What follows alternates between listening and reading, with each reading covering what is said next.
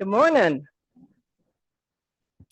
My name's Becky Humphreys, and I chair the Natural Resources Commission. And I also, we're getting feedback. Our owl is echoing me.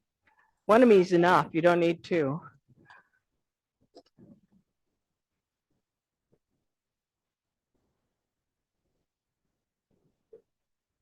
All right. We good? Nope.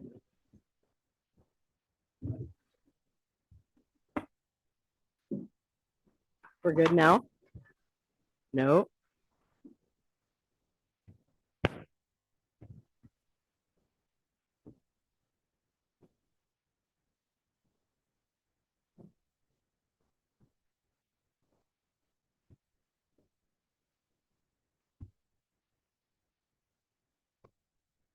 Testing. Only one of me. All right. Good morning, everyone.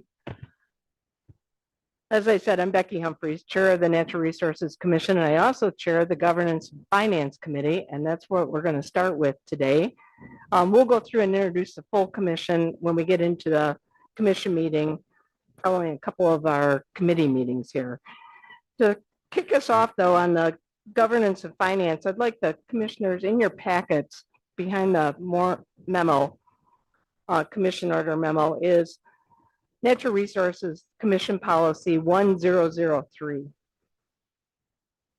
And this is a policy that is written to describe the procedure that we use, the policy that the commission follows in regulation setting. And I don't know that we talked recently in terms of what's in this policy, but essentially it goes through our authorities, but more importantly, it talks about the process that we use. And so, it talks about really 4 main elements, but there's a 5th one, and that is overall goals first. But, in terms of making sure that we are getting information, the latest biological information, any latest survey information from the department, that we're collecting any attitude surveys, if there are economic impacts. Is the issue on the regulation social or is it biological? What additional information do we need to gather for that? If there are advisory groups, public advisory groups, and we have a number of them, from the deer management advisory teams that we've heard from most recently, to the Citizens Waterfall Advisory Committee, to the Lake Advisory Committees. We have a whole range of those, so we ask for that information also. And we use that information as the commission makes decisions. We're going to talk a little bit more about this policy today during the Wildlife Committee meeting, and Commissioner Walters will have some discussion. We've been talking most recently about deer regulations, and we've gathered a lot of input. We've also gathered some biological information. We still have some additional information coming from the department that we need to gather as we head into orders that are be for information next month and action in May. So with that, we're going to move into the Finance Committee meeting, unless the commissioners have any questions or comments on policy or the process. All right, hearing none, we're going to move into the Finance Committee and have an overview of our financial situation today. And I think all that is on forestry. So welcome. We're glad to have you. All right. Good morning, Chair Humphreys, Commissioners. Good to see you again. Dan Lord, Chief of the Finance and Operations Division. I should say continue a little bit from the Game and Fish Fund to talk about some of the other critical and important fund sources that support our divisions, as well as give you an update on fiscal year 27 budget development, which is underway. But yes, today's focus is on the important work done through the Forest Resources Division, some of their challenges, and an overview of their budget, which includes the Forest Development Fund, federal funding, Good Neighbor Authority, other state restricted funds, and general fund. As a reminder, our intent has been to cycle through each division month to month. I know next month we'll have Parks and Recreation Division joining us, and I'm happy to have Jason Stevens with me today to represent Forest Resource Division. I shared this graphic last month just to give a big overview of the budget cycle, which is typically a year-round process. So Again, some reference points. Those white boxes are kind of the internal development steps that we take to represent our needs from fiscal year to fiscal year that are then presented to the state. They take into account all the needs of every agency, and then the governor provides her recommended budget, which did come out last month. Just a minute. I'm Sure. interrupting. Commissioners, feel free to move around and sit in the audience if you prefer. Go ahead. Okay. The orange boxes, those represent the external processes typically through the legislature. So we are transitioning from the governor's recommended budget into our House and Senate appropriation hearings. I'll actually be leaving here right after this presentation, headed over to the Capitol. We've got the opportunity to present to the House, presenting to the Senate later this month on the 25th. It's our understanding that the House already has their targets, and by that I mean it's the capped dollar amount allocated to a specific department or function area, typically associated with the state's general fund, which is the tax base, which acts as a ceiling for negotiations. So that's pretty early in the process this year, which implies that the budget could move rather quickly. You'll see, again, some of those other month-to-month references for different process steps. The other one I'll point out is that, the second revenue estimating conference occurs in May. That's usually another adjustment point from the one in January, which reflects the most recent up-to-date financial information associated with the general fund, which, as we talked about last month, has some pressures on it for the foreseeable future. This slide represents the highlights from the governor's recommended budget for fiscal year 27, very specifically for the department. So overall at $605.3 million, the majority of that funding, 71%, is proposed to come from state restricted funds. We are seeing about the same level of federal funding support, just under 17%. And then the general fund, again, the state tax dipping down to 10.4%. So that proposed reduction of primarily one-time general fund, but also some ongoing, that does indicate potentially an 8% reduction of general fund over the past couple of fiscal years. And just as a reminder, that general fund extremely important to a lot of our activities. And as an agency, we do only receive 1% of what is available within the entirety of the state tax base that gets allocated across the agencies. Some of the highlights that we do want to focus on: the hunting and fishing license package, as outlined in Senate Bills 276 and 277, is part of the governor's recommended budget that has the potential to generate additional $29.4 million in revenue to the Fish and Game Fund. $24.6 million is a combination of the increased revenue from the gas tax that we talked about last month as kind of the silver lining. That 2% that's tied within the state's constitution comes back to the department in the form of waterways, snowmobile, and some other trail funding. And an additional proposal that's on the table this year is associated with a change in the watercraft registration, which hasn't happened since 1993, which could result in a little under $7 million of additional funding that would come. The other program I'd like to highlight is the $1.4 million of one-time general fund support for Nature Awaits. This is the fourth grade education program that has the opportunity to get every class out to a state park for educational programming.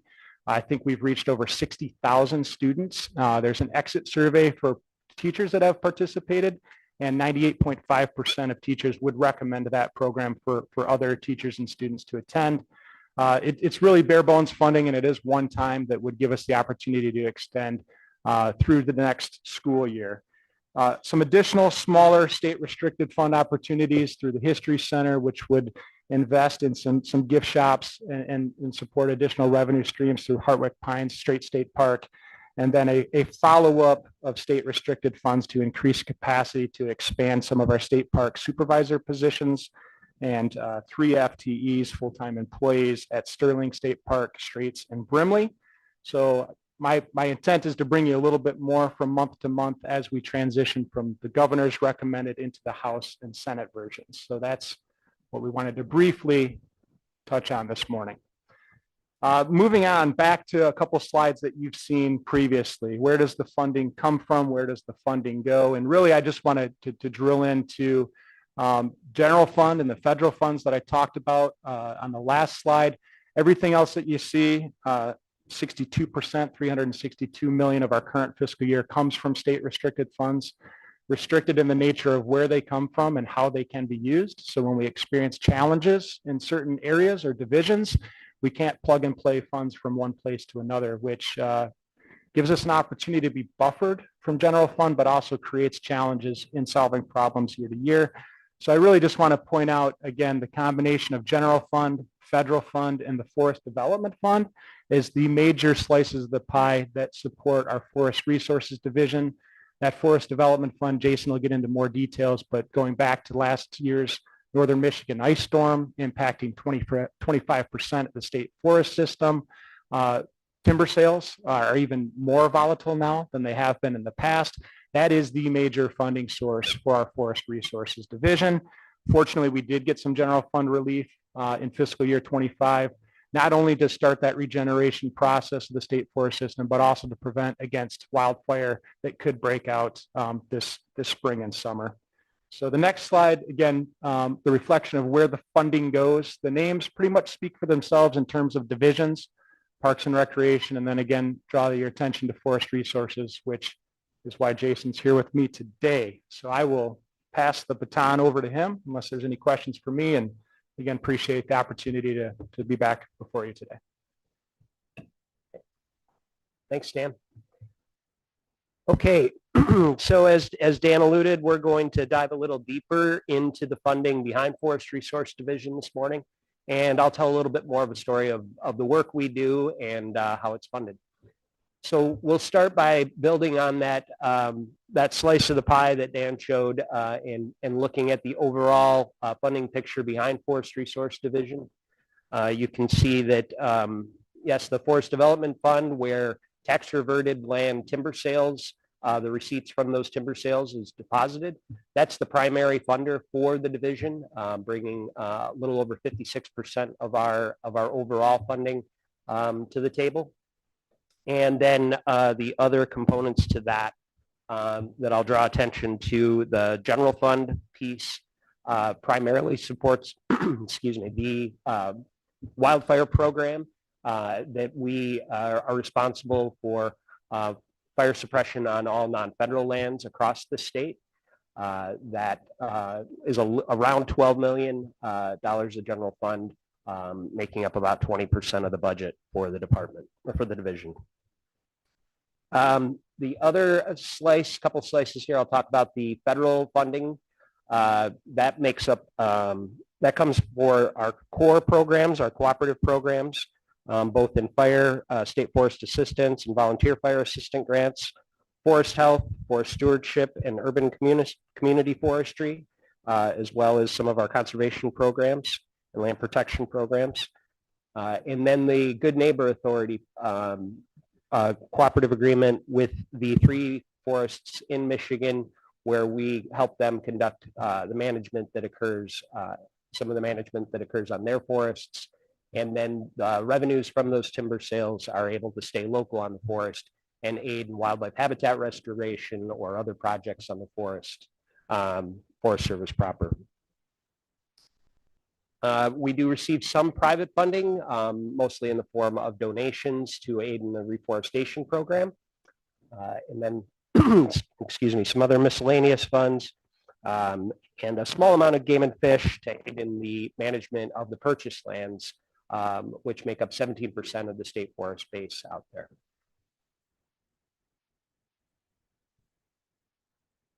So this flips the picture a little bit and talks about how that land or how that funding is apportioned out on a program level.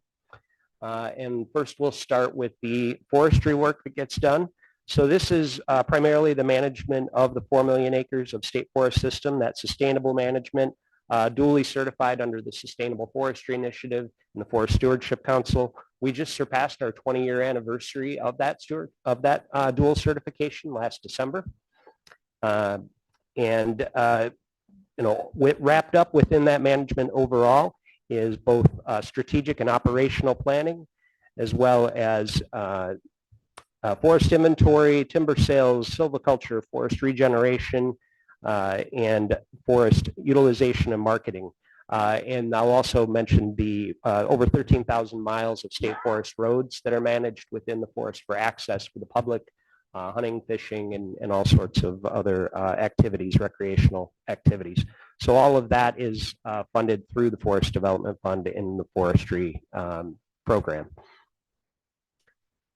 Moving on into the fire program. So the fire budget is just under $18 million. That work is supports the planning and prevention and suppression of forest fires across the state, and is handled through the planning end of that through education and training and outreach and working with local fire departments and our federal partners. Suppression is coordinated with those same partners, and also this fund is where our equipment build up and maintenance and upkeep of our specialized equipment fleet is handled. Michigan's fire forces also support the national effort and regional as well through our Great Lakes Forest Fire Compact and agreements with the Forest Service Master Agreement. So when other areas are experiencing high fire danger and Michigan is not, we're able to support and engage those areas in a cooperative way and also benefit from those relationships here in Michigan when we need help.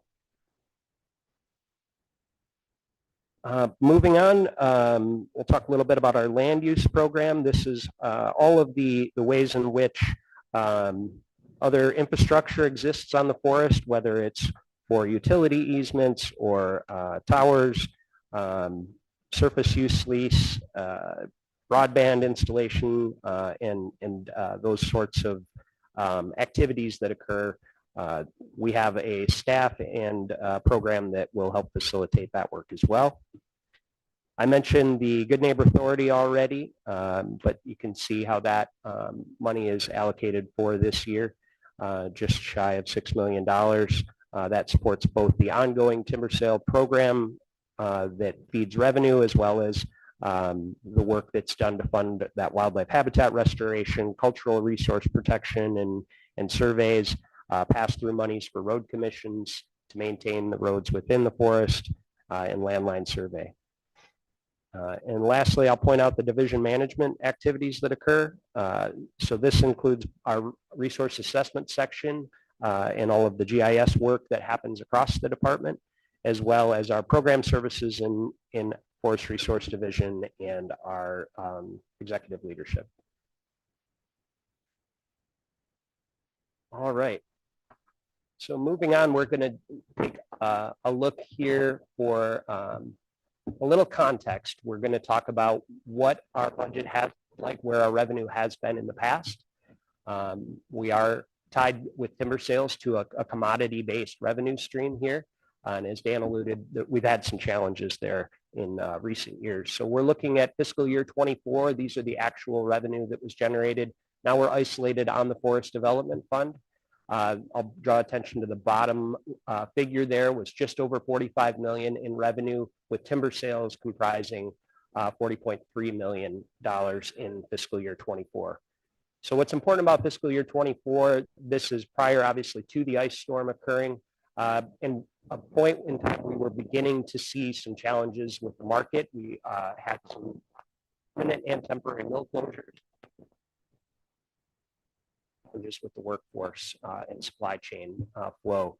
So we were beginning to see some disruptions at the end of fiscal year 24, and then that worked into the beginning of fiscal year 25. And then we had basically salt in the wounds with the ice storm that occurred just about a year ago now.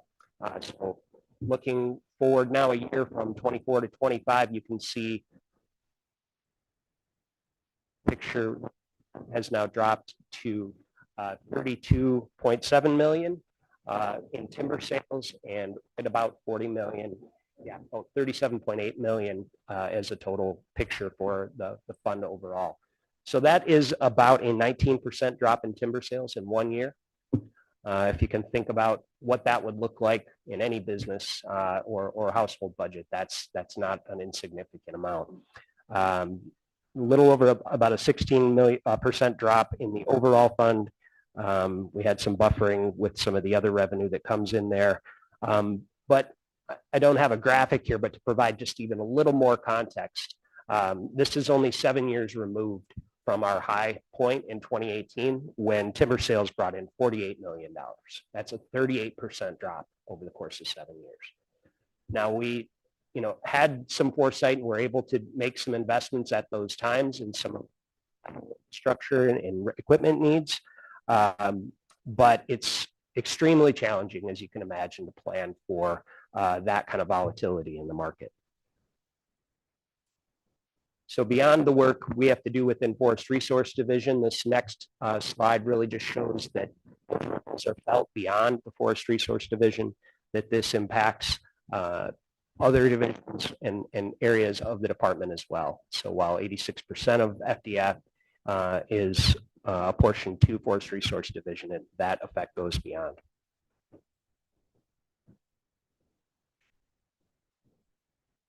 So how are we balancing all of these challenges? We'll talk a little bit here about what this has looked like so far and some of the challenges we're experiencing today and what we see on the horizon. We started off this year with 34 vacancies in our org chart, vacancies that if we had went back a year or two in our planning and where our revenue was at, we would have been going full bore ahead to fill those vacancies.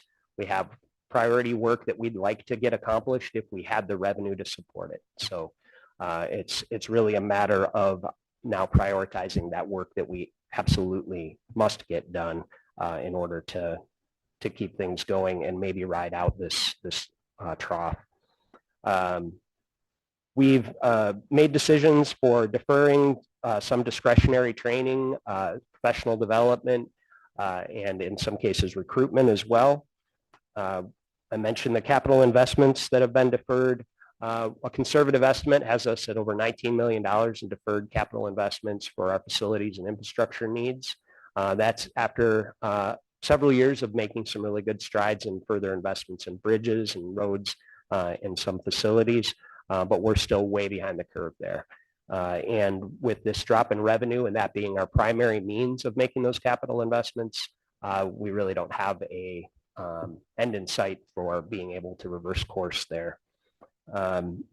Overall, the picture on the horizon right now for markets, as Dan mentioned, with the ice storm and the large amount of salvage work that went on in state and private land, fiber flooding the market at a time of where there's really a flat level of demand if we're lucky, and then just other contextual challenges there with markets overall in the last year.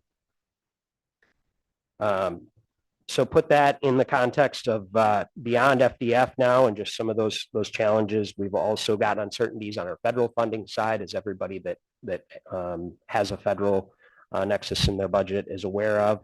And so that is something that we obviously have to keep a close eye on. And then, as Dan alluded to, the general fund and the consensus revenue estimating conferences, with that being our primary means of supporting our fire program, even though that is also supplemented with Forest Development Fund, a hit there on general fund would be a challenge as well. So believe it or not, this is actually the good news talking about the ice storm. As Dan mentioned, we did receive some supplemental funding at the end of 25 and as part of our 26 budget package. The first piece we'll talk about is the reforestation work. We're going to focus this work within the red pine and jack pine resources that were so heavily decimated by the storm. And we are well on our way towards the salvage efforts, the cleanup, the planning for the reforestation there. Luckily, this funding will stretch into the 2030 and beyond with encumbered funds trying to get this work accomplished. We took such a hit within the value of that timber that this will really make us hopefully whole enough to be able to reforest promptly. Beyond just the red pine and jack pine, we'll also be doing work within the northern hardwood and oak resources looking for restoration of functional, resilient forests there, and looking for scalable solutions that we can use to help the forests recover overall.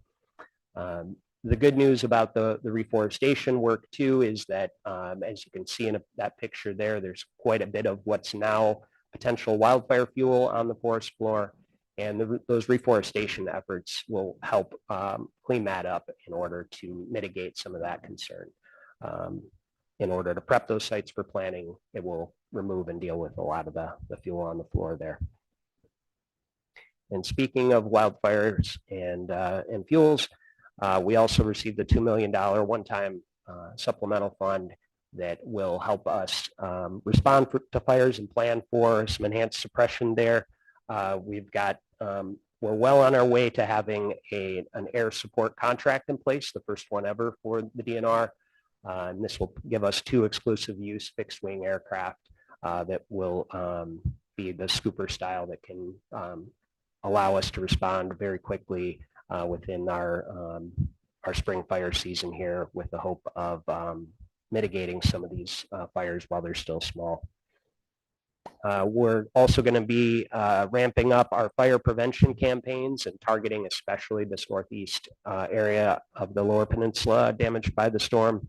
And then this allows us also to do some additional planning for some enhanced as needed capacity with our partners and readiness for our incident management teams.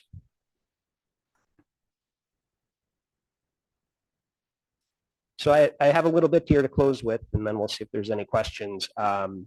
So in January, my colleague Keith Kintai, the Assistant Chief of Wildlife Division, spoke eloquently about the duct tape and a dream that they operate on.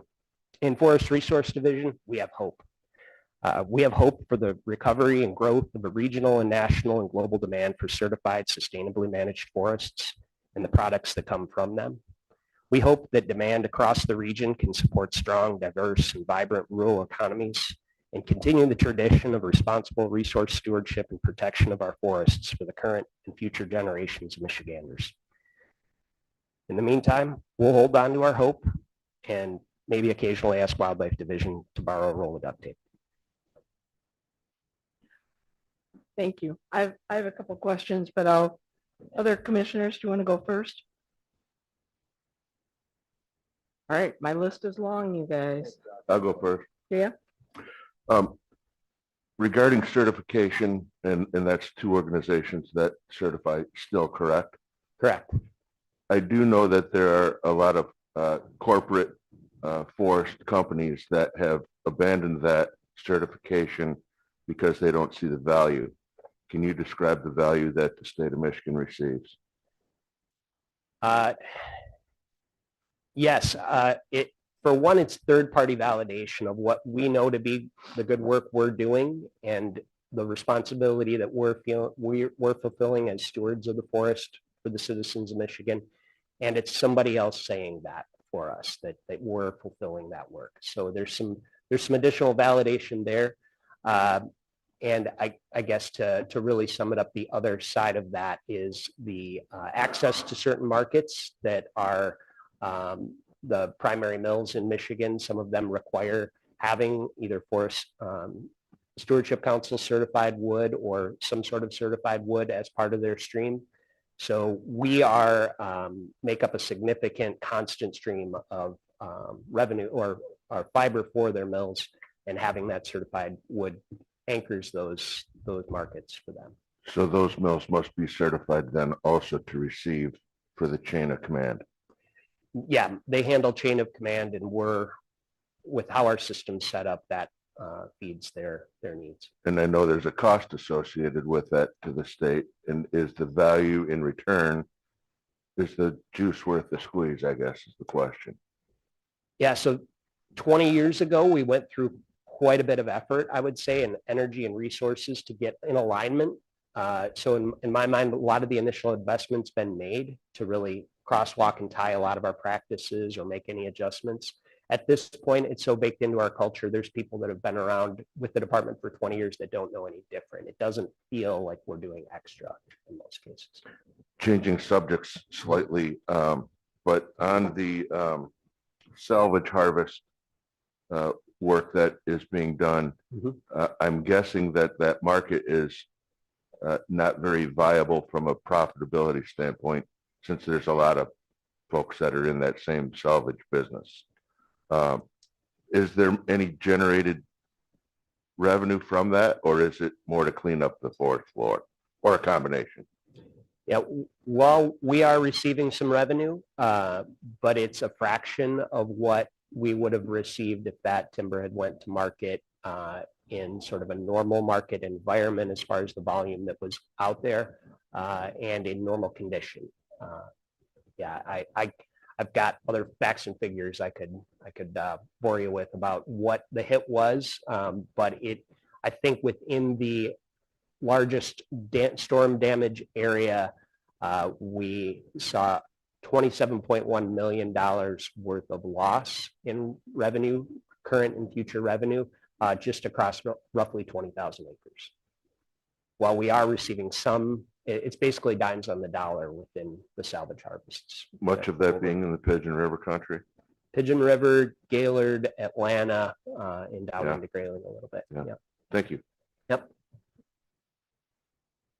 20 years, pretty amazing. I remember when we were going through forest certification. And I concur. We in public, when we went through it, we did a cost comparison of what it cost us to manage our state forests as opposed to what the feds were paying for active management. They were about 10 times the amount per acre cut than Michigan was under dual certification, which is, once you get your ducks in a row to have that dual certification. But that third party verification, I think, has allowed us to continue to have a very active management system and yet still certify that it's sustainably managed in the state. So kudos to you guys. A couple questions. We have bonding authority for our forest. We've been in the past fairly conservative and not bonding those timber futures, I guess is the best way to describe it. Were any of those bonds on timber that was damaged in the storm?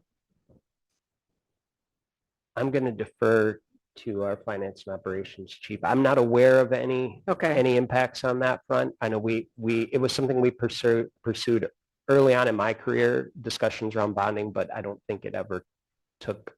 We did do some bonding. Yeah. About the time of certification, because I was there. We had bonding authority, Mm-hmm. but we were very conservative with it. Yeah. Yep. Not aware of any impacts there. And I think it was primarily on hardwoods. Mm-hmm. But that was one of the first things I thought. The authority was we did timber stand improvement. So we would sell bonds, use the revenue to go in and improve the timber stand for a marginal increase in value down the road, additional value. So that was the intent. Yeah. All right. I have some questions. We know mills have been moving from the Great Lakes region and the Northeast and the Northwest also down to the southern United States and out of country. What are we seeing for mills at this point? And are we still losing mills on a regular basis? And what's our primary use at this point? Are we pulp? Or we used to do a lot of paper production in the Upper Peninsula. Yeah, I would say it continues to diversify. We've had some wins, I would say, as far as some mills changing hands and making further investments. I'm thinking in particular about, wasn't that long ago that Arauco came into the Grayling area, for example, recognizing the fiber that was going to be coming on market there. As opposed to a outdoor recreation center that was on our lands that was there, but go ahead. Yeah. But there have also been some challenges there. We've lost some access to some of the biomass markets, and that's made some of the work we need to do more challenging, some of the habitat work or some of the lower valued timber. And then, I think we've lost more than we've gained there, but we're, again, holding out hope that there'll be some recovery here and continued access to markets across the region and beyond. Are we working with MEDC to try and encourage additional mills? Yeah. Yeah, mass timber is another one. Dan pointed out another spot where we've made some investments and done some work with the group really doing, a lot of work to try and bring in a mass timber producer for Michigan. So we're hopeful there as well. But again, let's see. Okay. Having markets is going to be really important to having healthy forests in Michigan down the Yeah. road. Healthy forests and habitat. We were one of the first states with good neighbor authority. How many acres are we doing for the feds at this point?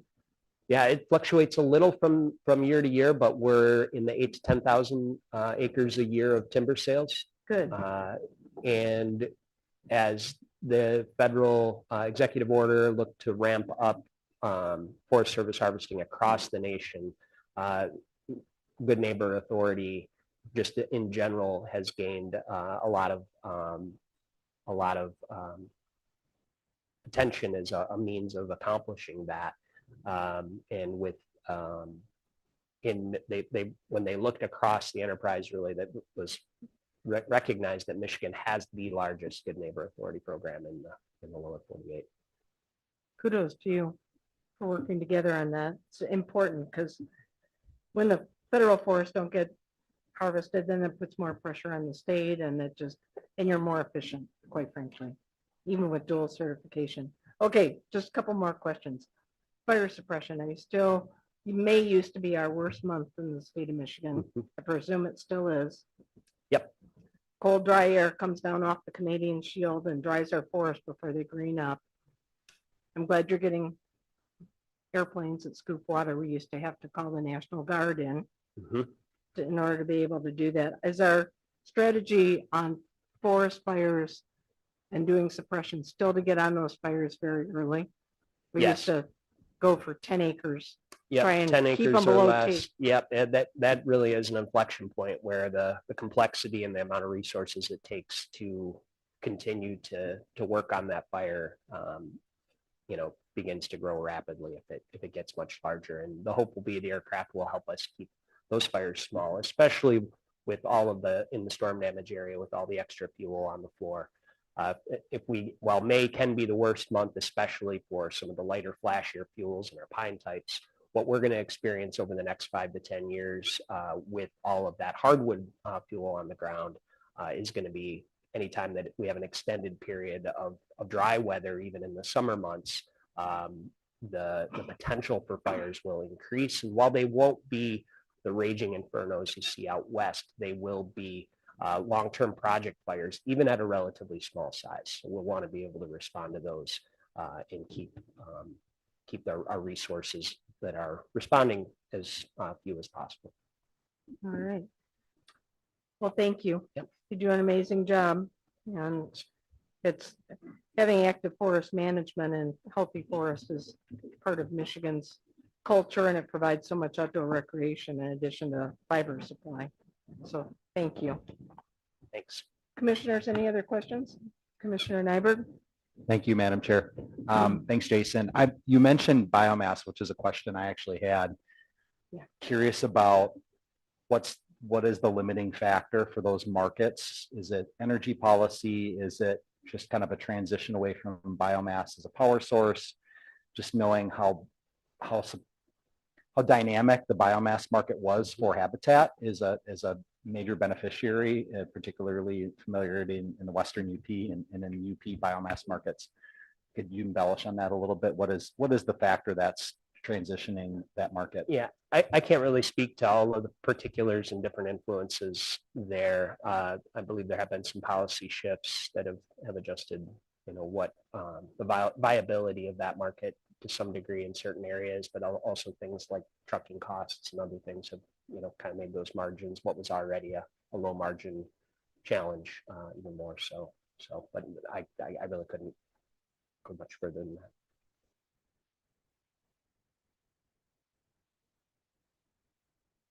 Commissioners? All right, with the Commissioner Fewens, you're next up of Fisheries Committee of it.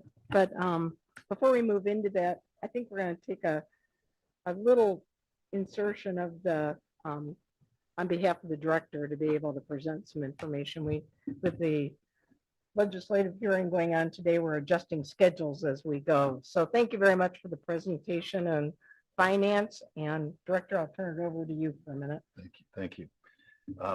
If I could, I'd call up Deputy Director Lott to help me give out some coins.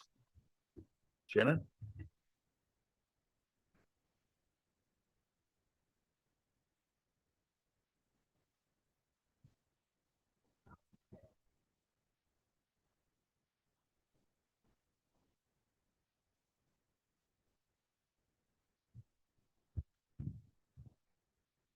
So we have, is this on?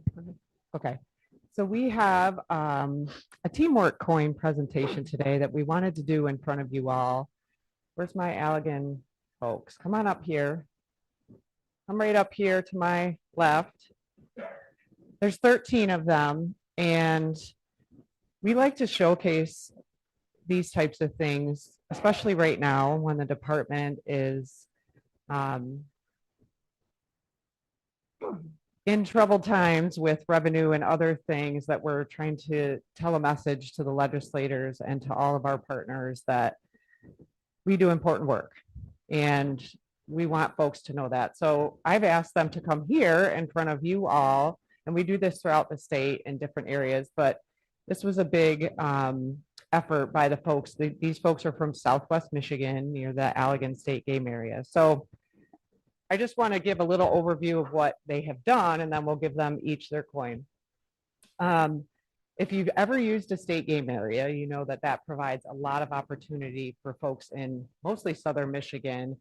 The public land down here is game area, wildlife areas, refuges, things like that. So it's like the anchor point for our biodiversity in southern Michigan.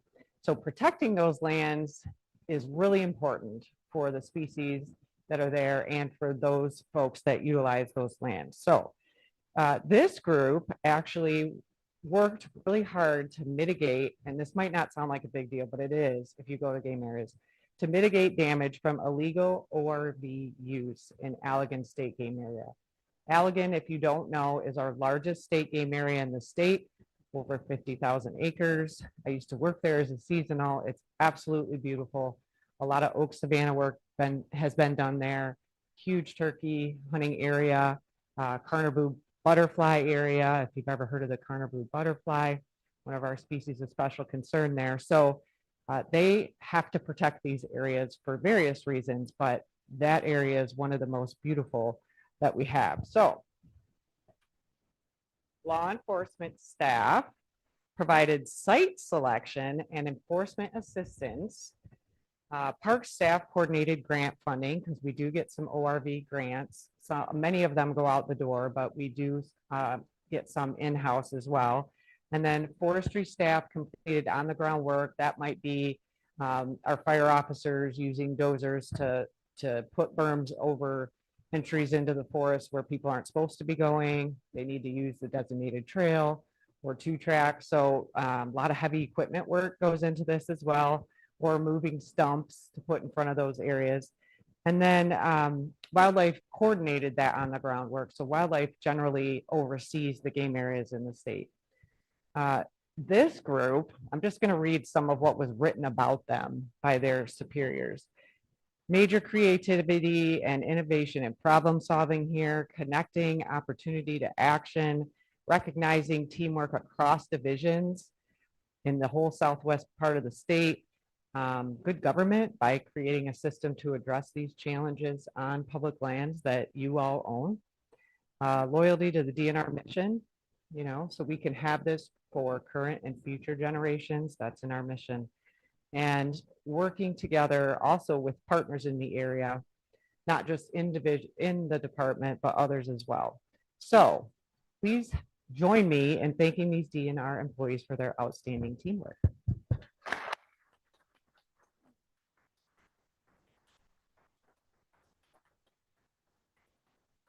I'm going to name them off one by one. We have Mike Richardson from Wildlife. Here he is. Thank you. We have Jake Crawford, I think. Is he here? Yeah, he is here. Thank you. Jake's a wildlife assistant. We have Don Poppy, our biologist. Is he here? He's sick. Oh, okay. Don's one of our biologists. So you can flip that one to the end. Jessica Van Kamen. Maternity. Okay, I didn't see her in the hall, but all right. Good reason to be missing. Dean Borman, come on up. Wildlife assistant for Wildlife Division. Rachel Whelan. She's a fire officer, one of our newest fire officers in the department. Fahime Zari, did I say your last? Baziari, let me say that wrong. So she's a wildlife technician for Wildlife Division in that area. Chris Cram, also sick. Okay, I was wondering if we missed anybody in the hallway. Jill Sell. Thank you, Jill. Trail specialist out of Parks Division.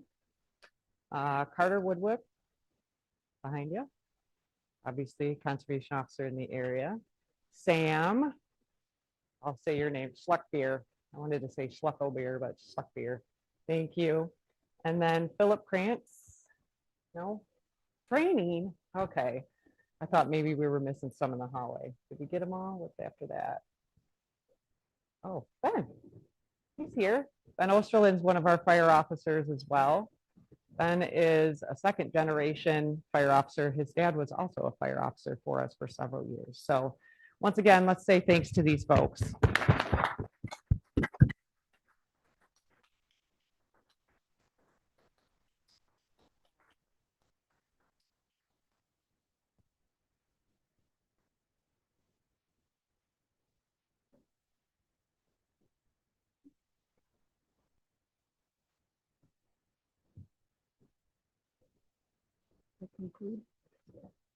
All right, with that, Commissioner Stevens, I'll turn it over to you for the Fisheries Committee. Thank you, Madam Chair. Excited to hear this next proposal. It's been in the news a little bit lately, and curious to listen in on today's presentation. We might need a third chair, but today's presentation is going to be the proposed sale of Consumers Energy's 13 hydro dams to Confluence Hydro. And would like to welcome up Tom Baird, Brian Burrows, and George Hartwell. Good morning, gentlemen.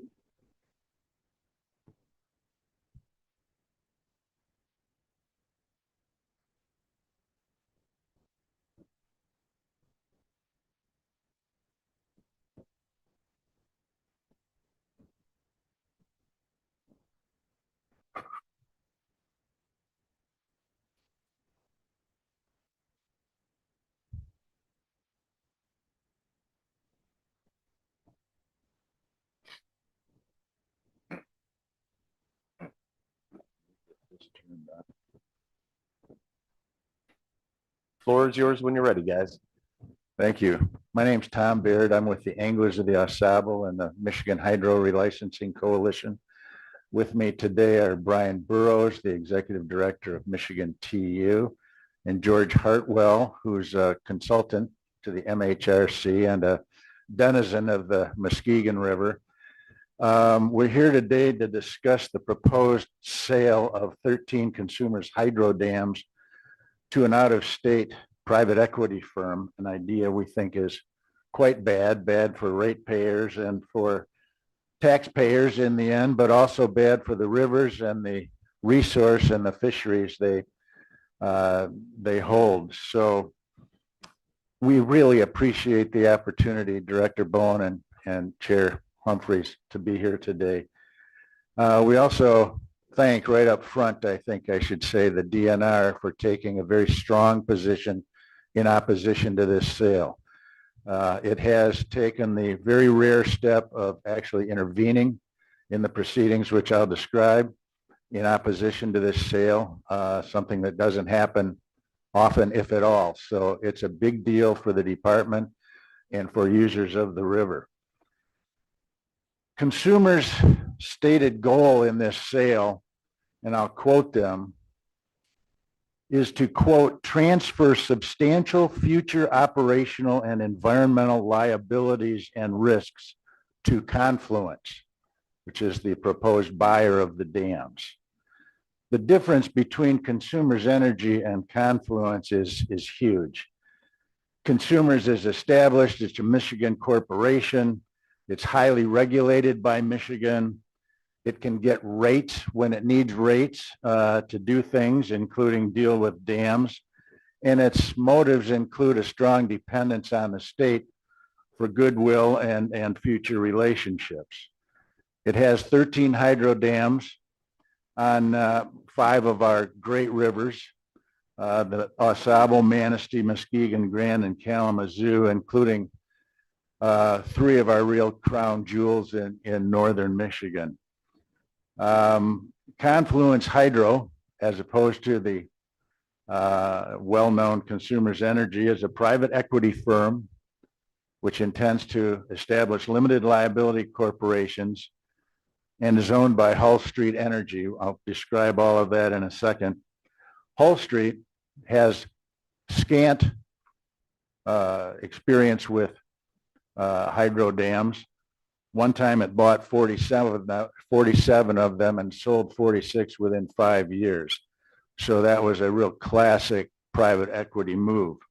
It's Maryland-based, has no connection with Michigan whatsoever. And its basic motivation is to maximize profits for investors and managers. The proposal is to sell all 13 dams to Confluence for $1 each, which would include 32,000 acres of real estate, which a lot of us use. It includes a power purchase agreement whereby consumers would buy back power from Confluence at double the rate regularly charged for hydropower, and I think 9 times the rate of other sources. So it's a real boondoggle from that perspective. Finally, consumers would be allowed in its third proposal, which hasn't much hit the news yet, to clear $300 million of depreciation from its books, depreciation which was intended to be used for dealing with decommissioning of the dams. The deal also includes no protections for the resource, no restrictions on for future sales, no provision for water quality improvements, etc. And the proposal is to ultimately divide the whole setup into 13 separate limited liability corporations, one for each of the dams. The PSC, the Public Service Commission, has authority over rates, over the sale of assets, over the power purchase agreement, and over the decommissioning money. Its statutory basis sets forth certain goals that it can achieve, including those related not only to rates, but to safety and the public policy and interest. Rates are a big issue to the PSC, as they should be, but we believe that the public policy and interest in these crown jewels must be addressed, and that's why we're in the litigation. The parties are Consumers Energy and Confluence, who want the PSC to approve the sale.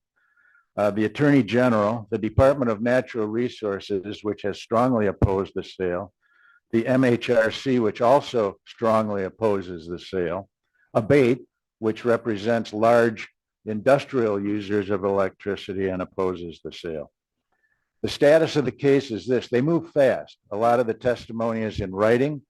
Cross-examination, the written testimony is already in.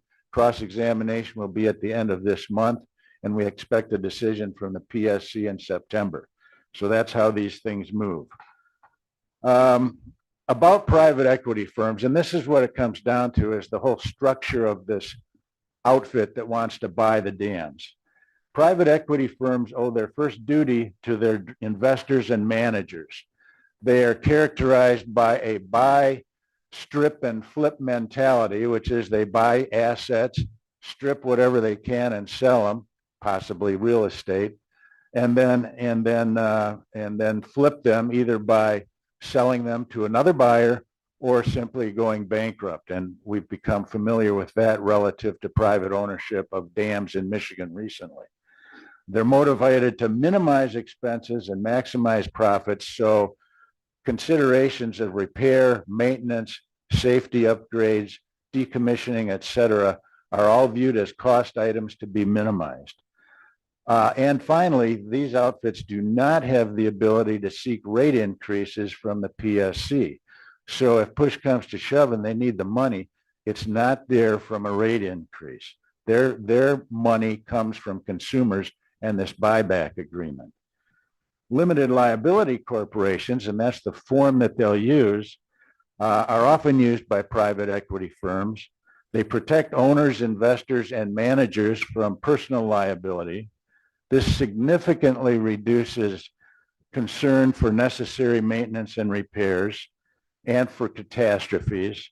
And as applied in this case, in view of the fact that there are no funds at all for water quality violations or commissioning and decommissioning, there are insufficient financial assurances for the state in the future when it comes time to either invest big capital money or decommission these dams. And that's the problem. That was the problem in Edenville. That's the problem in Autrain now. And that's going to be the problem with the 13 biggest dams in our state. The end game could be this, and very well probably will. The LLCs will be judgment proof. And by that, I mean if they cause damages, the people who are damaged and sue about that will be unable to collect any judgment because the LLCs are just don't have the money. The bankruptcies that may result result in the owners and investors walking away, and ultimately the risk of the entire venture being placed on taxpayers. And you can see the money being spent over in Edenville right now. So that's the situation. And in the meantime, our rivers are left to suffer the consequences. The dams are very hard on the rivers as it is, and they're aging. They're over 100 years old on average. They need a lot of work just to keep them safe, and ultimately they're going to need to be decommissioned sooner or later. That depends on the dams and further discussion. But right now, our goal is to stop this sale so that we can have a responsible party on the other side, being Consumers Energy, in order to deal with the future in a responsible way for the citizens of Michigan. Let me ask Brian now to talk about the conservation aspects of the entire situation, which are probably of more interest than what I just had to say. So thank you very much. Thank you. Thank you for letting us be here. Yeah, so this isn't just any old small dam like we have thousands of on a tiny creek somewhere that nobody uses or knows about. These are some of our state's largest dams. You can see from some of the slides there that there's about 6 of these on the AuSable, 3 on the Muskegon, 2 on the Manistee, 1 on the Kalamazoo, 1 on the Grand. That collection of rivers is hugely significant to angling in this state, as well as different boating, tubing, all types of outdoor recreation. But from a fisheries perspective, they are hugely, hugely important rivers. Just a couple of glimpses to make a point of the uniqueness of some of them. The figure on the left, the 4 blue line segments are according to our state's water assessment predictions and what we use for water withdrawal. Those are the only 4 segments of cold or cold transitional large rivers that we have in this state. And we're actually more endowed with those than most of the whole Midwest. We have some of the largest groundwater river systems anywhere in the country, but these are exceedingly rare just from an ecosystem type. And you'll see that the 2 bigger blue lines are the Manistee and the AuSable. The 2 smaller ones are actually the Pierre Marquette and the White. And these are very rare. The figure on the right is just the example of the AuSable and how the location of these dams plays in to how cold they are or are not. You'll see that as you go down that river system, blue is cold, Green is where it becomes a cool water fishery, and the darker sort of maroon color is a warm water fishery. It's not coincidence that the dams are located there and the transitions happen there. These act to change the way the groundwater enters the river and stays cold or warms in the river. And I'll show a little bit more about that in a minute. Here's just sort of more of a fun photo illustration of these significant fisheries that these rivers put up. All of these photos are not just examples from everywhere. These are actually all from the Manistee, the Muskegon, or the AuSable. And they highlight that these are incredible fisheries. We both have the anadromous fisheries like salmon, steelhead, multiple types of salmon. We have lake sturgeon thriving, at least for now, in the Muskegon, and to a lesser degree in the Manistee and efforts other places. The upper picture, I think I was at an NRC meeting a long time ago when that hit the press. That was a past world record brown trout that came from the section of the Manistee below Tippy. So these are incredible, but like I went through and looked at some of the creel survey data that the DNR has collected on some of these river systems over the years. Just the Manistee, the lower portions of the Manistee and the Muskegon combined for 500,000 angling hours annually, the lower portions of those two rivers. You add in the AuSable, the Grand, and I didn't quite find the data for the Kalamazoo, but you're talking at least 750,000 angling hours a year. We have about 1.2 million anglers. So, I mean, that is not everybody, but these are incredibly significant to the fisheries opportunities that the state puts out. So these are just two illustrations of what the dams do on these rivers. The top one is the one to look at. This is just an example of water temperature warming that occurs. And what you'll see is anything, all those peaks of black lines that go up into the yellow and red sections, those are the warming amounts that occur in degrees Fahrenheit each year because of the dams warming, slowing and warming water. You'll actually see that there's dips where it gets colder. That's actually the winter, where the temperature from the lake actually makes the river colder than it would be just by its own groundwater contribution. So these have been modifying water temperatures for a long time, several decades at least. That's one of the reasons ourselves and the department have been engaged in this for over 20 years on a monthly basis, tracking these issues and a lot of others with the dams. The bottom chart is just an example that some of the dams also cause dissolved oxygen deficiencies. Cold water fish need a lot of dissolved oxygen, and cold water holds more than warm water. And so a few of these dams also dip below the 7 milligrams per liter that cold water fish need as a standard. So when we talk about violations or compliance, it's that we've been living all this time with these incredibly unique, very rare resources that are already not what they would be naturally. And we've been living with that for over 100 years. I'm going to pass it. I'm going to pass the presentation off to George Hartwell to give some remarks. Thanks, Brian.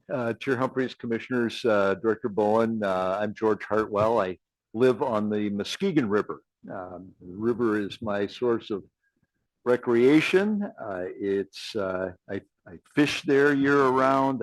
I canoe with my wife when the weather is perfect.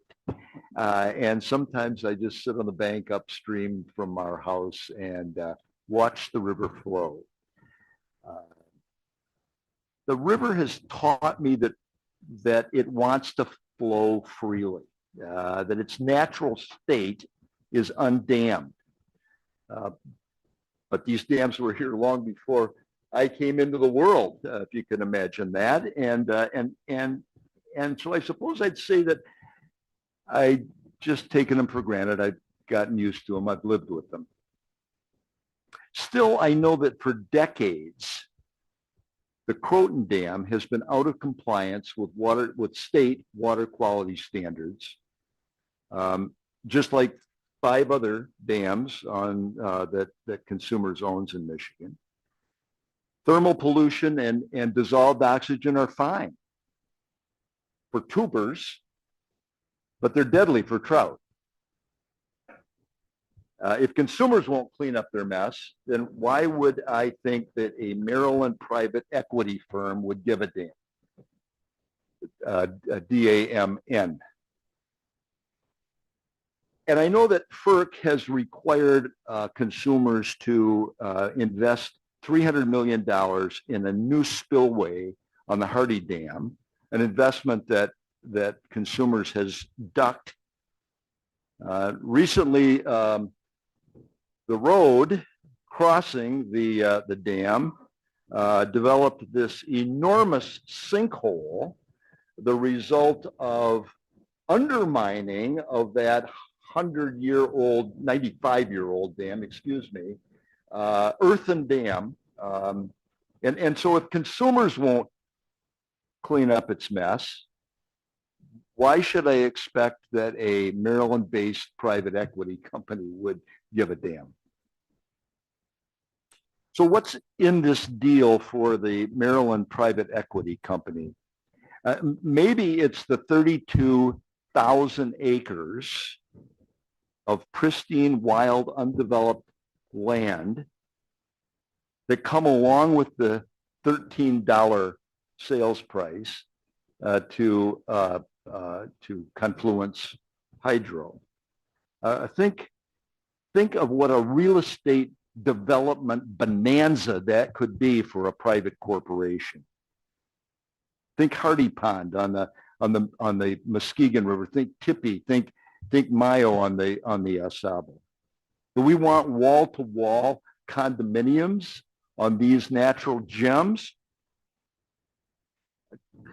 Commissioners, when we set this presentation opportunity with you, I thought maybe it would be a waste of time, our time and yours. You don't have a vote on this matter.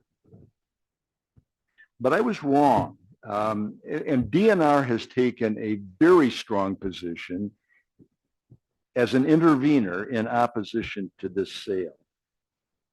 And you are, I'm sure, as outraged as I am that 13 hydropower dams on our quality fishing rivers already past their anticipated lifespan would pass from a public utility ownership to a private nonprofit, a private for-profit corporation.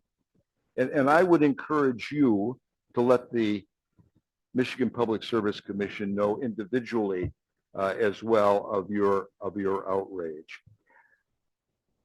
If time is permitting, we'd certainly welcome your questions, commissioners.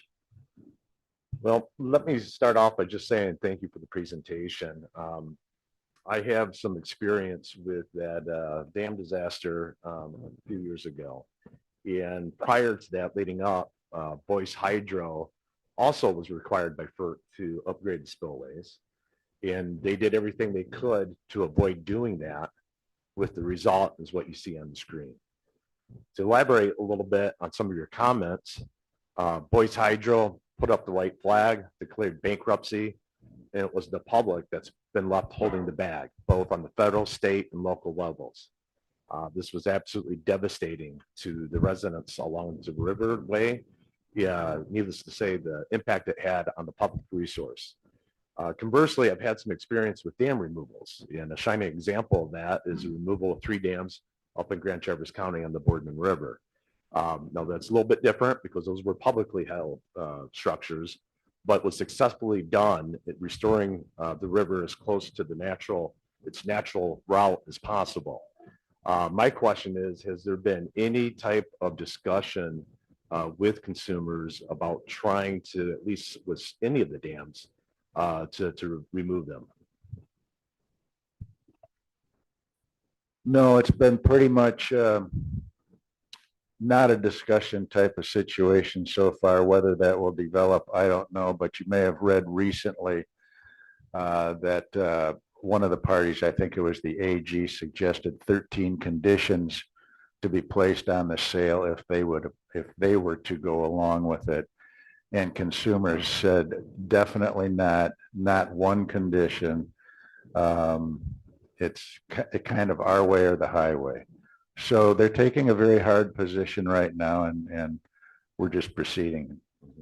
Another question, have our tribal partners, where have they come down on this? One of the interveners is the Grand Traverse Band of Ottawa and Chippewa Indians. So they've taken a position in opposition. The Michigan Intertribal Council, Frank Edowagishik's group, has not. They've been on the sidelines, but Frank has indicated his personal opposition to it. Thank you. I'll turn it over to the other commissioners for questions, but I will say that, we don't have a vote, but we have a voice.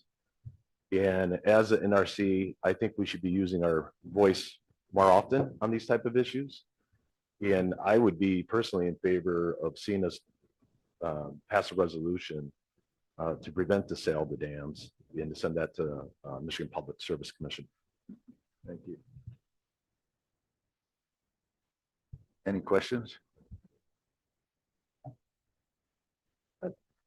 Commissioner Fewens, my question, first of all, thank you.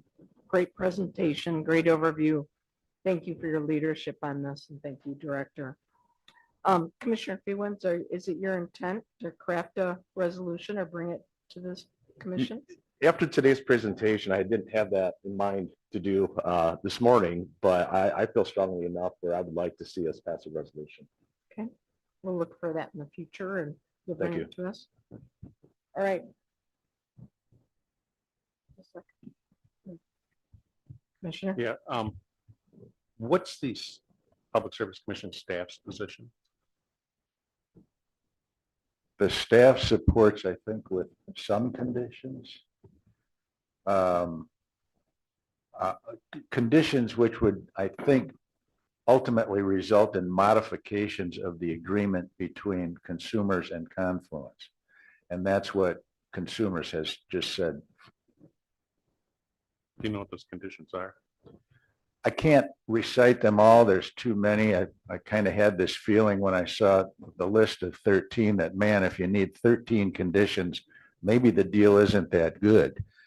But one of the key conditions was that there be some sort of parent responsibility, as it's been called, for financial damages. That is that the owner of Confluence, which is the owner, would have responsibility for liability if Confluence was unable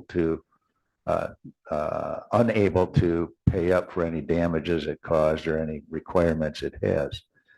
And the problem with that, as was pointed out in rebuttal testimony, is that it's just as easy for Hull Street to avoid its liabilities because it is a private equity firm. It's just as easy for it to avoid its liabilities as it is for Confluence. So it's a promise without any content to it, which was rejected by Consumers anyway. So that was, to me, one of the top conditions.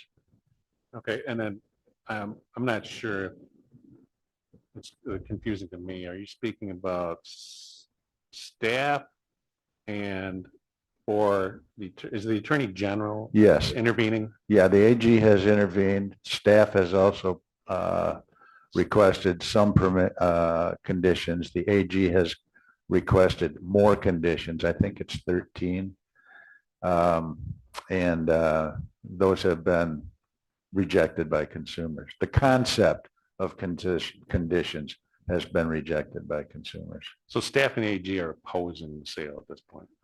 Without conditions, yes. Okay. I used to work there. I was an administrative law judge at the Public Service Commission, so familiar with how that procedure. You got room for one more consultant. If your pre-filed testimony is already in, it's a little late for me to up you on that one. That's kind of That's kind of the drop dead point, I think, It in is. these cases, because that's where the record's been built, so. Good luck on cross-examination and By the way, the cross-examination will be streamed, I guess, although you have to really, contact the PSC to get a link to sign into it. But if you're interested. who's the judge? Oh, Brian, can you remember? Berchotti? Berchetti? Yeah, it's a new judge. That's not somebody that was there when I was there. Good luck. It's an uphill fight. I think if you're probably familiar with it, the utilities generally have all the cards in their hands when they show up at the table. The discovery, like you said, it's usually those cases are pretty quick. Discovery is limited. As you're probably well aware at this point. It has been limited and yet has disclosed quite a bit. And there's been a lot of it. We're on some 9th requests out there. So, Oh, okay. yeah. It's usually don't get that many rounds. No, That's I pretty know. I know. I was surprised. good. Yeah. All right, thank you. Commissioner Walters, did you have a question? Just a comment, and that is, it's very evident to me that if this sale goes through and 13 different LLCs, and they walk away from all those, the state of Michigan and the citizens of Michigan are on the hook for this. I find that to be completely appalling, completely irresponsible, and God bless you guys for fighting. And thank you for the great presentation you provided. Thank you. It is nice to be on the side of the Angels.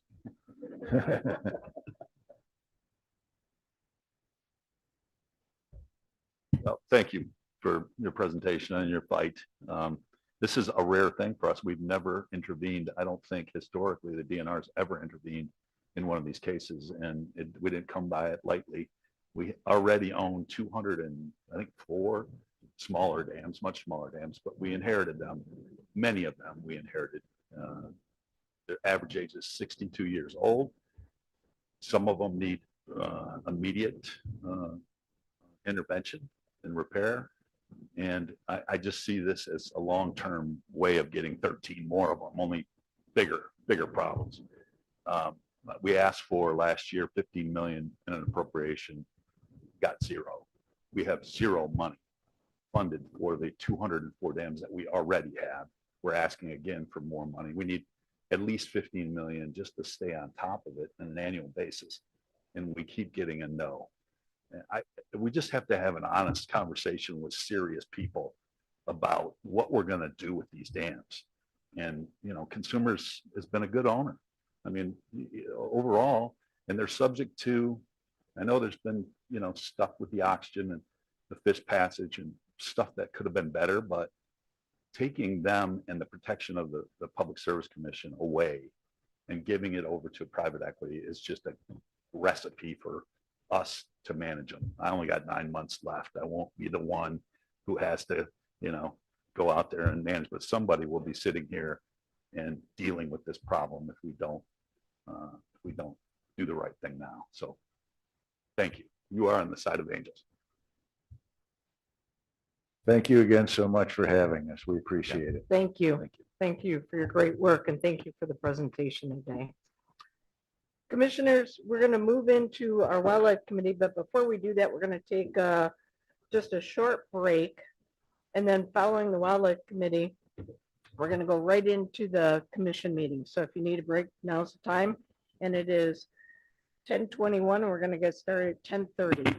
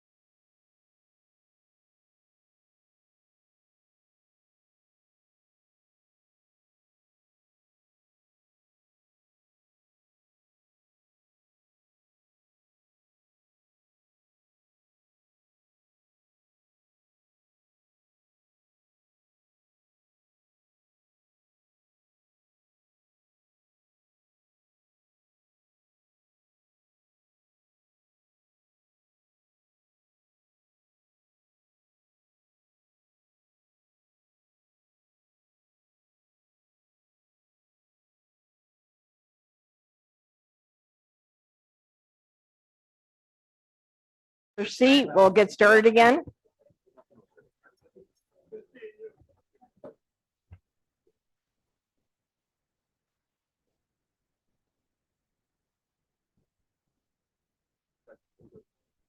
Technical difficulties. All right. Commissioner Walters, I'll turn it over to you with the Wildlife Committee. Thank you, Chair Humphreys. The Wildlife Committee has been meeting fairly regularly or talking on the phone individually, as well as talking with other commissioners and a whole host of folks. Thank you for your input. I'm sure that that will continue to a much lesser degree. I'm hoping we've been getting bombed, but we're not opposed to that. And we welcome all different sides of the equation. So we listen and pay attention to all sides of an issue, and we're very respectful in that regard. I did want to note that we were supposed to hear on baiting options from the department today. They have postponed that till next month, which is fine. We still have time for that. But there are some things that we are missing from a knowledge standpoint, science standpoint, and social standpoint from what our talking points are. And before I get into that list, Becky mentioned that there is a memo that we are bound to within the NRC, and I won't read it, but it gives us guidelines as to how we go about changing or adopting regulations, not just deer, but all regulations. So we will be following that list.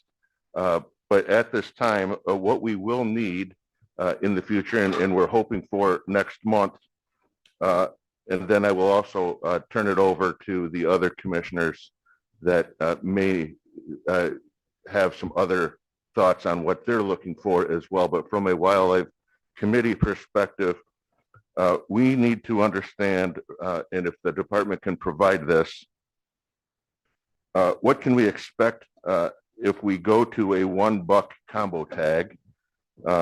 Which other states have this regulation in place? What are their goals? And are those goals being met, and is it effective?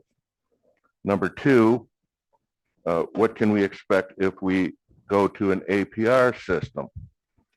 There again, which states have that in the Midwest? What are their goals? Are the goals being achieved, and how effective is it? Number three, we are looking for a professional expert to present or make a presentation and information on bait, what food sources are good, which food sources are bad, how much volume should be acceptable on the landscape, and what considerations should we take regarding the spread of disease. Number four, at the April NRC meeting, we would like Chief Kieft from law enforcement to be available so that we can ask any questions related to the limited firearm zone. Number five, we'd like Wildlife Division or their version of what they're working on for the heat map, if it would be available. And six, what are the management strategies during the winter severity index? So those are the questions that the Wildlife Committee needs answers to if possible. And then I'll also open it up to the other commissioners for their input.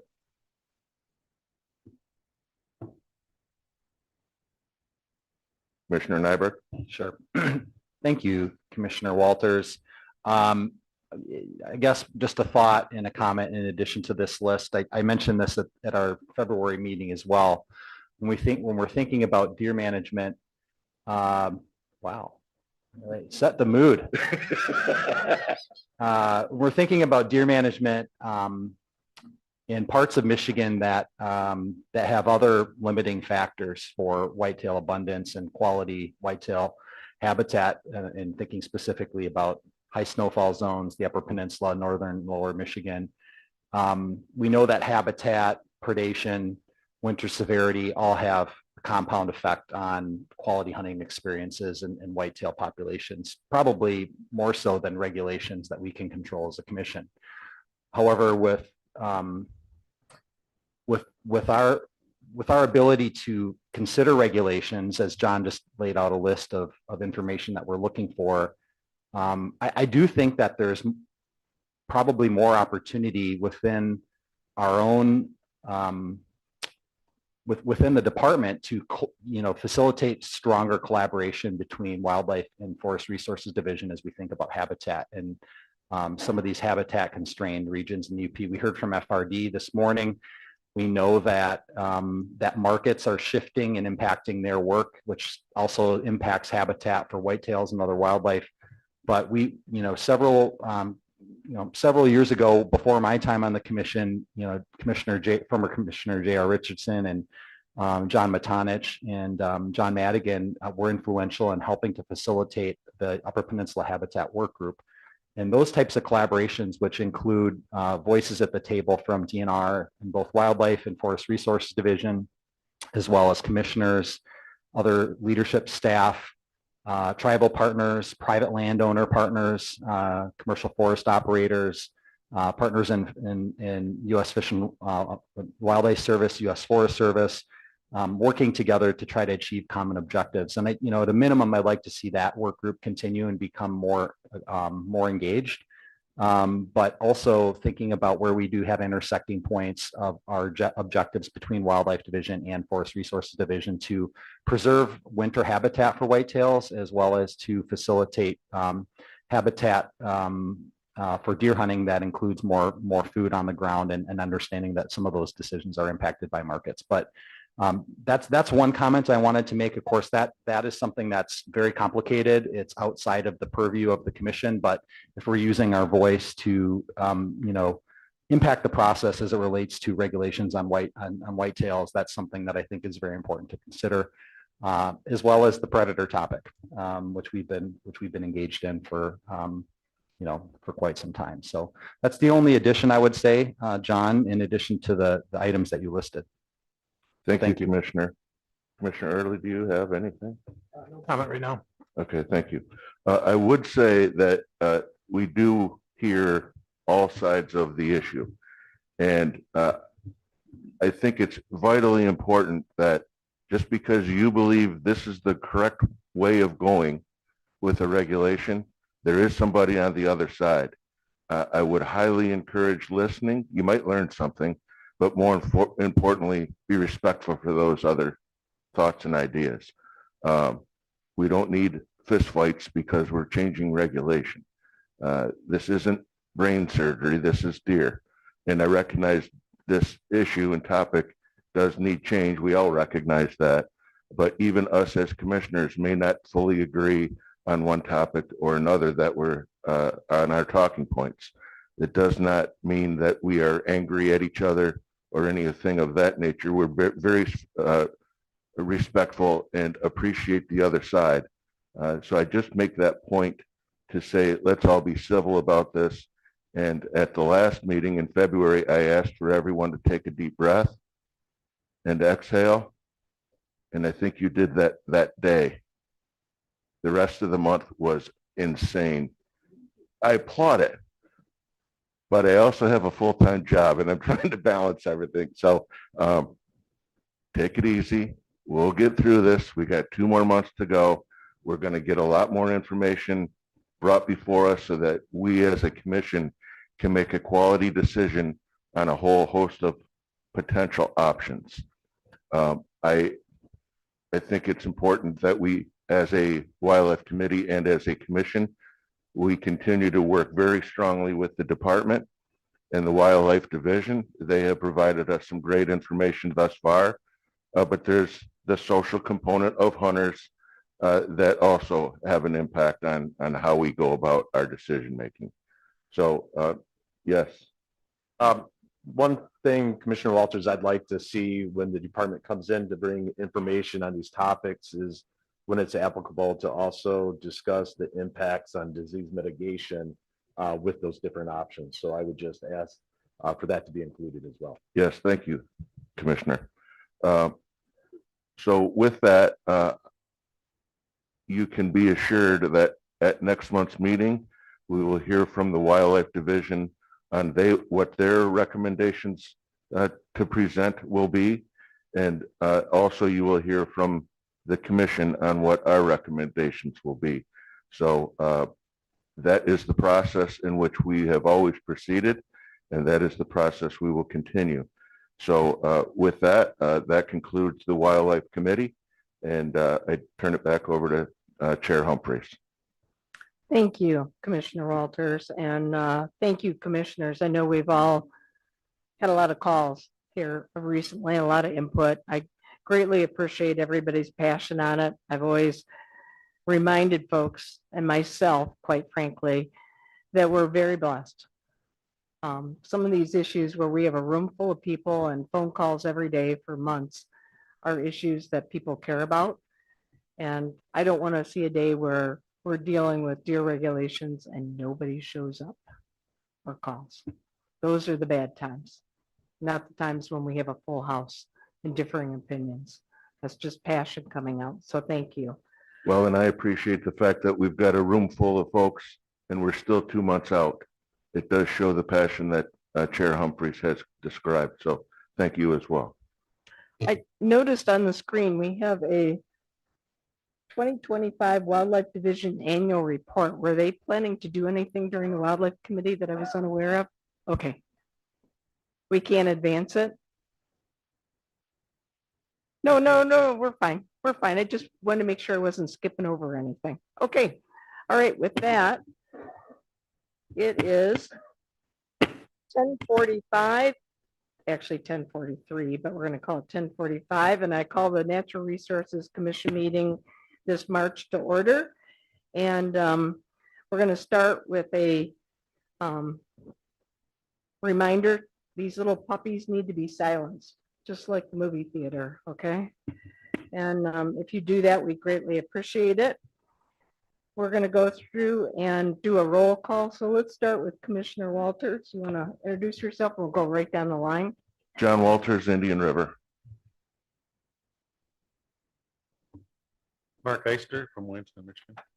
Pete Herbley, Grand Rapids. Becky Humphreys. I live north of Lowell, Michigan. Scott Bowen, Grand Rapids. Brandon Fewens, Traverse City. Good morning, David Nyberg from Marquette. Morning, Nathan Gamble from the Attorney General's office. All right. And we have some special guests in the audience. Dr. Brett Collier is here with his students from Michigan State University. For those that you do not know Brett is one of the foremost turkey researchers in the nation and has done great work. He's worked on a number of different species, but we're very fortunate to have him. What is your class that is here today? What's the name of it?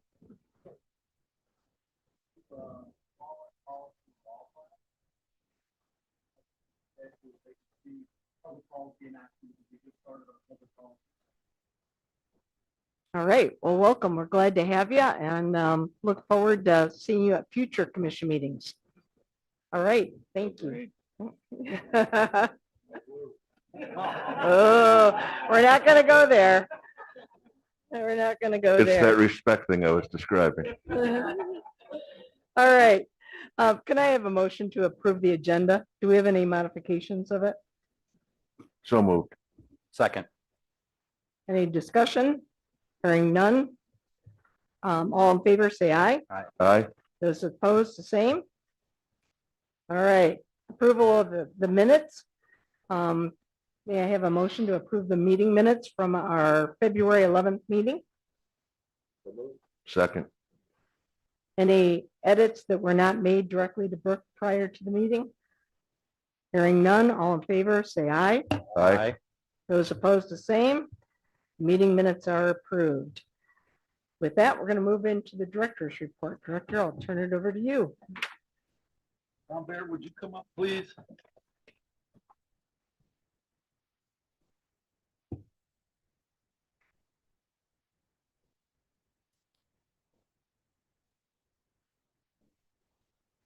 You tried to slip away without getting your white pine plaque. Can you hold it so I can read this properly? Tom Baird was appointed to the Michigan Natural Resources Commission by Governor Gretchen Whitmer in December of 2020 and served through the end of 2024. He chaired the commission for almost 3 of those years while working with 3 different DNR directors. Tom was born and raised in Grand Rapids and now resides with his wife Ellen in Elk Rapids. Tom grew up fishing with his brother and grandfather, and after college and law school, he returned to fishing, learned to fly fish, and took up hunting for deer and upland game. Outdoor recreation is a major part of his life. He enjoys hunting and fishing, and he and his wife Ellen bike, hike, camp, ski, snowshoe, swim, kayak, and golf. Fly fishing was for trout was Tom's introduction to conservation of our natural resources and related environmental issues. Conservation groups in which he is or has been involved include the Hal and Jean Glasson Memorial Foundation, Anglers of the Au Sable, Trout Unlimited, the Michigan Hydro Relicensing Coalition, For Love of Water, and the Michigan League of Conservation Voters. He is also a member of the Michigan United Conservation Clubs and the Rough Grouse Society and the Rotary of Elk Rapids. During his time leading the commission, Tom created a new committee structure, launched a number of stakeholder engagement efforts, most significantly the Deer Management Initiative, which continues today in a different form.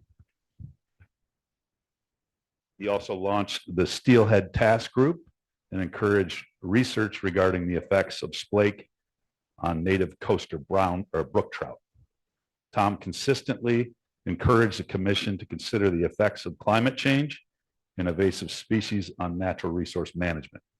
Please join me in thanking Tom Baird for his service to the Natural Resources Commission, the state of Michigan, and for all of his years of service in advocating for conservation in our state. Thank you, Tom.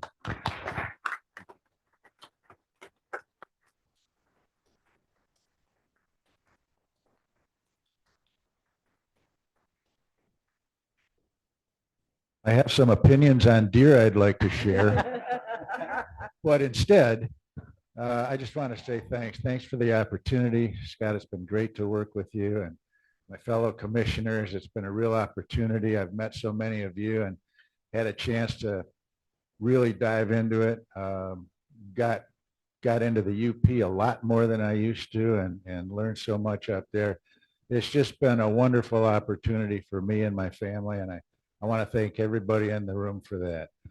I hope we can continue the good work with this Consumers Dams project, and I'm sure we'll be seeing each other again. Thank you all. We're gonna step outside, take a real quick photo op with Tom before he slips away, and we'll be right back.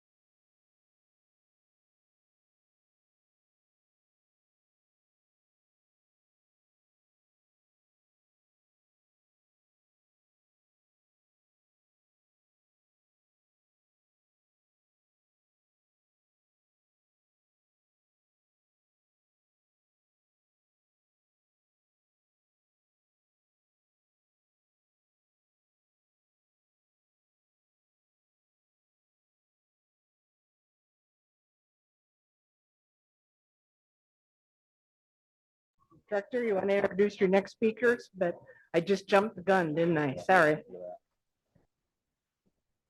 Thank you. We'll have Dustin come up and give the Wildlife Division annual report. Zero. Already here. Morning, Director, Chair Humphreys, Commissioners, members of the public that came and made the drive today, everybody that's tuning in through the live stream. Thank you for your time this morning as we go through a few highlights from the Wildlife Division. I'm Dustin Eisenhoff. I am the manager of the Design and Communications Unit. I'm excited to share what Wildlife has been up to in 2025. We spend so much time looking at what's next. It's been a real privilege for me to pause, take a breath, and look back at what we did in just a year. Keith, a few months ago, stood up here and talked about what we're doing with Duct Tape and a Dream. In this passionate group of wildlife folks that I call my colleagues, I could not agree more. Pound for pound, they put out as much work as any group that you'll find. There's also a full online version of this report with much more detail. I encourage everyone to take time to explore it. I'll share a QR code at the end of this presentation that you can scan. It goes directly to that report. I also want to give credit to Katie O'Neill and my group for putting a ton of work together, putting in this full report. And as you mentioned at the beginning of this, Chair Humphreys being able to move and better see, I'd highly recommend that, or at least from where you're sitting. You'll be able to better experience. I'm just going to go through a selection of photos and I'll do my best to be a Morgan Freeman narration on those photos. So that's the plan for this. So there's about 20 slides of photos that we'll go through. And the first one, the next slide here is about Noman in Wild Rice Camp.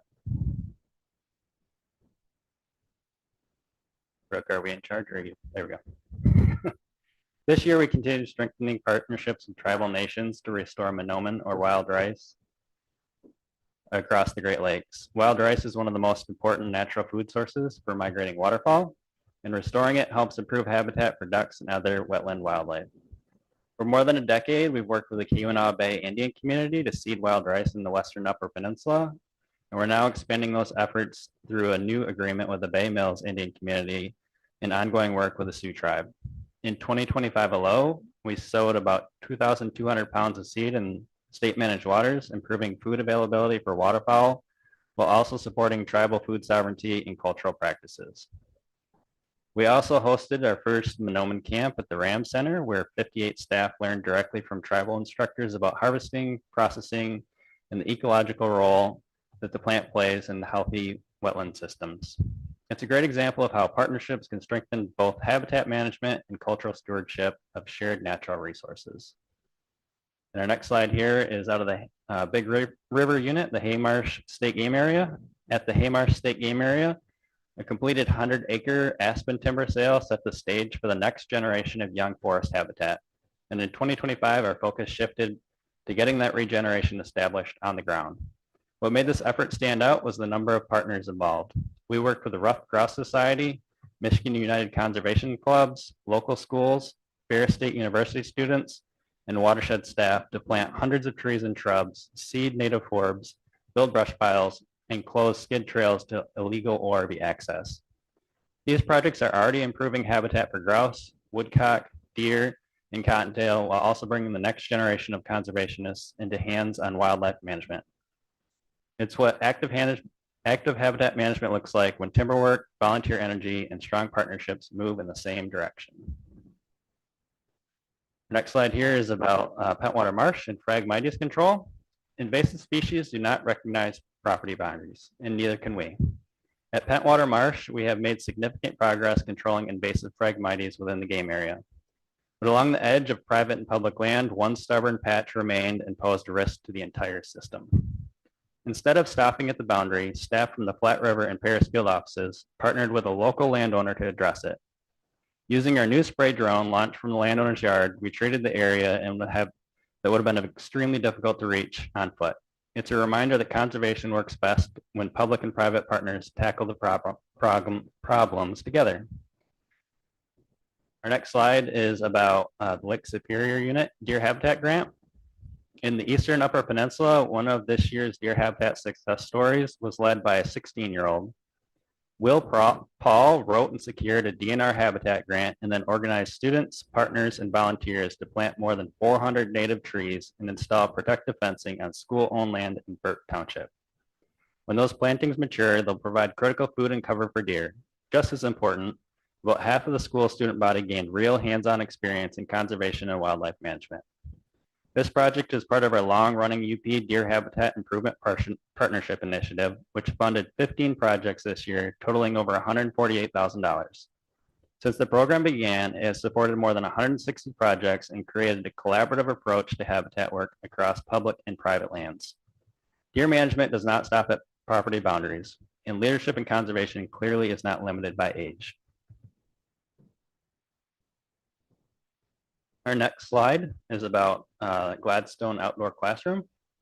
What started as a few classroom visits and nature hikes in Gladstone has grown into a permanent outdoor learning space that introduces young students to wildlife and the outdoors. Our Escanaba wildlife technician, Coulter Lubin, began working with kindergarten through second grade classes, teaching predator-prey relationships, track identification, and the basics of how to live on the landscape.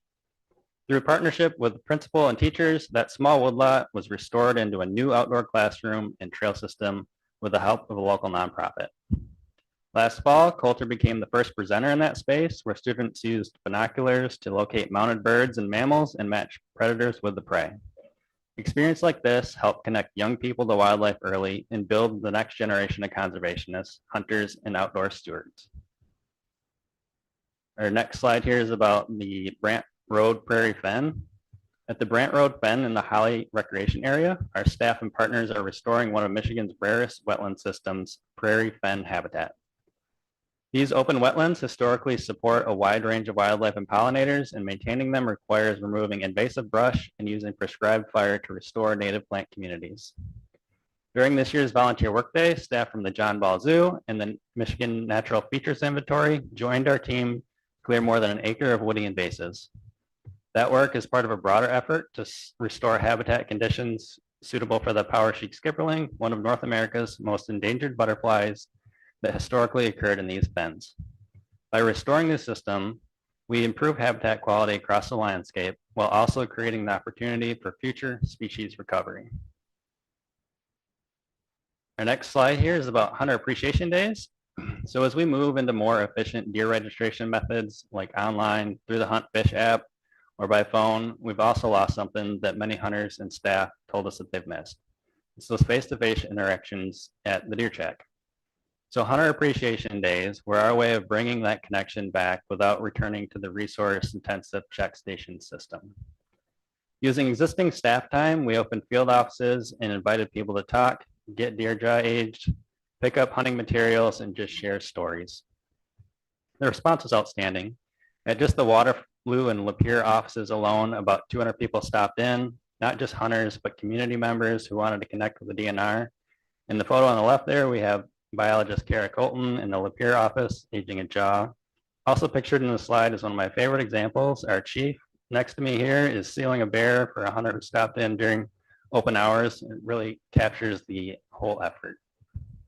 Wildlife management is built on data and regulations, but is sustained by trust and relationships.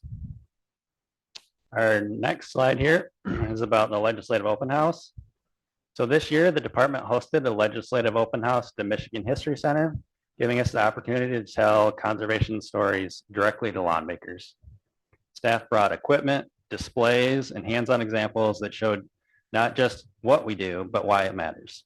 On the second floor, we highlighted conservation success stories, including the first turkey harvested in Allegan County, which is a reminder of what long-term management can accomplish. On the main floor, a live eagle drew attention and helped connect people with the impact in the same very tangible way. In true Wildlife Division fashion, our eagle ended up right next to the salmon in the classroom tank and was extremely interested in that salmon. So staff put up a barrier between the two and the eagle calmed down. Events like this put faces with our work and strengthen the relationships that show how conservation can move forward. Our next slide here is about Newberry youth hunting, a workshop there. So in the Newberry area, staff hosted a one-day youth hunting workshop developed directly from feedback gathered through a youth survey. Wildlife Division staff and conservation officers provided hands-on instruction focusing on safe, responsible hunting methods. Participants also went home with starter gear and prizes to help them in their hunting journey. It's a simple model. Listen to the community, respond with opportunity, and help the next generation get started in the outdoors. Our next slide here is about Mosquito Creek in Muskegon. So Muskegon wildlife staff secured an EPA grant through the Great Lakes Restoration Initiative to move forward with habitat restoration on Mosquito Creek. This trout system was channelized for agriculture decades ago, and the funding will help support engineering design to restore natural stream contours and improve trout and wildlife habitat. The grant also allows us to purchase a Marsh Master pictured there, which is amphibious equipment designed for wetland restoration, invasive species control, prescribed burn preparation, and waterfowl habitat improvement. This positions us to restore both stream function and surrounding wetlands in a meaningful long-term way. Our next slide comes out of the Escanaba unit. Escanaba wildlife staff are restoring oak pine barrens, one of Michigan's rarest natural communities, with less than 1% of its historical range remaining. At Shaky Lakes in Menominee County, home to the largest remaining oak pine barrens in the state, staff are using mechanical treatments, invasive species control, and prescribed fire to reduce hardwood encroachment as they restore the ecosystem function. This work supports 5 state threatened and endangered species or special concern plant species and improves habitat for deer, turkey, grassland birds, and many other wildlife species. It's focused management aimed at protecting one of Michigan's most threatened landscapes before further loss occurs. Our next slide here is about Point Mouillet and the Waterfowl Festival. So Point Mouillet State Game Area remains one of Michigan's premier waterfowl destinations. In 2025, hunters made over 1,250 trips, harvesting more than 1,300 ducks and 36 geese. At more than 4,000 acres, Point Mouillet is one of the largest freshwater marsh restoration projects in the world, providing exceptional habitat for waterfowl, bald eagles, osprey, shorebirds, and many other species.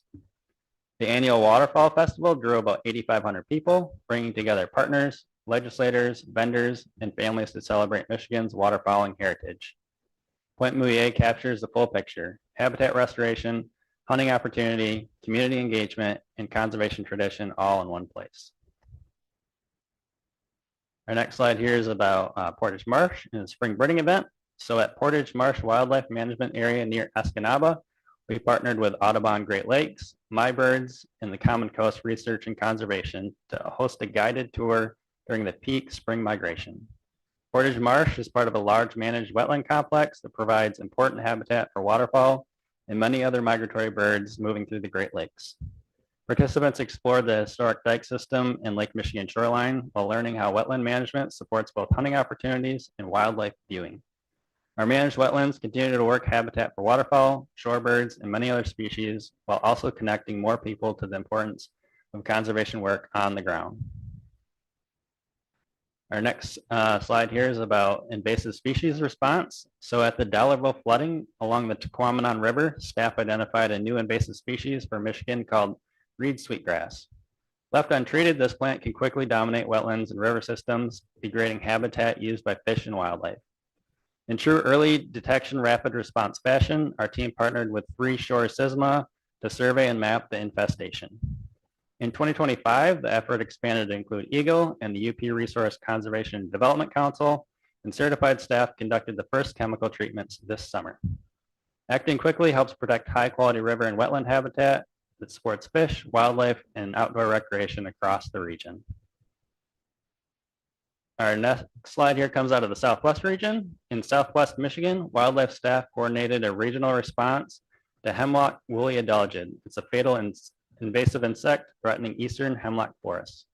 Hemlock stands play an important role in wildlife habitat, providing thermal cover for deer, regulating stream temperature for trout, and stabilizing stream banks. In 2025 alone, more than 1,100 hemlock trees received insecticidal treatments, bringing the total to nearly 5,000 trees since 2021. This work helps protect important forest and stream habitats while preventing the long-term loss of one of Michigan's most important native tree species. Our next slide comes out of the Atlanta unit. The Atlanta wildlife staff partnered with their local chamber of commerce to connect the public with Michigan's elk herd through several outreach events. The Fall Elk Festival brought in hundreds of visitors, while the Winter Elk Pole event celebrated successful hunters that allowed the public to engage directly with staff. These events keep communities connected to one of Michigan's most iconic wildlife success stories. And our next slide here is about the moose collaring project. So in the Western Upper Peninsula, the Wildlife Division and partners took a major step toward understanding why Michigan's moose populations have remained stagnant. In 2025, teams captured and fitted 20 moose with GPS collars, followed by another 41 in 2026. With they're estimated at about 300 animals, this research is examining disease predation, habitat changes, and vehicle collisions as a potential limiting factors. This large-scale collaborative effort is designed to provide clearer answers and stronger paths forward for the future of moose in Michigan. And our next slide here is about the ice storm. So in late March 2025, a historic ice storm swept across northern Michigan, damaging roughly 3 million acres of forest, including substantial tracts of state forest and wildlife habitat managed by the DNR. Staff from across the department, many personally affected by the storm, worked tirelessly to clear debris and restore access to roads, trails, and outdoor spaces where wildlife live and move. Behind the scenes, Wildlife Division staff were deeply engaged in assessing habitat impacts, coordinating with forestry and the Parks and Recreation colleagues, and prioritizing areas of critical wildlife movement and public access. Crews worked together to evaluate forest structure changes, identify safety concerns, and ensure management activities could continue where possible. The recovery effort required strong coordination across divisions, close communication with local partners and contractors, and a shared commitment to keeping Michigan's wildlife habitats healthy and accessible for people who depend on them. And the next slide here will be the one where we move away from pictures. It's our wild numbers. So the photos we just walked through capture some of our most visible work: habitat restoration, research, outreach, and partnerships. But there's a large part of wildlife management that happens in ways that don't always make it to the highlight reel. And that daily, often unseen work adds up. So in the past year, our small but mighty customer service team of 3 handled 28,265 phone calls. And a special shout out to Heidi, Perry, and Emily on my team for handling all those calls. We printed and distributed more than 405,000 hunting regulation summaries. Our wildlife health team conducted 1,018 necropsies. We acquired 536 acres to protect and restore wildlife habitat and deployed over 1,300 trail cameras statewide. So commissioners, director, thank you again for your time. What you saw this morning isn't just a collection of projects. It's biologists in hip boots, it's technicians running prescribed fire, it's partnerships with tribal nations, it's youth planting trees, it's hunters stopping to talk, and staff answering thousands of calls from people who care about wildlife. It's a small but incredibly dedicated team doing meaningful work across every corner of this state. We're proud of what we accomplished this year, and we're grateful for the support and what makes it possible. We're looking forward to continuing work in 2026 and beyond. And like I mentioned in the beginning, there's a QR code up there that goes to the full report. It contains so many more stories. Just one final word of caution. If you decide to print it, make sure your printer is full of toner and you have a full sheet of paper, because it will take 100 pages to print the whole report. Thank you. Any questions? Commissioners, any questions? Thank you. Great overview of what you do. And you said we have a code that we can scan to right up there. It's also on the DNR website too, under Okay. the publications. Thank you.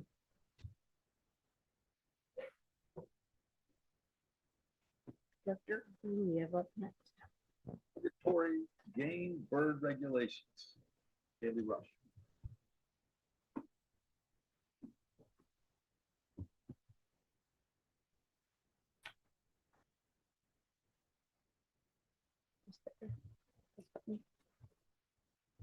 All right. Good morning.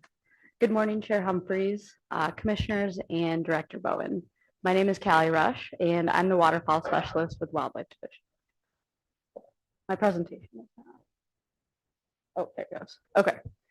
So today I'm going to be presenting our recommendations for the 2026 and 2027 migratory game bird hunting seasons.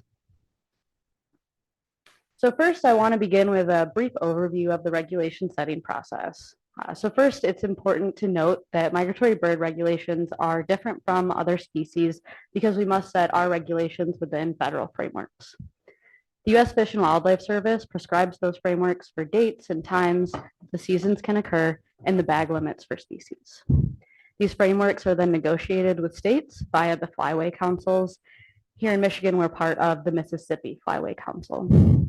Once those federal frameworks are published, states then begin their processes to set regulations within those. The DNR process officially kicks off in December with a meeting of an internal Wildlife Division working group, and then we meet with the Citizens Waterfowl Advisory Committee, or CWAC, in earlier mid-January. We develop our recommendations considering the CWAC's input and the recommendations that they provide us. The department's recommendations are aligned with those made by CWAC, except for the middle zone duck season split, and I'll discuss that a little bit later on in the presentation. After the NRC process, we wrap up in late April when our states must submit their season selections to then be published in the Federal Register. All right, so let's dive right into Canada geese. I do want to start by noting that there are two different stocks of Canada geese that are in the Mississippi Flyway and that are harvested here in Michigan. We've got the temperate breeding stock, which we think of as resident birds, and then the subarctic breeding stock, and they actually nest up on Hudson Bay. Michigan, the Mississippi Flyway temperate breeding stock is experiencing a long-term increasing trend. It was about 1.4 million last year, which is slightly above the Flyway's goal. Michigan has also conducted a spring breeding waterfowl survey since 1991, and that allows us to generate population estimates. For the last several years, our Canada goose population is near or above our desired range, which is about 175,000 to 225,000 geese here in Michigan. So the 2025 estimate was about 240,000, which was 11% below the estimate of 2024 and 5% above the long-term average. Because we continue to observe this long-term trend or long-term increase in Canada goose estimates, we continue to make full use of the hunting seasons, season days, and daily limits that are available within that federal framework. Our Canada goose seasons have been as liberal as possible, and we attempt to time those seasons to target the Michigan temperate breeding stock. The subarctic nesting Canada geese stock that also migrates through Michigan, their populations are relatively stable over the long term, but there is a lot of high annual variation depending on the subarctic nesting grounds. All right, so now we'll look at the federal goose season framework. So there are no changes to the Canada goose season framework this year, with maximum season length of 107 days, which can start no earlier than September 1st and end no later than February 15th. And we can have up to 4 segments allowed. There are no changes to the goose bag limits either. So the goose aggregate bag limit is 5 per day. Only one of those can be a brant. So this aggregate bag, it includes several species. So while your maximum daily limit is 5, it can be made up of those 3 different dark goose species, except for brant can only be one of those 5. And then our light geese has a maximum of 20 birds and a possession limit, which is 3 times that daily limit. One more thing before I move on is that white-fronted geese and brant aren't super common here in Michigan, which is why we have those in that aggregate bag. But this allows hunters the flexibility that if they're out goose hunting and they see a white-fronted or brant, they are able to include them in their goose bag. So now I'll present recommendations for all 3 of our waterfowl hunting zones and 2 goose management units, or what we call GMUs. I'll also note that all of our recommended season dates overlap completely with our recommended duck season dates. Our opinion hunter data shows that that's very important. It allows hunters to harvest geese if they see them while they're out hunting ducks. So for the North Zone, the recommendations are unchanged from previous seasons, so September 1st through December 16th, with a maximum daily bag limit of 5 dark geese in aggregate. Again, only one of those can be a brant, and a maximum of 20 light geese. And again, the middle zone is also similar to previous years, the September 1st through 30th, and then October 3rd through December 18th. That second segment of the goose season opens at the same time as duck season. And again, same bag limits here for dark geese and light geese. And again, similar structure for season dates in the South Zone, same bag limits. You can see the dates up here. We do utilize the full 4 segments here. So September 1st through 30th, October 17th through December 13th, December 26th through January 3rd, and February 6th through February 15th.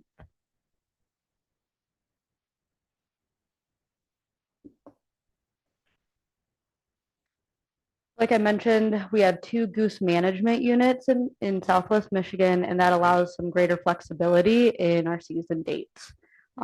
Historically, these areas have had large concentrations of Canada geese, and generally they have later peaks of that abundance.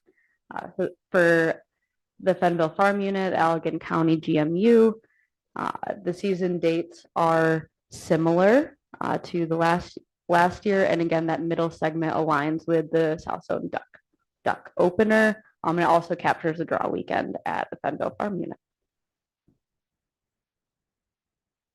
And the other GMU is Muskegon County Wastewater. So this area is a little bit different in that it's not owned by us as Michigan DNR, but the Muskegon County Resource Recovery Center is owned and operated by Muskegon County, and they largely dictate when the hunting can occur. There's limited opportunity later in the season, so we're recommending dates of October 20th through December 19th and the same daily bag limits. All right, on to ducks. So ducks are surveyed annually through the Waterfowl Breeding Population and Habitat Survey. Most of this survey is jointly conducted by the U.S. Fish and Wildlife Service and the Canadian Wildlife Service across important breeding areas in both the U.S. and Canada. The DNR also conducts this survey here in Michigan. These estimates and surveys are really important because of our adaptive harvest management process, which we use to determine our Mississippi Flyway duck season frameworks. And that uses the previous year's mallard breeding populations, which includes mallards here in Michigan, and habitat conditions to inform those models. Continental breeding populations in 2025 were similar to 2024 and about 4% below the long-term average. There are 6 species that saw increases: canvasback, redhead, northern pintail, widgeon, and shoveler. Other species saw declines, including mallard, blue-wing, and green-winged teal, and scaup. As I previously mentioned, Michigan conducts a breeding waterfowl survey as part of the coordinated Mid-Continent survey. And monitoring that state specific is really important because our homegrown mallards are critical to our harvest success. About 75% of the mallards that we harvest here in Michigan are produced in the Great Lakes region.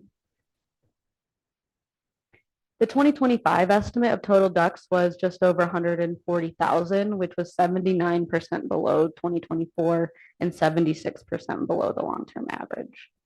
The 2025 estimate for mallards was 87,000, which was 65% below the 2024 estimate and 72% below the long-term estimate. These estimates are the second to lowest ever recorded following 2023 estimates. We have a couple of ideas or potential explanations.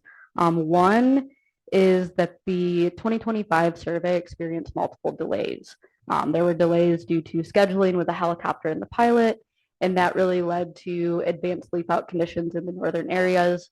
When there's leaves on the trees, it's much harder to count the ducks. So we were a little bit later, causing that visibility issues. Also, we use a visibility correction factor to help account for these estimates. Correct for these estimates. That's a 3-year average And that include the 3-year average includes 2018, 2019, and 2015 or 2025. The 2025 VCF estimate is within expected range, but the 2018 and 2019 estimates are very low. So we think that bias the estimates, the duck estimates low.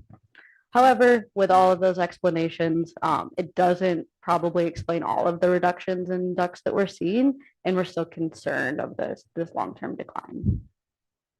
And then finally, because of the continued concern over declining mallard population specifically, we continue to conduct research projects that investigate the causes of this decline. So preliminary research suggests that harvest isn't to blame, which is consistent with past analyses and research. It's more likely that it's correlated to the productivity of hens, female mallards. It could be due to reduced breeding habitat, especially grassland availability for nesting, and it could be potentially correlated to the hybridization with released game farm mallards.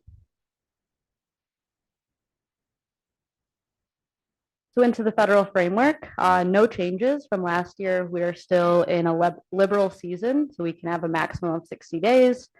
We can start no earlier than September 24th and end no later than January 31st. Maximum of 6 birds per day. You can possess 3 times that daily limit, and we can set our seasons by zone with up to 1 split in each of those zones.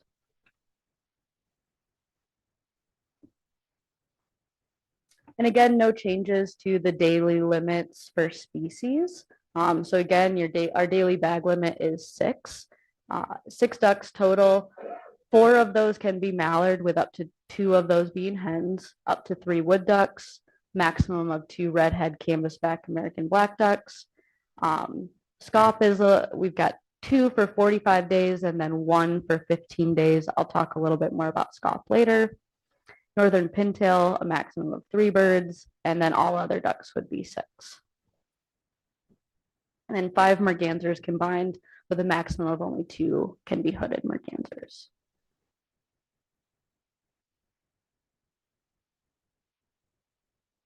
All right, so again, we'll go through our duck season recommendations. Just wanted to mention that the department's recommendations are aligned with CWAC except for that middle zone duck season dates. And we'll walk through these one by one. So first we can start with our special seasons. We're recommending opening as early as possible for the early teal season and running the full 9 days that is allowed. Based on our survey information, blue-winged teal start arriving in August. Therefore, we continue to recommend opening the date as early as possible on September 1st to capture most of that migration. I also wanted to note that this is the second year of a 9-day season, where our first several years of the early teal season were 16 days. Our current estimated population of blue-winged teal is 4.4 million, which is below the threshold required for a 16-day season, which would be 4.7. So our recommended regulation strategy within the Mississippi Flyway is a 9-day season with a 6-bird limit. There are no changes recommended to the youth season during the 3rd weekend in October or in September. The daily and possession limits are the same as regular seasons. And the final special season that we have recommendations for is the active military personnel waterfowl hunting days. So our federal frameworks allow us to hold dates for active military personnel in addition to our regular duck season. Our veterans really commend continuing to hold this hunt concurrently with the youth waterfowl season, and all waterfowl regulations and bag limits still apply. And then I just have this slide up as a reminder of our 3-year opening dates. Currently, we're in 2026, so those are highlighted there in yellow.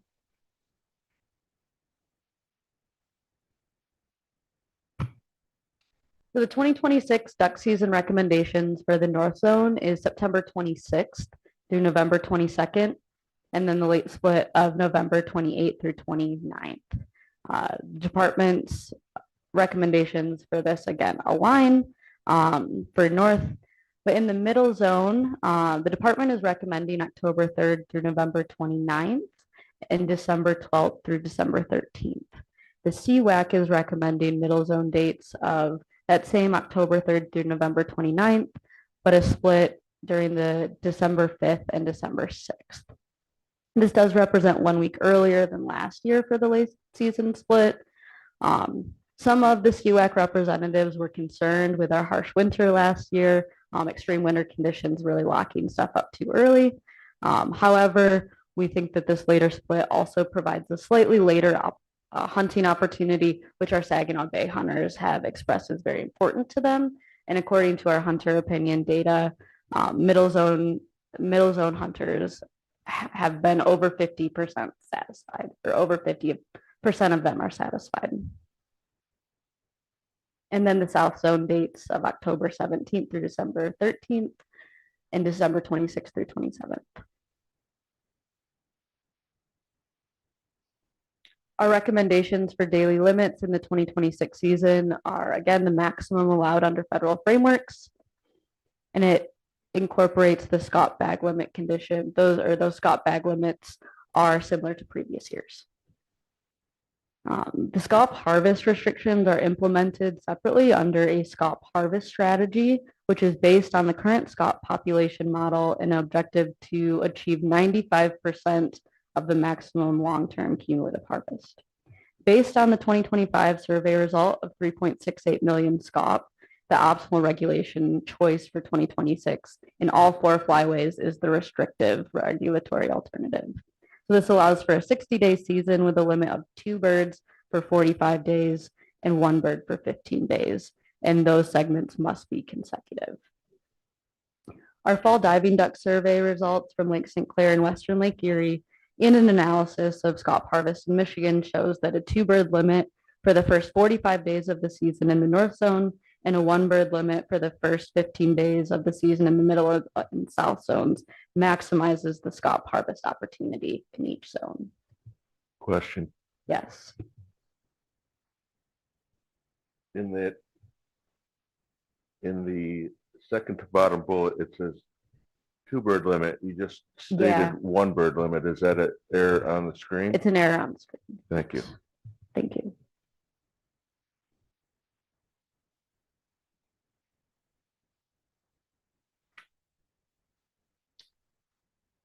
All right, and falconry hunting is also allowed. It's allowed during gun hunting, but they're also allowed additional days. So we are recommending similar dates to previous years, including December 28th through January 10th and February 20th through March 10th, with no changes to daily bag or possession limits.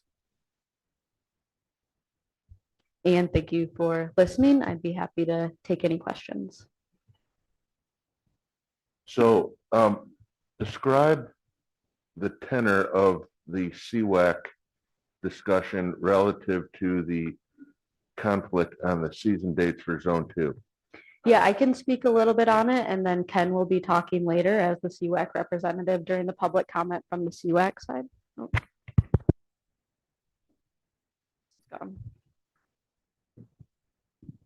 All right, can you hear me? Oh, Ceiling went out. Oh, The ceiling went out. ceiling went on? oh, Oh, That sounds just talk serious. louder. So We're I can good. talk, yeah, I can talk louder. Okay, yep, I'll talk a little bit louder. So the overall tenor is that there was some interest in changing it to an earlier date to try to ensure that maybe those 2 days will actually be open water next year. There were some folks that were kind of on the fence about it. There wasn't really too strong of opposition on either side. So we talked about it. There was a pretty quick vote that ended up recommending the 1 week earlier of dates. But overall, the tenor, I would say, it was very positive in the discussion, and it wasn't very strong feelings one way or the other, although that recommendation was passed. and so why did the department not take that recommendation? So the CWAC representatives did not feel too strongly about the recommendation that they did push. And so after having some discussions, we feel really strongly that 1 week later is important based on our hunter opinion data. And then talking with our wildlife work or our waterfowl work group, decided that the recommendations would probably be best to continue with the work, like the wildlife division work group's recommendation. Thank you. Go ahead. Go ahead.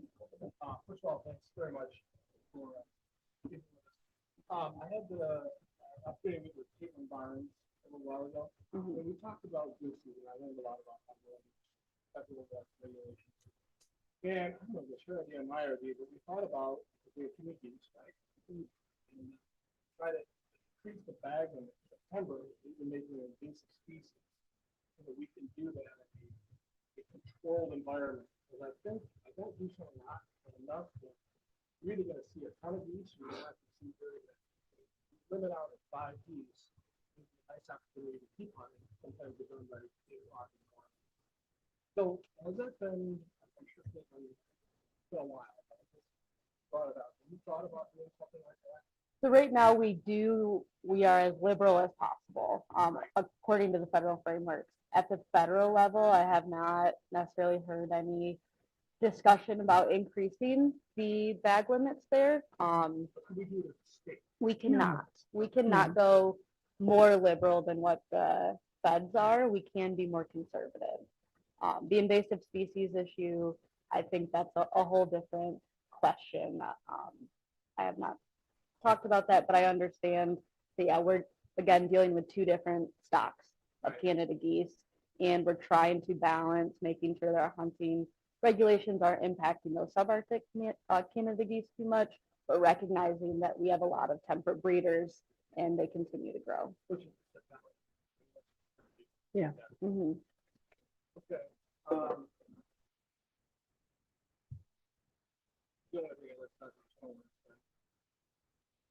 I see it just like Kansas, where you could- you probably don't fish very well, no shade. We have too many homeless. We don't have enough money to mitigate this. We have the hunters an opportunity to shoot homeless. I think we- That's not my purview. on the record. We are not allowed to hunt them, so I would have to change. We're allowed to take it. We have a limit on how many, we have a permit that U.S. Fish and Wildlife Service gives us that allows us to take a certain number. And every year we are issued a permit. This year, the permitting system is behind because of federal loss of employees. And so we have not yet received our permit for this year, but we have applied for it. My understanding is we never reached a number of birds we're allowed to take through the farm. So excuse me, we have a contract with USDA Wildlife Services to do this work, and they target some of the most easily accessible areas to do this work, where there's less public eye, because this is not very popular with some folks, so that we hit those islands and try to get the biggest breeding colonies to do the most effect. In order to increase how many we would be harvesting during that program, we would have to move to inland lakes, which have a lot of human population on them, and that makes it logistically very difficult. So we have not done that. That would be the next step if we want to increase that. However, that comes with great cost to both in order to move that program to the inland lake. So how do federal permit sandhill cranes allow you to hunt? Yeah, Texas, you can hunt them, you can't hunt them in Michigan. How is that different? Michigan would have to make it a game species, which it is not, and then we could ask the feds for hunting regulations. You can do it with cormorants as well. I don't think cormorants we can. No, No. it's not an option with it. And with sandhills, the western migration of the western population of sandhills has been hunted much longer. The eastern population just opened up, I want to say 15 years ago, 10 years ago, with some of the I'll have to states, date, but Kentucky, yeah, Tennessee. Yeah, so it's kind of a new opportunity that's available to us because of the population increasing. So we fill, what, 10,000 new permits? Something like that. It varies every year, but the U.S. Fish and Wildlife Service and the feds, they issue those permits. We're not, the wildlife division's not involved in that. So they give us the information every year on what they issue, but they are responsible for doing that, not us. Just a quick question related to the permit that you get for the taking of cormorant. Does that also include the oiling of eggs? Or is that a separate permit? Yes, it's the same. We issue the permit for, we get a permit that includes oil and nest destruction, egg and nest destruction, as well as adult mortality. Thank you. And we have to report on all three aspects. Commissioner Fewens? Well, John beat me to what my question was. I had the exact same one, John. Walk me through, and I'm just ignorant on it, but the history of the GMUs, the how and the why that came about. I'm curious. Get it one again. I can take a stab and you Okay. can fill in. So Canada geese populations used to not be such a problem that we have today. So we actually used to have refuges for just Canada geese because we were so concerned about their population and maintaining and improving their population in for the future. And so it's my understanding that it's back in those times when the goose management units were created. And then the managed hunting part, I think, has come So about. when you say those times, what, give me an idea of. Well, we're early in talking like my- in the 80s or when were we? Early in my career, we actually I worked on projects to increase and help the Canada Goose program grow. Never knowing 30 years later, I'd be looking for ways to reduce the population. So this has been, for many species, kind of the stigma of our career. You know, it used to be, you know, deer, geese, so many of the animals that are now common on the landscape, we used to have to protect. So a lot of our regulations were set up to protect those species as we were trying to grow them. So the goose management units were specialized areas where you could provide good quality habitat to grow geese and provide some restricted ability to hunt them, but in a protected manner. And then the geese have just spread out from those areas over the whole landscape now. Thanks for the context. Oh, and we used to round up Canada geese before we had more liberal seasons, and we used to ship them from Michigan to Iowa because I was a council rep, and Richard Bishop would still take them. And Sarah happened to work, and she happened to work in Iowa. So, yeah, we moved them out there. And when Richard retired, that program ended. They no longer wanted those geese. So here we are. Did they come back? No, not alive. They didn't come back. No. Kelly, are you the tech? Are they the tech rep? Yes, now I am the for tech us, rep. for Michigan. Thank you. I think this is, from my memory, it's always CWAC that wants later dates, and we wanted earlier dates to try and capture more prevalent birds in the bag. So it's interesting that we're just in the reverse situation this year. Mhm. Yeah, I think that having a strong winter last year for the first time in quite a while got thinking again about timing. So you don't have a crystal ball that tells us what it's going to be this year? Unfortunately, I don't. All right. Any other questions, commissioners? All right. Thank you. Thank you. Self-regulations, Dr. Rudolph. While we got a minute, Mark, would you like to introduce your intern who's joining us today?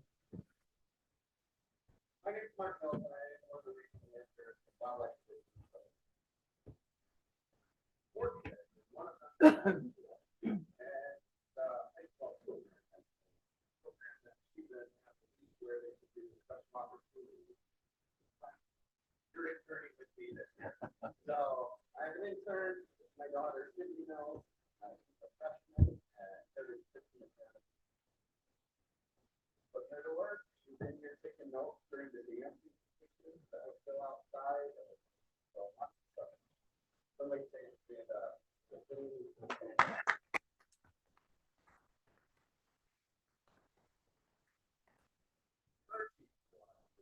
I thought it might work. But thank you.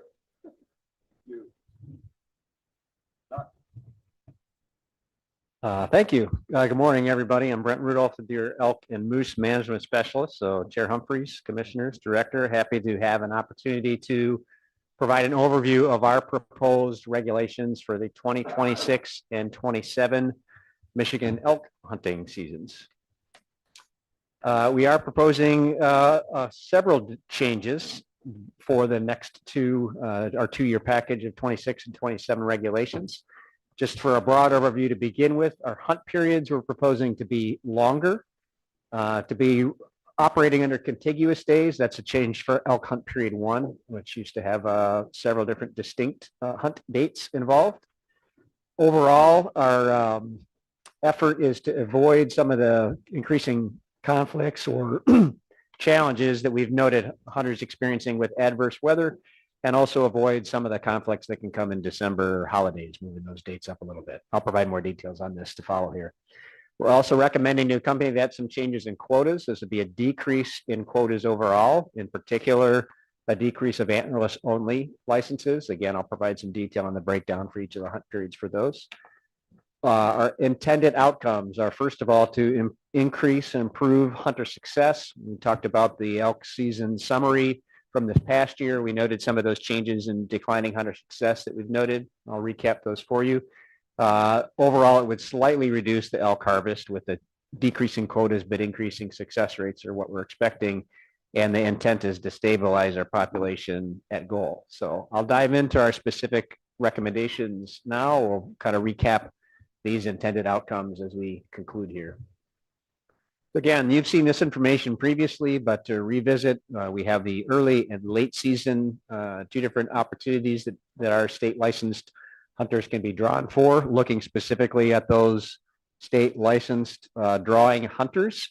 The success rate each year from 2021 through 25 is shown here, along with the 5-year average. So our early season success rate in 25 was down to 50%, well below the 6-year average of 66%.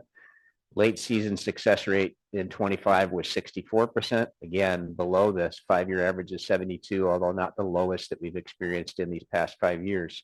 So looking to make changes to be able to address those declining rates, and the proposals are intended with those outcomes.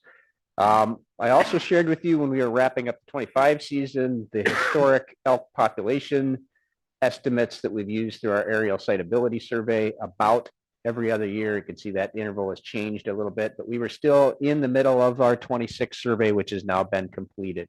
So importantly, the red lines show what our range of the elk population goal is within the core range of elk, 900 to 500. We had our past package of regulations intending to reduce what had been largely an over goal population size. With the 26 survey being completed, the estimate was 733 elk, and those upper and lower confidence intervals, little bars outside that blue dot, line up pretty closely with the range of population goals. So that's the intent, is to boost our success rate while being aware of the fact that our surveys suggest we're within range of population goal size. Now, yeah, Mr. Walters. Can you go back to that slide, please? I will try. So in 2024, it appears that there were approximately 1,200 animals. Fair? That was the median estimate from the survey at that point, correct? And this year, it's just under 750. 733, correct. Where do you think they went?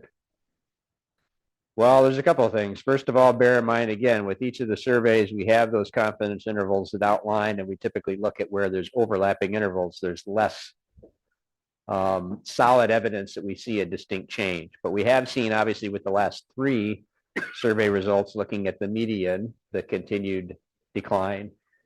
We've noted a couple of things that we could discuss in more detail around the population. First of all, there's also smaller groupings of elk, which is affecting the citability of them on surveys, and they're more broadly distributed, and in some cases in areas that they had not been previously. We've talked some internally about the ice storm and damage potentially affecting both of those things. Citability, because there's still more structure down on the ground, and with snow, pretty good snow conditions this year, which we haven't had in some of the past years. That might have challenged seeing some of these smaller, smaller sizes and individually distributed elk. And do you think because of the ice storm and the trees being down on the ground, it has changed their patterns? I think we've heard plenty of observations, field staff and folks in their area that the pattern movements, areas that they are, and some of the patterns and movements have been shifted based on that structure that's been different. Yes, Thank you. last year. Yeah, thank you. Dr. Randolph, quick question regarding the range for the goals. Yes. Is that based off carrying capacity and or other factors? It's a variety of factors that also includes tolerance for damage and other conflicts that can occur if populations grow beyond that upper cap. Yeah, there's pretty good history of a variety of changes in elk populations over size or elk populations over time. Damage also, as with other species, is addressed through other ways. And the team's gotten pretty effective at being able to ensure hunting access is provided, and talking with landowners about those opportunities to have hunting be a key part of it. So we've received a lot fewer complaints and a lot fewer need to intervene on some of those issues than we have in the past, but it's still recognized as part of what we're aiming to manage for within the elk population management plan. Thank you. Commissioner, the elk population has a geographic range as well as population level. Yeah, west and south. Yeah, there's been a variety of expansions we can discuss as well. So for example, we'd be very concerned about any expansion south and east into the bovine tuberculosis core area. That hasn't been a primary area. We've seen some of the expansion, but south and west and some of the movement over closer to the I-75 corridor is one of the things that's watched pretty closely as we look at some of that expansion, not only in numbers, but in kind of the geographic distribution. Yep. And recently, we've been seeing elk in the median of I-75 hanging out there, and we've had to put up some temporary signage to help warn motorists that the elk are choosing to hang out in the median, so be careful. I've seen them, not in the median, I've seen them on I-75 drive. Yeah, if anyone takes the trip north and back and forth, you may notice we work with MDOT to have signs put up to warn motorists of the presence of those animals as long as they continue to stay in the area. Yeah, thanks, sir. There are footprints everywhere in the median. It's scary. Yeah, there's a couple places, and it's pretty closely aligned with some of the places where we've had some collisions in the past. So we're going to try and mitigate that opportunity. Okay, so looking at the specific proposals then for 2026 and 2027, recommendations for elk hunt period 1 would run for 14 days contiguously, would open on the 3rd Monday of September and remain open through the 1st Sunday of October. So for comparison, our prior many years now has been a 3 different 4-day hunt periods. So a Thursday, Friday, Saturday, Sunday with a closure, a later Thursday, Friday, Saturday, Sunday, etc. By comparison on dates then, under this proposal, the 2026 dates would be September 21st through October 4th. The 2025 season for hunt period 1 was August 26th through 29th, September 12th to 15th, and September 26th through 29th. So again, longer period of time, contiguous days, and not having the opening in that mid-September time where again, that late August and then extending into September time, where under prior seasons, we've had a lot of conflicts with pretty high temperatures and challenges on being able to either hunt or manage an elk once you have it down on the ground under the heat that we have experienced fairly recently. On the opening day, September 21, I was told that may conflict with a date of bears. Yep, I'll address that Okay. in a moment. Yeah, talking about what we've put into consideration. Thank you for bringing that up, though. Importantly, I didn't mention earlier, we've had no proposed changes to elk management unit boundaries. And once again, we would continue to recommend hunt period 1 be open only in elk management unit X. So that is closed within the core range, open throughout the remainder of the area shown here. And so that's continuing to focus on especially hunting opportunities and removing elk from outside of the core area. No change from what we've had in recent years. The quotas for 2026 and 27 recommended for period 1 would be 100. So no change in total quota for that hunt period. We're proposing a shift to 40 any elk. So that's an increase of 10. Any elk means it's eligible for bulls. So most of those are typically placed on bulls. And then shifting to 60 antlerless only elk. So it's a decrease of 10. So no quota change overall, but shifting of fewer antlerless only and more any elk licenses within hunt period 1 is what we're proposing. Does that change the tribal tags at all? Travel allocation is, I believe, 10% of the overall tags. And that's within the consent decree, so there's no change to that. It will change the number based on what number we offer. It'll change the sex of the number because the total number is the same. Is that correct? That's a good question. I'm not certain, so I'll have to get back to you regarding how the allocation of those tribal tags is. I don't know if that's 10% of antlerless only and 10% of elk. We'll get back to you. Thank you. We'll Thank get you. back to you. I'm not sure how that allocation is, if it's by sex tag or not. So hunt period 2 is proposed to be a 15-day hunt period. It was previously 9 days. Just proposing a shift a little bit earlier from previously it was fixed on December 13th through 21st. The proposal is to move it to December 1st through 15th. Again, accomplish a couple of things. One, a little bit earlier, potentially fewer instances of colder, snowier weather, but also to have a little bit more of a pause between the end of hunting time and the Christmas and Hanukkah holidays. So many of these changes are intended to reduce the pressure that elk hunters feel to get an elk and get out, having more time and flexibility and having more buffer from some of the other conflicts or commitments around holiday seasons for both of these hunt periods is the desire. Again, no proposed changes to elk management unit boundaries. As we have had, hunters would be drawn for either elk management unit H, shown here in the core, or elk management unit I. Anyone that's drawn for one of those elk units can also hunt in elk management unit X. You still have the opportunity outside the core, but the December hunt is what provides a chance to hunt within the core range. Proposed license quota shifts. This would be a decrease of 60 licenses, decreasing to 100. Proposing that be 30 any elk, which is 20 fewer, and 70 antlerless only elk, which is a decrease of 40. And you can see the breakdown for units H and I as what is proposed here below. Now, in addition to regulatory changes in the dates and quotas, we're also proposing a change to the examination, sealing, and registration requirements. It's a small change, but can be substantial for hunters' consideration. We're proposing eliminating the requirement to present whole elk carcasses, requiring hunters only to present the elk head at the time of examination and sealing and registration.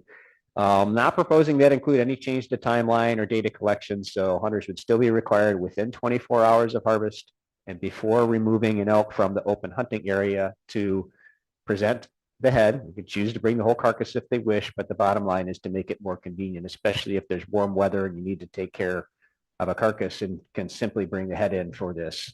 That's acceptable and works just as well for us. No changes then to what we would do with registration, how we would collect data and verify age and sex, sealing, tooth collection, etc.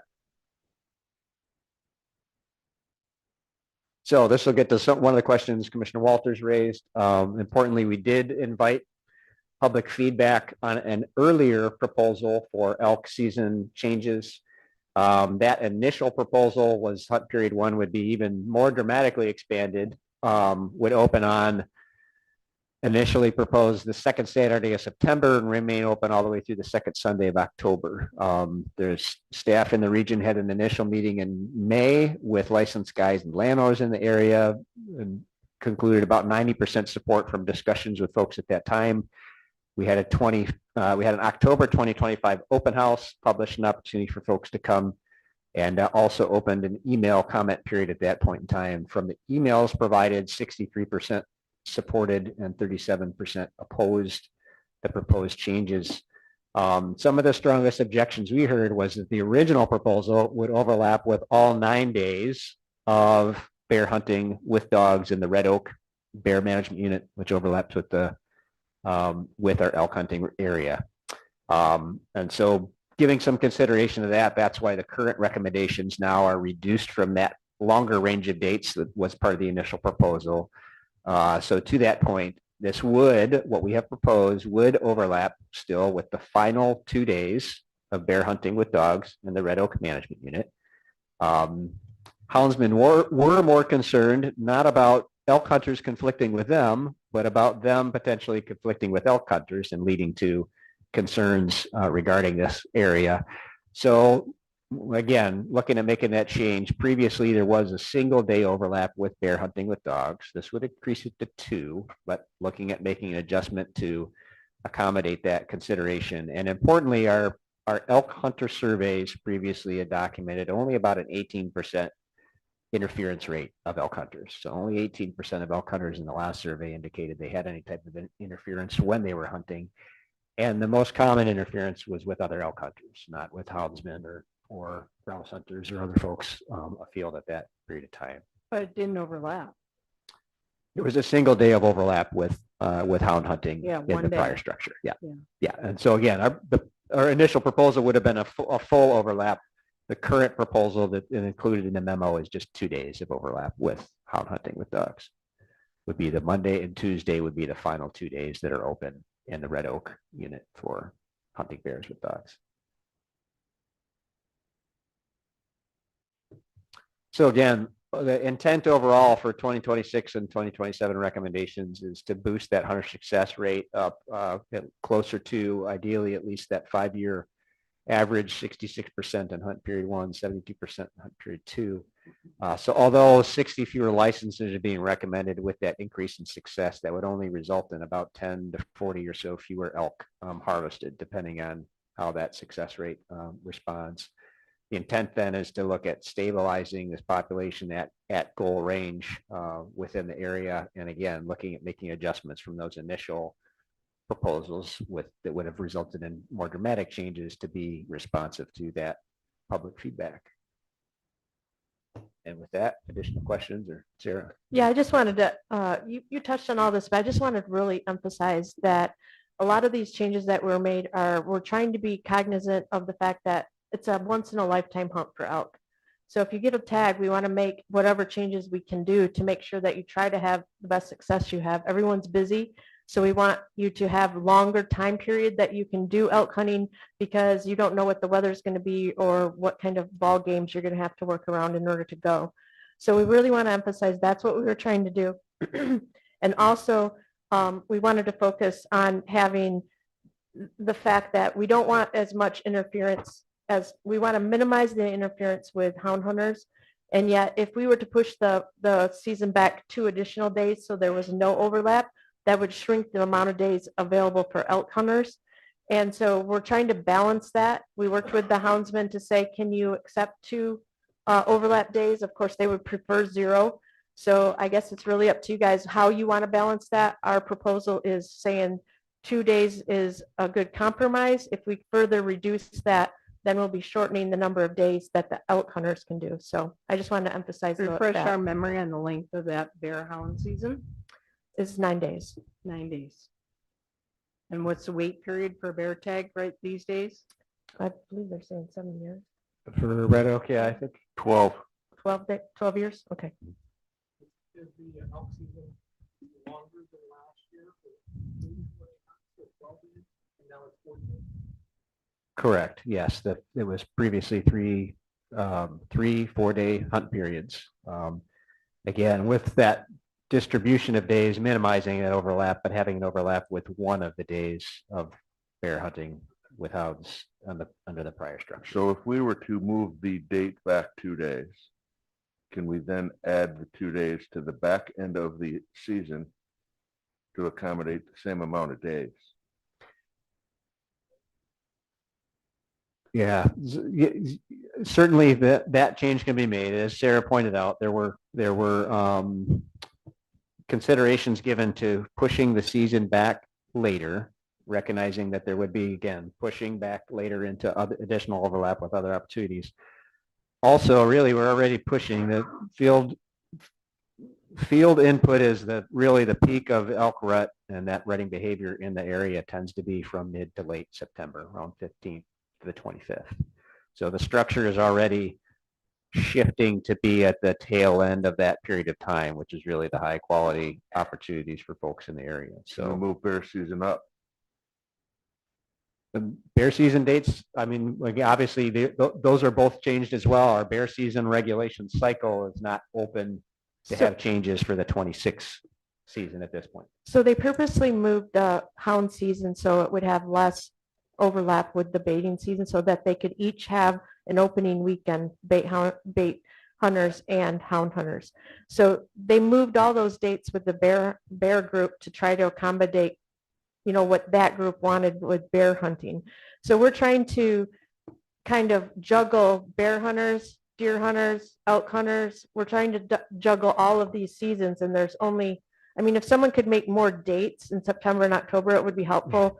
But we only have a limited number of days, so we're trying to juggle that, and we're doing our best. So if you guys think there's a better way, then obviously that's something that you could do. But that's why we talked about all those things when we were making our recommendations. Thank you. Thank you. And Sarah, to your point again, part of the interest, not only on the success rate, but hearing from folks. Not everybody obviously has to travel to the area. Some folks are local, but many are traveling, and feeling that pressure when you have the traveling time, especially hunt period one, that the broken up dates were designed to avoid some of those conflicts, but folks feeling early days, adverse conditions, and I've got to go home and I plan to come back again. It just added also a lot of just anxiety and stress to folks. We're trying to make it a more enjoyable opportunity and also feel a little less pressure, you know, minimize any mistakes or poor decision making so we can have a great experience for folks that are having what's almost always a once in a lifetime opportunity with a few exceptions. But recognizing there's a lot of points of view of different folks that also appreciate the great recreation value that we have in that area of the state, which is pretty unique. Questions, comments, commissioners?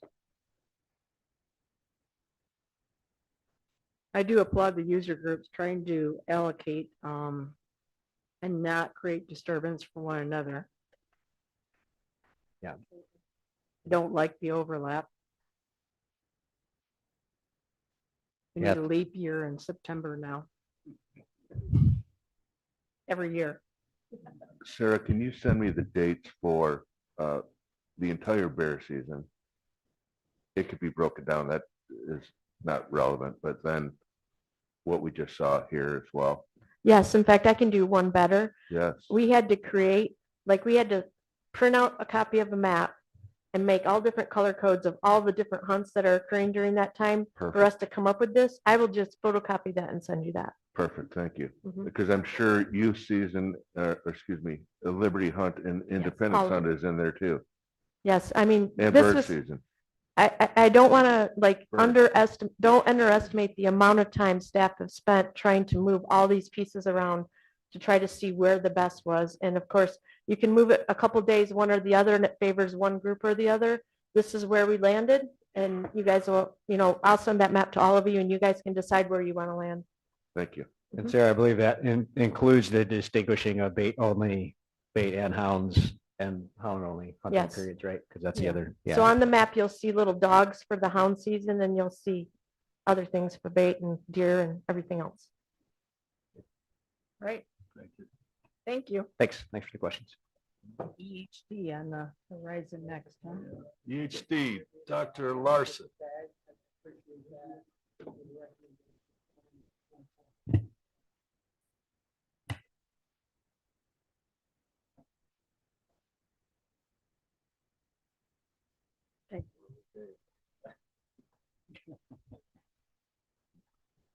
All right, Director, Chair, Commissioners.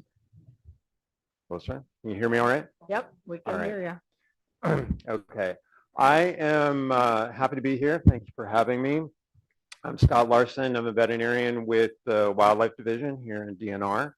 And I'm going to spend a few minutes talking about hemorrhagic disease, a condition that some of our constituents may see in our white-tailed deer in Michigan, to build in a segue from the last conversation, typically in September and October. Hemorrhagic disease is a condition caused by a group of viruses in a family called the orbiviruses. This includes all of the viruses in epizootic hemorrhagic disease as well as blue tongue. All very similar viruses, very closely related. And the center picture here is of a midge. Midges in the Culicoides family are very important with this disease because they are the vectors that are transmitting the disease between deer. To that point, this is an illustration from a researcher at Purdue University that we borrowed in order to illustrate the life cycle of that midge. The adult will be feeding off of the deer with the blood meal. This is how the virus is transmitted to the deer. That midge then goes to a wet area to lay its eggs. Those eggs hatch out very rapidly within 2 to 7 days to become larvae. Those larvae will then go through several developmental stages. The warmer it is, the wetter it is, the faster those larvae develop. They then go into the pupae, which molt out into the adult flies. Those adult flies go back for blood meal on deer again. And that's how the midge life cycle is perpetuated. And with the more midges there are, the more the virus is spread between deer. There's a lot of different serotypes or types of both blue tongue and EHD. We have many of those types here in the US. There's 3 serotypes that predominate in the US of the EHD virus, 1, 2, and 6. Most of those are 2 and 6 throughout the country, and that is true here in Michigan as well, though all of the different serotypes can cause disease. In terms of the species that are affected, people that are familiar with EHD here in Michigan are going to be familiar with it in white-tailed deer. It certainly can affect mule deer populations as well as we move further west. And then we also have seen over the last couple of decades outbreaks in pronghorn and bighorn sheep. Of course, we don't have mule deer, pronghorn, or bighorn here, so it's really the white-tailed deer. It can spill into other cloven-hooved animals, including other cervids, but it is much, much less common in those species versus the deer. Cattle can be affected by EHD viruses, but they are more typically affected by the blue tongue, as well as other domestic species like goats and sheep. It's going to be more common to see blue tongue, but EHD viruses can spill over into domestic livestock, and by the same token, occasionally we'll see blue tongue viruses in our wild species as well. Species that are not affected by these orbiviruses are people. It is not considered a zoonotic disease. Dogs and cats aren't affected. Horses aren't affected. It's only our cloven-hooved animals, ruminants, that are going to be affected by hemorrhagic disease. The clinical signs with this disease are variable. There's some animals that don't have any signs. Sudden death is very common though. And with sudden death, you'll see animals that are depressed, lethargic. A high fever is very common. We'll get in a couple of slides why that seems to be important relative to this disease. Tongue ulceration is kind of a classic clinical symptom of this disease, but we don't always see the ulcers or the swelling of the tongue. Similarly, head and neck swelling is kind of typical for EHD, but we don't always see it in our clinical cases. And then we can have some animals with chronic disease, some animals that get infected, develop some signs, but are able to overcome the infection. And then we'll sometimes see evidence of that chronic disease.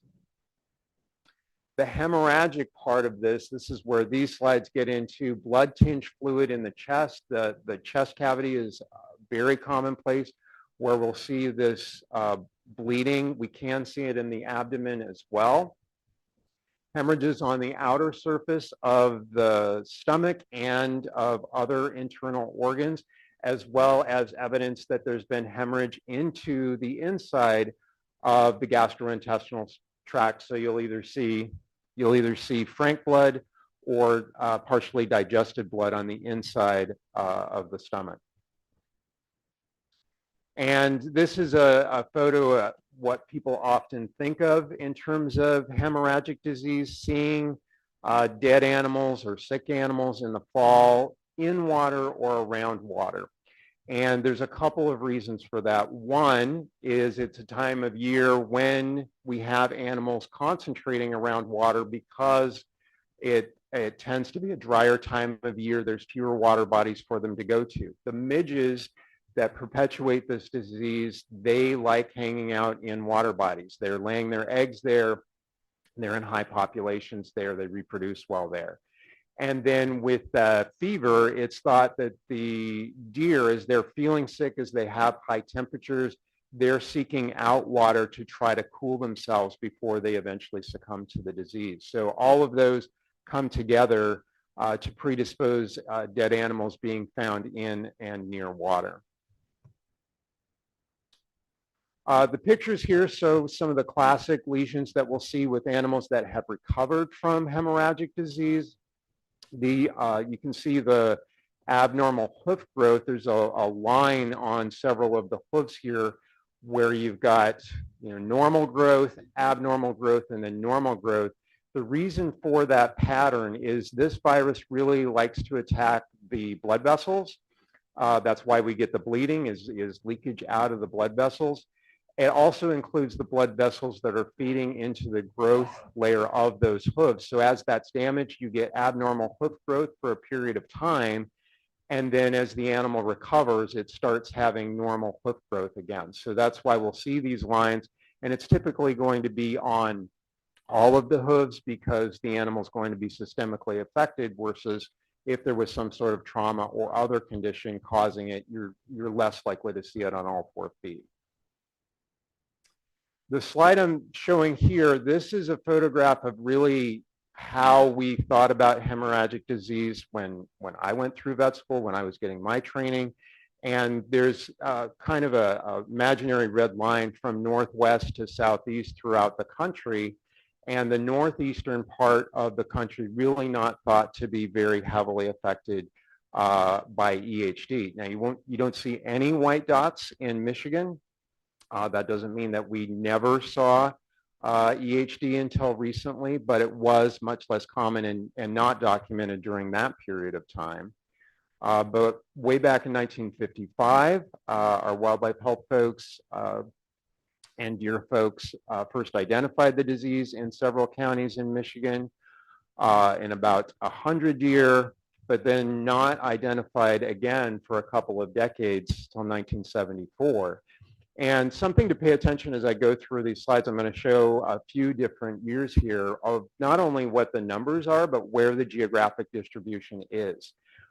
There's some patterns, but it's not a completely consistent pattern. There's going to be colored spots on the map showing up throughout much of the Lower Peninsula.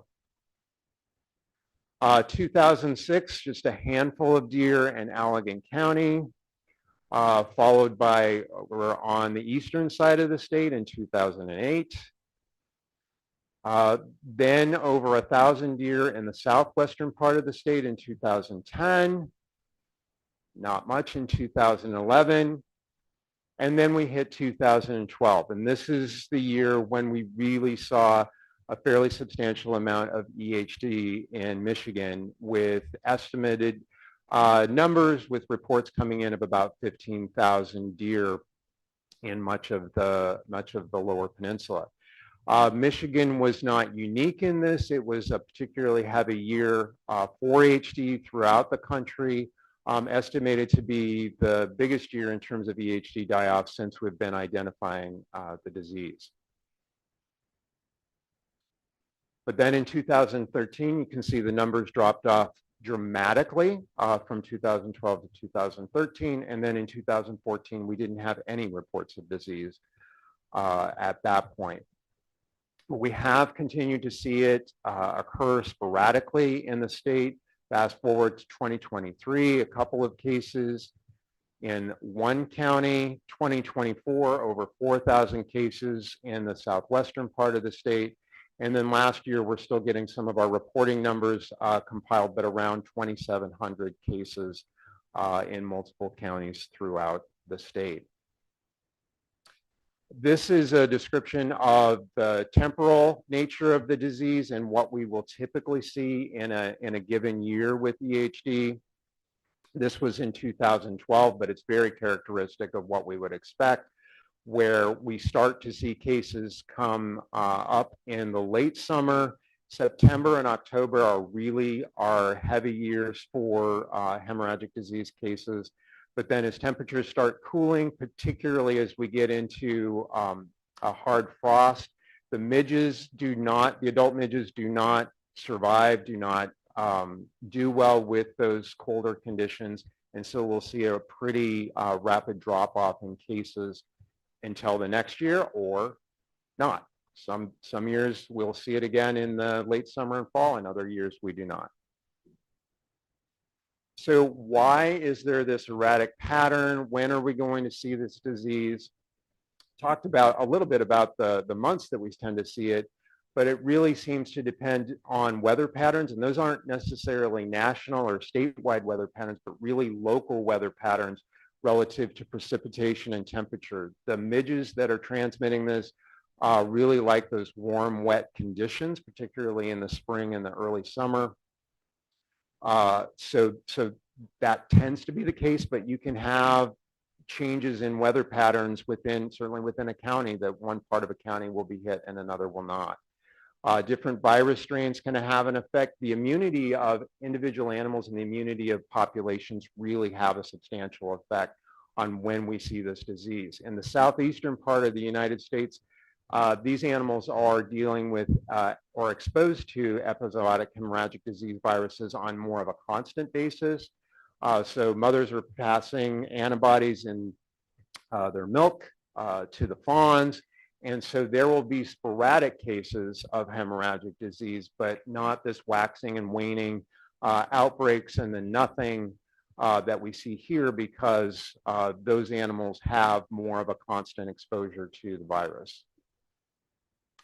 Our colleagues at MSU have done some extensive work with this, looking at factors that go into when we see the disease. As we have higher temperatures and more precipitation in the spring, we get a lot of insects, and then that tends to lead to disease later in the year.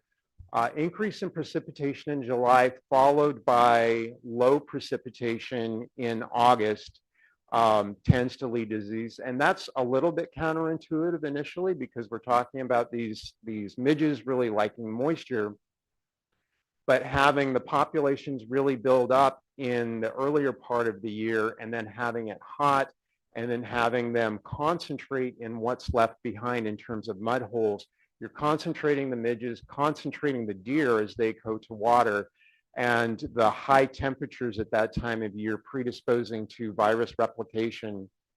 It just creates a storm of things to where you get a lot of, you end up getting a lot of virus transmission to the deer, and then a lot of disease. So what are the management implications? They're fairly limited because of how this disease behaves, and because the geographic scope of the outbreaks is pretty limited. It tends to be variable. It tends to be in areas that are much smaller than our deer management units or our counties. So even if we have a subpopulation that is relatively heavily affected, we still have deer in the surrounding areas that are not. So that makes for limited management implications there. We also have deer in surrounding areas that quickly come back into areas that were hit by EHD. We have, of course, the high reproductive resilience of deer, And then we also see some degree of self-regulations of hunters in affected areas that they won't hit an area particularly hard if there's been recent EHD activity. I've got a table here just comparing the two diseases, EHD and chronic wasting disease. We get a lot of questions about this. Of course, we talk about chronic wasting disease quite a bit. And you can read through the differences here in terms of, one spread by an insect vector and is a virus. The other is a misfolded protein that's spread by body fluids and by the environment. As I was thinking about this, really came to, it's kind of an imperfect analogy, but analogy would be comparing two different types of damage to your car. One being hail damage and one being corrosion from salt. EHD is more like hail damage. It's pretty disturbing when it happens, but it's not likely to affect the overall health of the car. And although it's pretty traumatic when it happens at a particular time, it's not necessarily going to happen in an area again anytime soon. Corrosion to your car with salt damage, that's something that is much more of a constant threat. It's something that can be very insidious and progress over years to where you're not identifying that there's a problem, you're not seeing a problem, but once you see problems, whether it's in an individual or a population, it's pretty serious damage to the undercarriage or the body of the vehicle, and maybe fairly catastrophic for what's going on. So while that hail damage is pretty disturbing and does, looks pretty bad on your vehicle, it's not necessarily threatening the overall function of the vehicle, whereas that just constant corrosion that's happening insidiously underneath will be a much bigger factor in the overall health of your vehicle. So what we are asking our constituents to do is be aware of this disease, be aware of the conditions that may predispose to it. So that warm, wet spring followed by a dry, hot summer, that's when we can expect to see cases. And we do ask folks to report suspected cases to the DNR. Our Eyes in the Field tool is a great way for getting that information to us. We do evaluation on a subset of the reports that we get to document what serotypes we're getting, see what sort of patterns are happening, and also to differentiate it from other diseases to make sure that there isn't something else going on that we should be aware of. And with that, I thank you for the time and happy to try to answer any questions. Questions, commissioners? So my impression on where the midges are is in basically small ponds and standing water. Fair? Typically, yes. Can they live in moving water, i.e. rivers, streams, creeks? Have you seen them in there? I don't think they do as well. Like the faster that the water is running, the worse they do. But I know there have been outbreaks tied to, river systems and creeks and slow moving rivers. I don't know. Can certainly take a look into that for you in terms of where the animals are, because there's moisture around those creeks and rivers too. So it may be that they're in areas near moving water, but they're not physically in the moving water. Well, I'm just thinking when I'm trout fishing, for example, there is black sediment in areas along the riverbank that isn't really moving, but it's in the system, and it's just, I would down. fully expect they can live there. Okay. Yeah. I'm just thinking, small ponds and creeks, and then when you're talking about the midge and the life cycle, it reminds me of, mayflies and caddis. They do the exact same thing. Consequently, I'm thinking that my eyes are a little bit broader today. Thank you. Sure. All right, thank you. All right, thank you. Commissioners, in your report is in your packet is a legislative report, and it's also linked online for those individuals that would like to look at it. It is 12:26, roughly 12:30. We're going to take a half-hour lunch break and we'll reconvene at 1 o'clock for public appearances.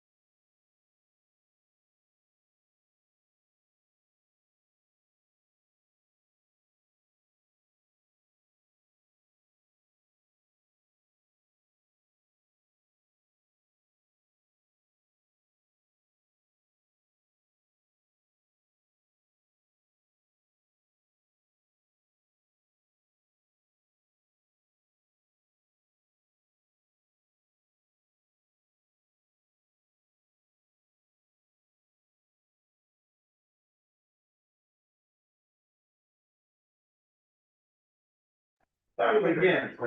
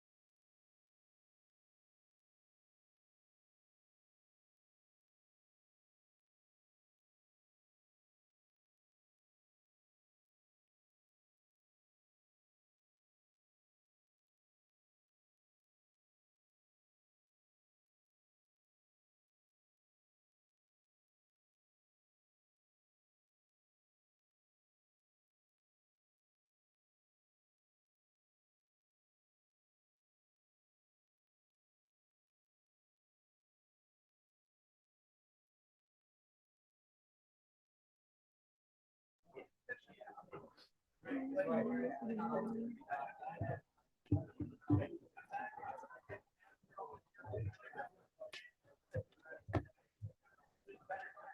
got the commission.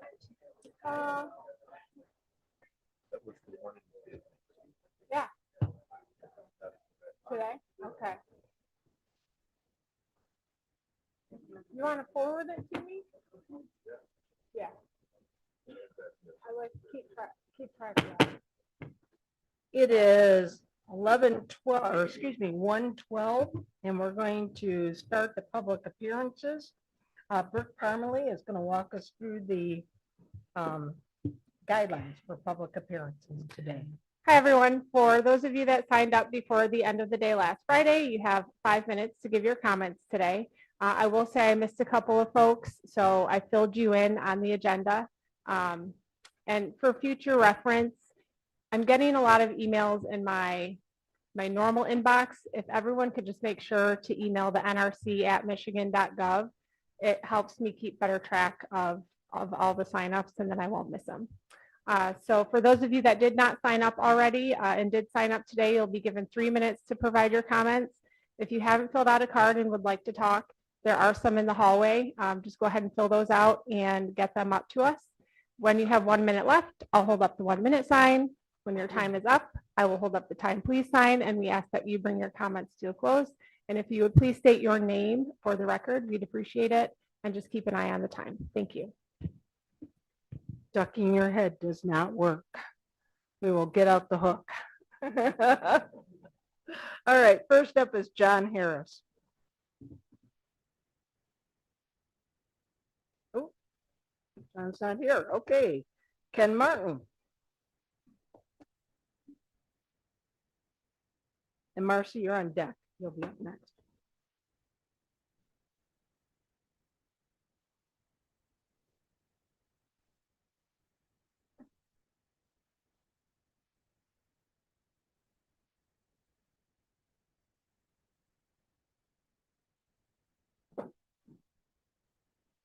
Good afternoon. My name is Ken Martin. I am the Harson's Island Waterfowler Hunter Association representative to the Citizen Waterfowl Advisory Committee. Everyone knows it's CWAC. This year at our January 10th meeting, we just discussed quite a few things. And one of those is we do have a new chair. Yeah. Yep. All right. We have a new chair. His name is Dan King. We have a new vice chair, Jack Waterway. Both of those gentlemen are from the west side. We talked, as I mentioned, about many things. The priority for, or the discussion that was mentioned earlier about the middle zone having a different date. Yes, there was some recency bias as far as moving that date up a week. There was discussion as far as like Houghton Lake, Higgins Lake, giving that area an opportunity to hunt before freeze out. That Saginaw Bay is part of zone 2, but Petoskey is part of zone 2 also. So that, giving that week earlier gives those guys, that want to hunt the south side of the straits an opportunity a week early. It went round and around, and again, we settled on that December 5th date. I brought up the fact that Commissioner Walters brought up that the CWAC is there to give our recommendations. We are not a rubber stamp organization of the DNR, that we can come up with different recommendations. And it's our responsibility to represent our members, to give dates that we feel represent citizens. The South Zone. For the last 4 years, the South Zone has had a lot of discussion about pushing the season later and later. We had a recommendation come close to an actual motion of splitting the season in the middle of the season as our split, and take a week to 10 days off after 1 or 2 weeks of opening, and then allowing those people in the Southwest and the Southeast to hunt for the regular season to almost January 1st. myself representing an island, I have the easiest job on CWAC. But again, those people that hunt the southwest, southeast may not be considering, the guy that hunts Wampers Lake or somewhere in the middle of the state that will be frozen, they'll be ice fishing at those dates. So again, recency bias helped in that discussion, but the discussion of later and later seasons, or the season going later and later, especially in the South Zone, has been a hot topic. Last year we discussed, 2 years ago, I believe it was, we discussed going to 4 zones, and we decided not to do that because that would lose our split. People wanted that split more than they wanted 4 zones. So another topic that we've discussed, I know for the last 5 years, and it was brought up here by the commission, that about cranes. And we have, to the point of, do we draft a letter as the committee to recommend a crane season? And that we were given a number or a fact, I haven't confirmed it, is that we submit more crop damage permits than Tennessee and Kentucky shoot in their seasons. So the last thing I want to bring up to you is Senator John Kennedy. This kind of goes to our dam discussion earlier. Senator John Kennedy wants the U.S. Fish and Wildlife to ban flooded corn. He says we are keeping the ducks up here and that he is losing ducks down in Louisiana. He claims that flooding rice is a normal agricultural process. That process is in May. September, when they flood it again, is just to shoot ducks. He keeps throwing out a number of 12 million ducks. That was our all-time high. I had an opportunity to speak to my representative last week, face-to-face, briefly about it. Lisa McLean, she is the chairwoman of the House. She is the 9th district that has both Fish Point and Harson's in it. I spoke to her deputy chief of staff at length. I can give you guys his information if you like to give your opinions on what getting rid of flooded corn, especially in our managed areas, would do.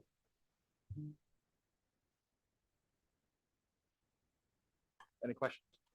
No, I'd be interested in your information. I'll make some contacts too. Yeah, I was told not to give his information out to the general public. I'm not general. And but her office can be contacted by the general public. Thank you. Any questions, commissioners? None. Thank you. You're welcome. And please convey our thanks to the CWAC, the Citizens Committee. Appreciate your work. Marcy. Hi, I'm Marcy Terwilliger. Just when I think I've heard it all from this arena of diverse opinions, a commenter actually stated last month, quote, "The cruelest thing we can do to the animals is to not manage them," end quote. This was following statements from the anti-cruelty side. To be clear, the word manage is carrying a heavy load here. As we all know, that's just a pseudonym for the dark reality. This aligns with what I've noted before, this penchant for claiming sport killing and trapping as serving some noble cause. It isn't. I've noticed over years of these meetings, the other side doesn't like being confronted by uncomfortable truths, that their chosen activities cause great pain and suffering. Those on my side of the divide don't take well to seeing our wild ones repeatedly subjected to senseless, grievous injury and death, especially when it occurs simply to appease those who enjoy that sort of thing. Last month, I witnessed an interaction I found disturbing. A commenter was walking away from the mic when one of you called out a query whether so-and-so was still around lately, then requested that when he, the speaker, saw him, Mr. So-and-so, again, to quote, "Tell him I said hello," end quote. Innocuous enough, right? But the person agreeing to, with a cheery will do, is a big fan, promoter, and host of killing contests. I know this because he's boasted in this forum of the quote, great turnout, end quote, at one such slaughter circus. This is relevant as it is emblematic of a baked-in acceptance and normalizing of these pointless and violent acts, just like the deliberate cruel actions of trapping and snaring, which are also condoned and promoted by the Commission. In your numerous references around conservation orders to providing opportunities for killing aficionados to indulge, I heard zero opportunities for the wild ones to simply live.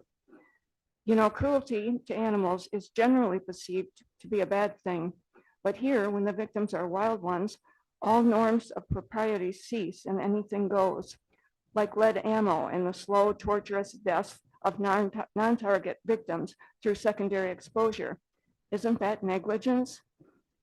And still, here are wild ones' sentience, agency, and behaviors mirroring human family interactions are all ignored as admonitions from many of us targeting those policymaking flaws continue to fall on deaf ears. This has led to unsupported and vague phrasing like interspecies conflict and overabundance of, turning up in wildlife conservation orders, which are essentially death warrants for both the cited species and countless others as collateral victims due to the indiscriminate nature of trapping. We've seen recent actions like rightfully turning woodland refuges into killing fields and inaction in the case of killing contests. And now these new so-called quote management seasons, end quote. Can we just get real about those unabashed promos for the ending of our native wild lives? So today I'm making a recommendation to the DNR, to the NRC, and any others with their hands in policy drafting. You must consider these truths, which should be self-evident, that science and a functioning moral compass are not mutually exclusive, nor are they optional. To the Commission, what you're doing isn't stewardship when our wild ones are continually paying the ultimate price. And it's not just abdication. I call it maladaptive barbarism. And if that's not in the DSM, it should be. This slaughter-centric trajectory we're on, it's not sustainable. We humans are learning ever more about our fellow creatures, and we're leaning more toward coexistence as we shed the ignorance of our past.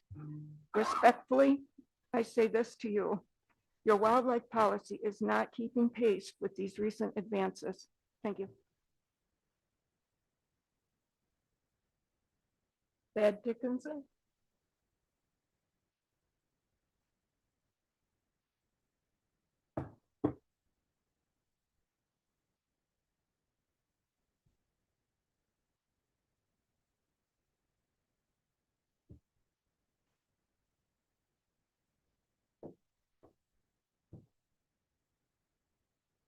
Before I start my formal comments, Director Bowen, Chair Humphreys, Commissioners, I'd like to thank Commissioner Walters for your comments earlier about respecting different points of view. I know when I attend these meetings, I'm always in the minority. And while I'm not sure that you hear me as well as you will hear those that follow me, I appreciate you being open and receptive to my point of view. My name is Thad Dickinson, and I'm here today to speak to all wildlife killing contests, but specifically those targeting coyotes and other predators, and how they conflict with the principles expressed in NRC Policy 4104. NRC Policy 4104 was established to end state-sanctioned reward systems that incentivize the killing of predators because such systems were found to be ineffective, unscientific, costly, and ecologically unsound. The policy states clearly that predator populations fluctuate independently of bounty payments and that bounties fail to achieve meaningful wildlife management goals. NRC Policy 4104 commits this commission to opposing, quote, the payment of bounties on predatory animals, end quote, and using and promoting, quote, sound scientific methods, end quote, for predator management. Although wildlife killing contests are not called bounties by those who participate in them, they prefer more sanitized names like derbies, tournaments, challenges, calling contests, shoots, bashes, and roundups. Their structure mirrors the same problems Policy 4104 was written to prevent. Wildlife killing contests award cash and prizes for killing the most and largest animals, thus functioning as a de facto bounty system in Michigan. While not administered by the government, the effect of these de facto bounty systems is identical. They incentivize indiscriminate killing for reward outside of any science-based population management framework. Just like the bounty systems repealed decades ago in Michigan, wildlife killing contests are not grounded in science. Sound peer-reviewed research has established that killing predators indiscriminately doesn't increase deer or small game populations or reduce interspecies conflict in any lasting way. Wildlife killing contests concentrate killing pressure on a specific species over a short window with no population data guiding participation limits, no harvest reporting requirements, and no monitoring of cumulative impact.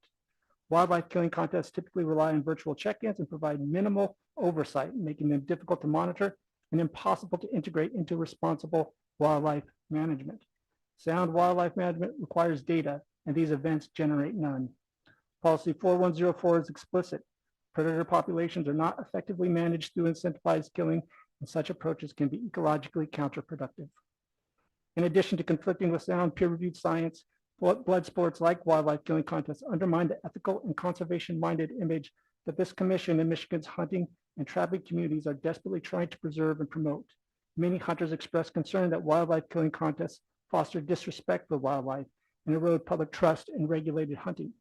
To quote one Michigander, "I'm a hunter by birth, I believe, and I know many people who kill coyotes and other predators, and I simply tell them that I cannot accept their reasons or choices and that it disappoints me." Michigan's own public-facing conservation communications emphasize responsibility, respect, and science-based management, standards not reflected in contests based solely on killing animals for prizes. Given that a 2022 Remington Research Group survey found that 80% of Americans oppose wildlife killing contests, those hoping to restore Michigan's flagging hunting image could start by removing the stain that is the more than 50 known wildlife killing contests held in the state. Notably, Policy 4104 also directs the NRC to educate and inform the public on the negative effects of bounty systems. Wildlife killing contests present the same negative effect as bounty systems. They distort public perception of wildlife management, promote wasteful killing, and disregard the ecological role predators play in healthy ecosystems. This commission does not need to create a new policy to recognize the inconsistency here. Policy 4104 already articulates the commission's stance against reward-based predator killing precisely because it's ineffective, unscientific, and harmful to public understanding of wildlife management. For these reasons, I urge this commission to interpret wildlife killing contests for what they are, a blood sport incompatible with the spirit and intent of Policy 4104, and to take action, whether through rulemaking, formal guidance, or resolution, to ensure that wildlife management in Michigan is grounded in science, ethics, and the public trust. Thank you for your time. Okay. Right. Monica. Like.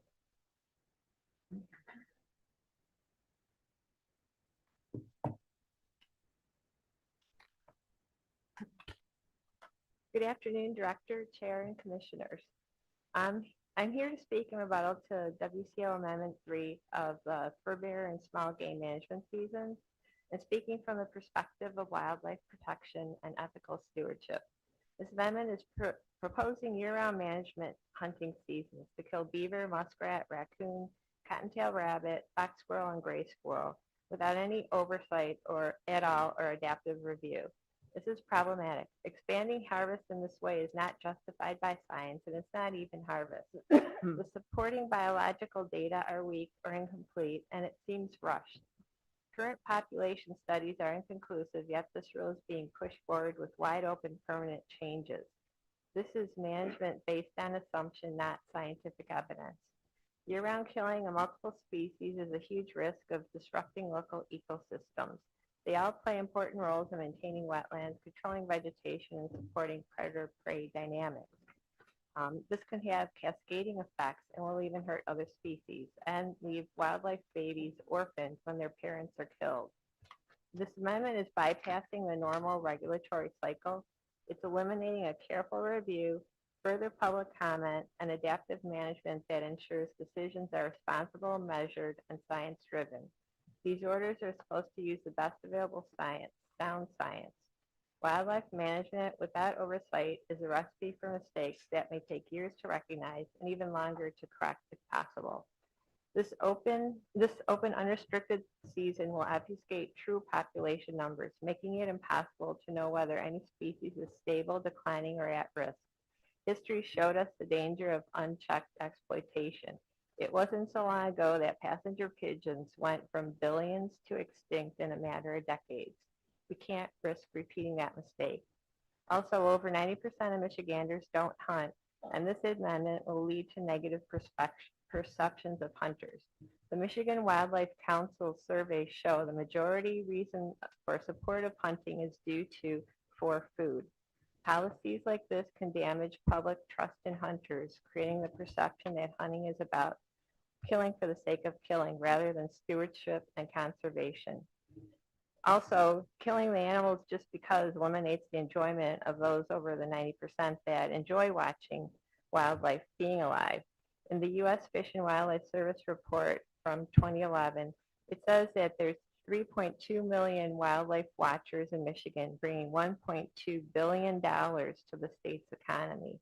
There's bird watching, photographing wildlife, observing wildlife on hikes, parks, camping, and observing them around homes. Michigan wildlife belongs to all of us. Approving Amendment 3 would prioritize unrestricted harvest over science, oversight, ecosystem health, and ethical stewardship. I urge the Commission to reject this amendment, protect our wildlife, and preserve Michigan's culture and heritage of ethical hunting and enjoyment of wildlife for all Michiganders. And I also wanted to mention regarding the Canada geese discussion earlier, they aren't invasive. By eliminating predators like coyotes, they are a free way for a natural control of the Canada geese. They go after the eggs and goslings. I've heard that the nest and egg destruction, sometimes it's challenging finding the nests. So coyotes are much better at finding those hidden nests than people. And then regarding the wildlife presentation earlier today, it was a waterfowl one. I was curious as to why we aren't more concerned about the farm-raised mallards being released into the wild. With 75% of the mallards taken in Michigan, or the 75% are from Michigan, and there's estimates that there's about 60 to 65% that are farm-raised or hybrids. So I was wondering if there's going to be more investigation into that. So thank you. Thank you. And maybe one of our wildlife folks, they're still here, you'll follow up. All right, sounds good. Roger Thorman.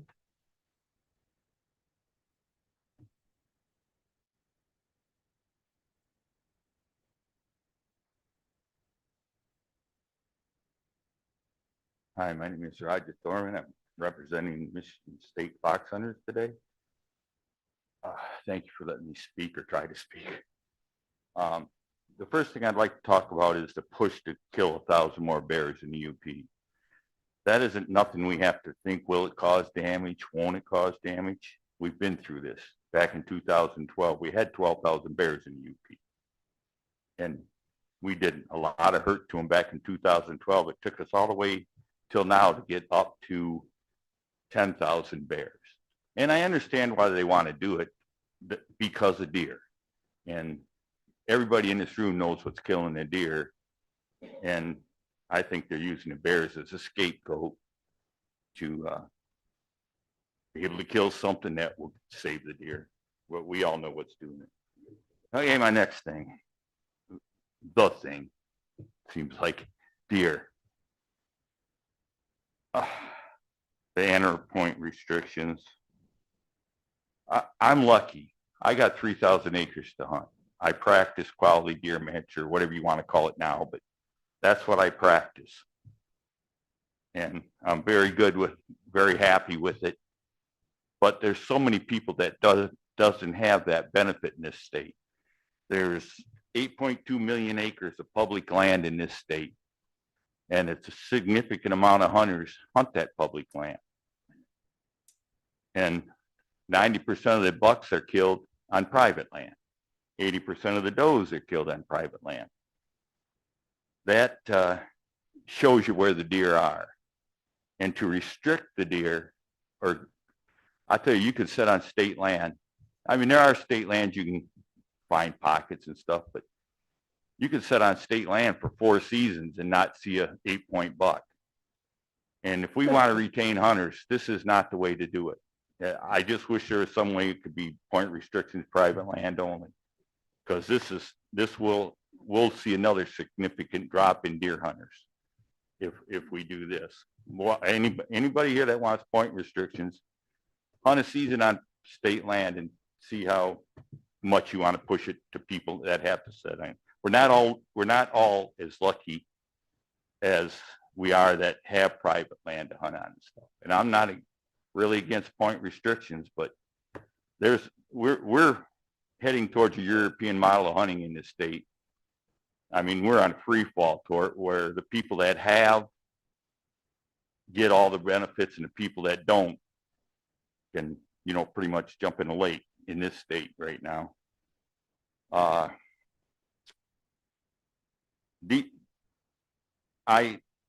It upsets me, even though I personally do APR.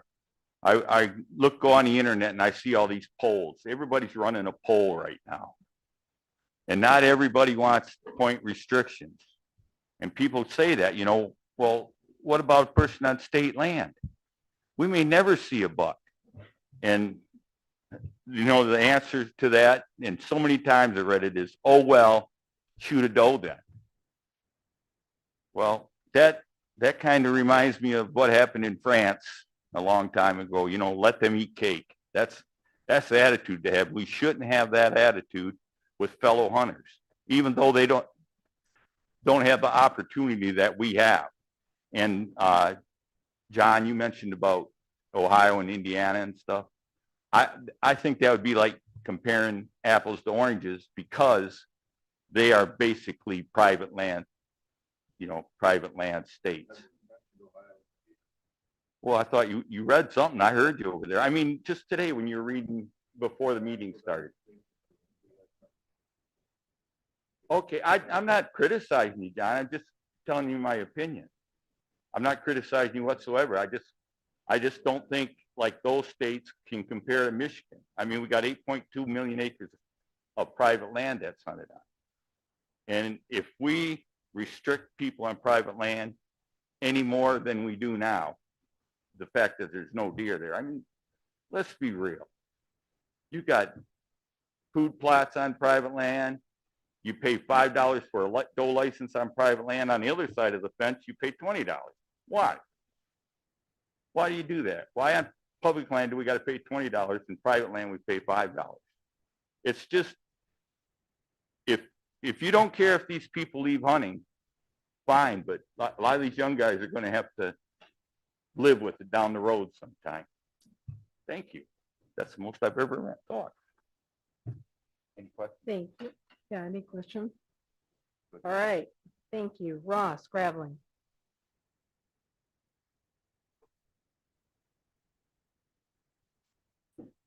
Good afternoon, commissioners. I am here this afternoon, and I've become passionate about this in the last couple of years of just promoting our sport and the hunting outdoor life, because I think for me personally, it goes back to just stewardship and how I view all of life. And all of life, to me, is we're intended to steward what God has given us for resources. And so you guys are the big sounding voice, and you are the ones that have the opportunity to be able to do that in a lot of ways for our state, partnered obviously with the DNR with some of that stuff. And so that gets me excited when at the end of last meeting, I heard some of this talk about what the committee was talking about with the wildlife stuff of how can we get towards creating some of those things. So I wanted to start this afternoon by reading a question. I brought the test that's taken at the end of a hunter safety class. And so at the end of a class, we give them a 50-question test, and they have to answer 40 out of these 50 right. And so I have a couple of questions I wanted to read today within that. So question 40 says, what is the goal of wildlife conservation? And then here's our options. A, to protect hunters from dangerous animals. Obviously, I don't think it's that. B, to develop more trophy animals. I don't think it's that. To ensure the wise use and management of resources. Seems pretty logical. Or D, to make sure that game and non-game species can get along. So if we answer that with C, and they have to answer this as part of getting hunters safety, that is hunters and people that are passionate about the resource, that ensuring the wise use and management of that resource is what's put ahead of anything else when it comes to the decisions over these next couple of months that are going to be made.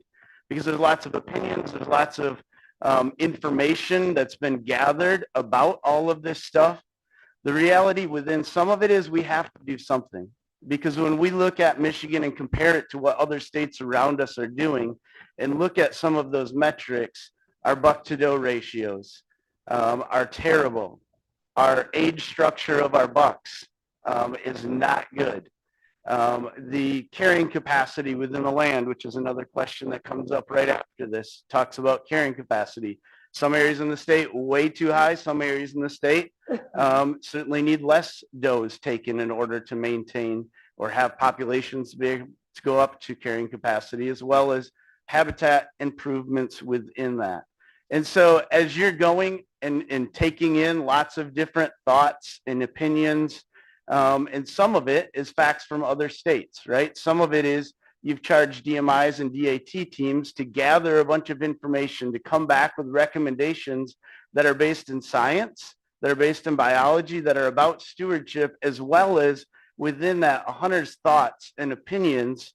And we need to make some changes because the trajectory that Michigan has been on compared to the other states around us, we're failing. We're losing hunters at a much higher rate than states around us. And I think a big part of that is because the quality of what they get here in the hunt is not what it is in other states.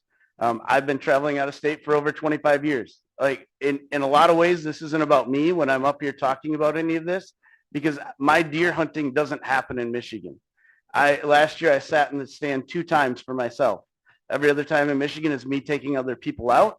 When I want to hunt, I leave the state. I've done that for over 20 years because it's about quality within that. So I want to end with one last question in here in the test. It's question number 33. It says ethical behavior is defined as A, harvesting as much game as the law allows, B, following the example of your friends and family, C, doing the right thing even when no one else is watching, or D, following the wildlife management laws that you agree with. Obviously, when we look at that, C is the right answer, right? Doing the right thing when no one else is watching is defined as ethical behavior. You have all of the hunters in this state that are looking to some of these regulations over these next couple of months. And hopefully C is what you continue to answer within that, that even when no one else is watching and that you are being observed, that you're doing what's right to put the resource and make a change in our state.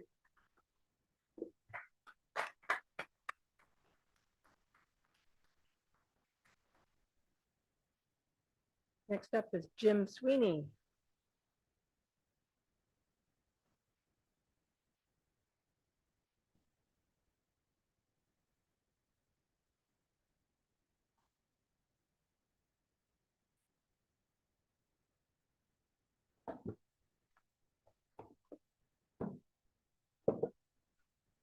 Good afternoon.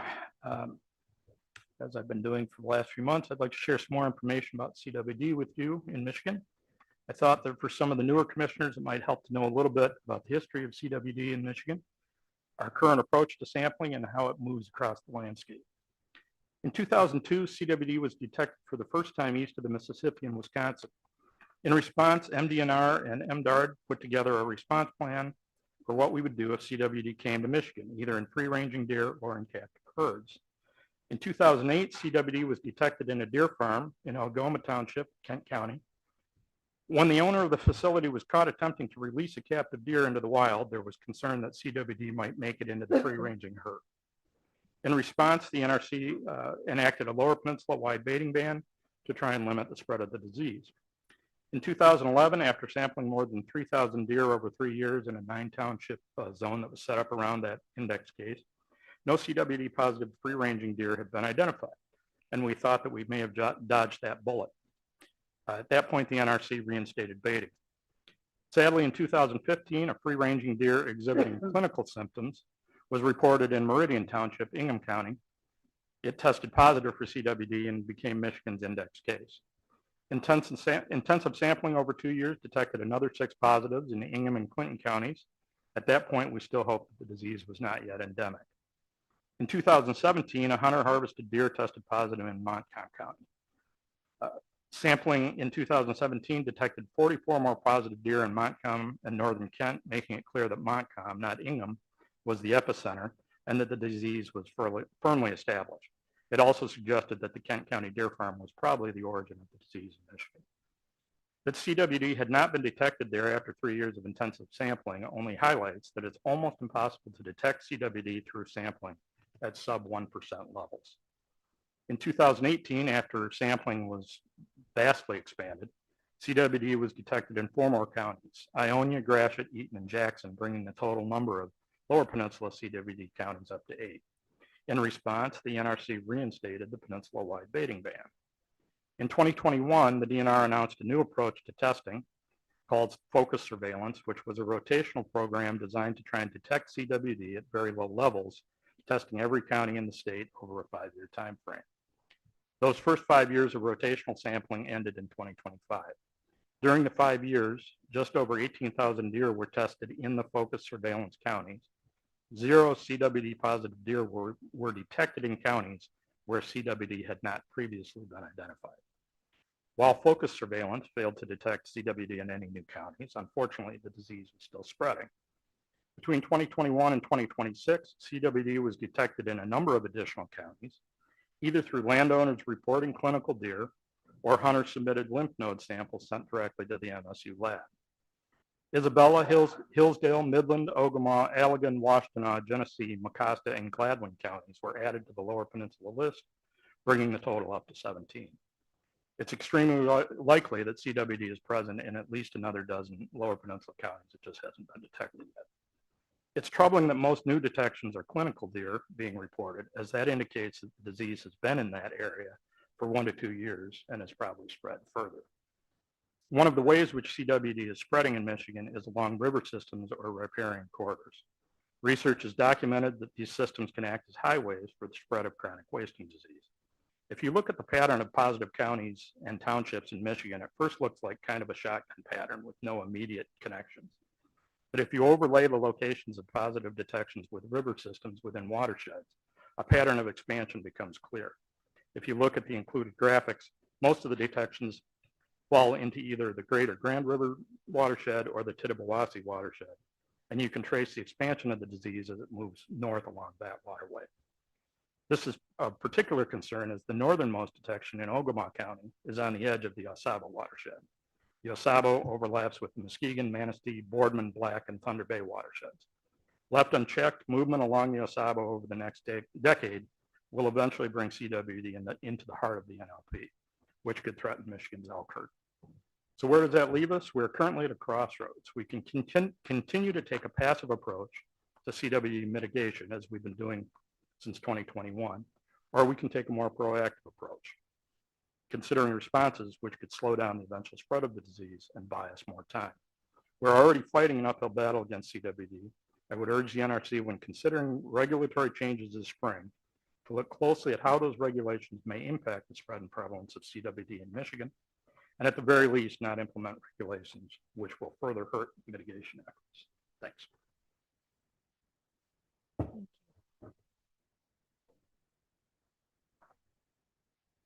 Good summary information you put together. Thank you.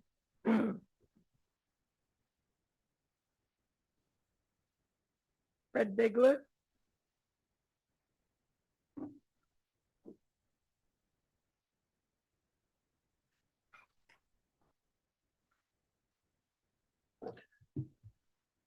Thank you for your time, commissioners. I do appreciate it.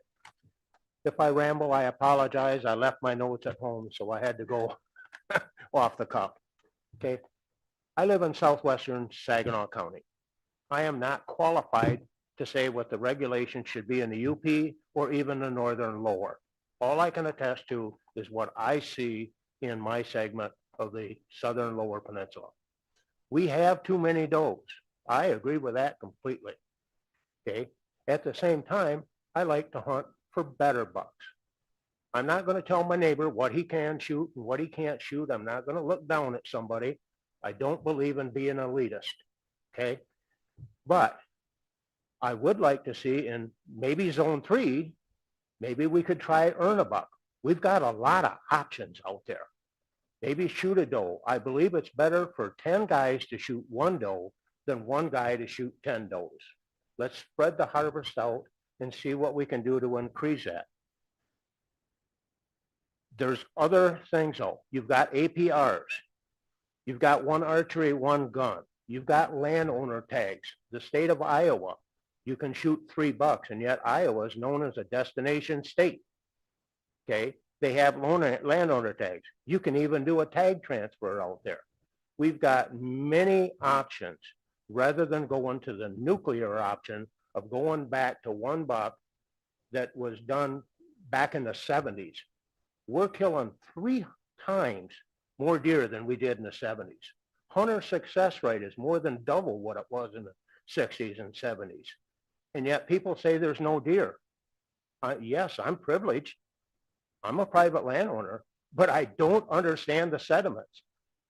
Look at the statistics. It's there. We couldn't kill 100,000 deer back in the 60s and 70s with 700,000 hunters. We're killing 300,000 now with less than 600,000 hunters. The numbers just don't add up to what the rhetoric is out here. There's many things that we can do.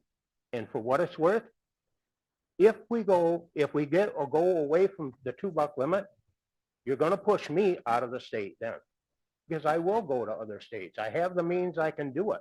It's not what I want. My property is managed for whitetail 365 days a year. Like the one man said, my heart goes out to somebody that's on state land. At the same time, I can't let everybody on my property or it wouldn't be any good either. So there's got to be a middle road somewhere.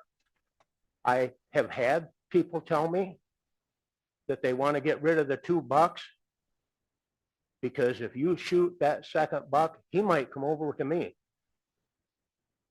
This is not where you get a participation trophy. By making somebody else less successful is not any way to make yourself successful. We should all be working towards our goal. I do a lot of habitat management and it makes it better. Drummond Island 7 years ago went to 1 buck. From what I read, 120-inch buck would have won the big buck pool up there. Going to 1 buck does not necessarily make a 200-inch deer around every corner. There's so many other options that aren't being talked about, and yet we seem to be focused on just one thing. I don't understand the mentality. You know, I'm sorry about that. But I allow people to doe hunt on my place. I'm trying to do my part. I donate does so that those go to the veterans and stuff like that. I've hunted for 60 years in Michigan. I've seen a lot of the changes. I'm not afraid to shoot does. I am not one of the guys that everybody blames. Oh, you're one of the old geezers. You don't believe in shooting does. That's not true. Okay. I'm fortunate in where I am. I've heard it said that the gun season is in the heat of the rut. I'm out there every day. That's not true. The heat of the rut is in the end of October, the 1st of November, at least in my area. So I don't know where some of the rhetoric is coming from. I guess that's just it. If I had one solution that I would say, let's go to the earn a buck and see what it'll do. How can we say it won't work if we don't try something? We've got a lot of options out there. Let's try them. Let's see what happens, at least for zone 3. What gets happening in 1 and 2, I can attest to. Thank you for your time. Thank you. Trey Parks.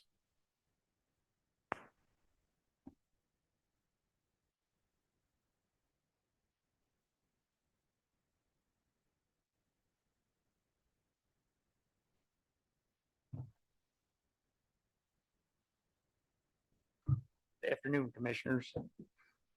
Bear with me. I work midnight, so I've been up since yesterday afternoon.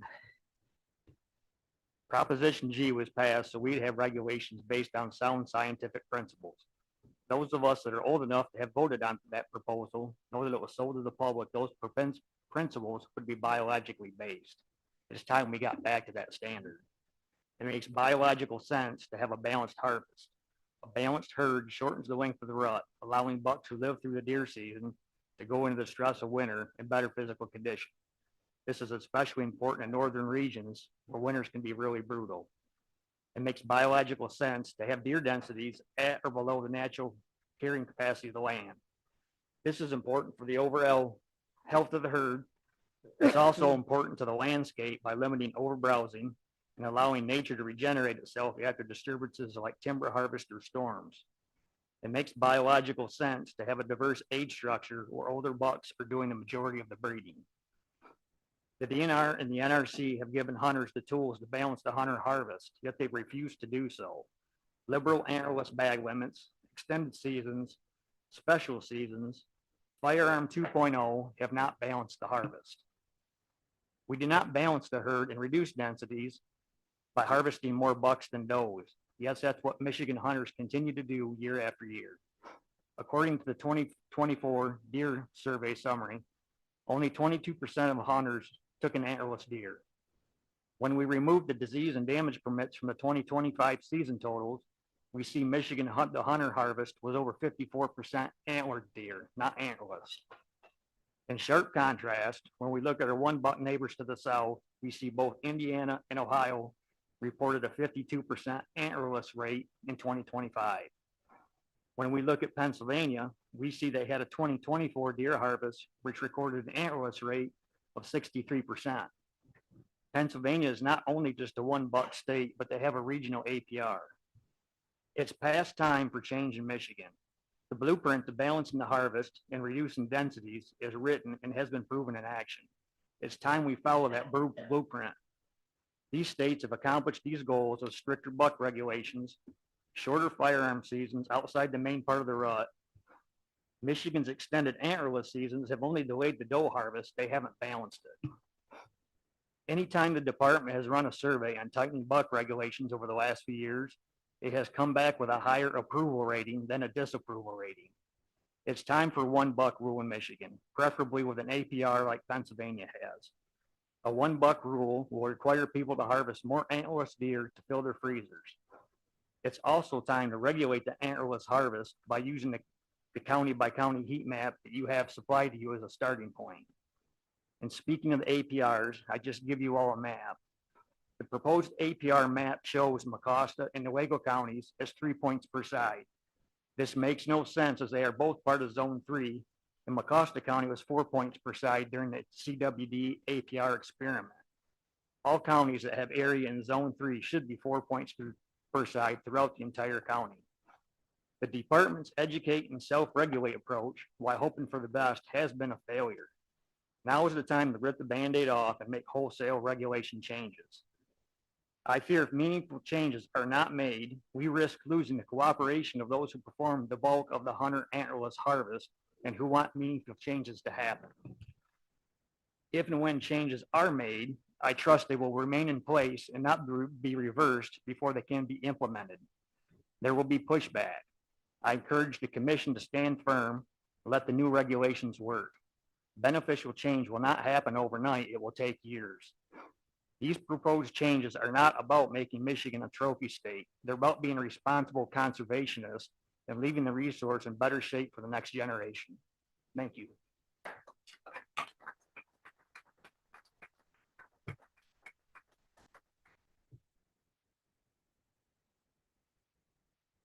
Dan, you'll.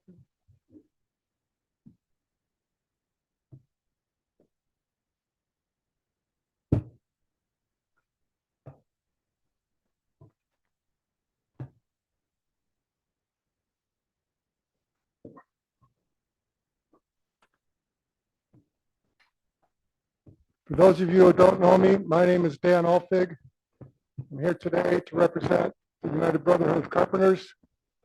But before that, I'm a member of the National Rifle Association Safari Club International, Michigan. And I'm in a leadership position in the National Deer Association, Conservation Clubs, Michigan Sports Wildlife. Okay. You want me to repeat that? I know you don't. I'm authorized to represent the Northern Midwest Regional Council of Carpenters. A recent restructure has that region covering several states and 45,000 members. I'm the designated representative covering conservation and outdoor recreation for the 15,000 Michigan sportsmen and women that are carpenters. Michigan deer hunting is the golden goose that lays the golden eggs. Let's get that straight. Hunters and anglers bring $11 billion into Michigan's economy annually. $8 billion from hunting and $3 billion from fishing. Deer license dollars provide a large portion of the DNR's operating budget. The golden goose, deer hunting, has been overlooked and mismanaged for years. By kicking the can and avoiding meaningful deer regulation changes during previous deer cycles, the NRC has unleashed a barrage of social media venom that has inflamed public opinion. You're all hearing it. These posts help produce the mistrust and disgust that has been directed to the DNR and the NRC ever since. You were being vilified previously, but not to the extent we see now. Now you're probably thinking, Chairman Humphreys, it wasn't this leadership. We get it. We hear you. Change is coming. Why do you keep parading up here and pounding the table about deer regulation changes? Well, it's kind of like rooting for the Lions. Every year you get your hopes up. It's going to happen this time. Yet year after year, we get disappointed and leave feeling dejected and betrayed. We've seen this movie. The ending never changes. So you will get a constant parade of passionate public speakers with comments, sending emails and phone calls until change happens, until change is adopted, until we reach the finish line this time. The Michigan Carpenters wholeheartedly endorse the Commission's stated goals, along with $1 rule. We approve of $1 rule. We approve of improving the age structure of bucks. Management antlerless deer by DMU, we approve of that. Improve the buck to doe ratio. Of course, it's only obvious. Improve winter habitat, especially in the UP. That's very important. And improve hunter satisfaction. We approve of all those. Your stated goals are encouraging. They're forward-thinking and focused. The stated goals prove you get it and you do hear us. Now bring it home. Michigan is blessed with world-class fisheries for walleye, smallmouth bass, trout, and salmon.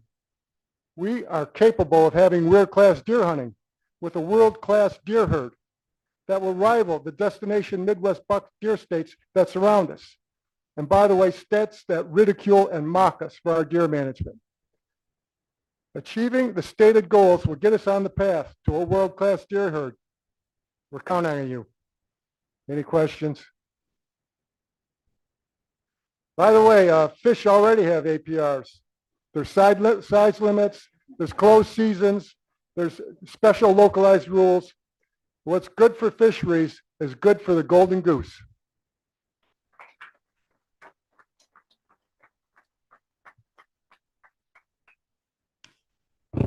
Carlton Miller.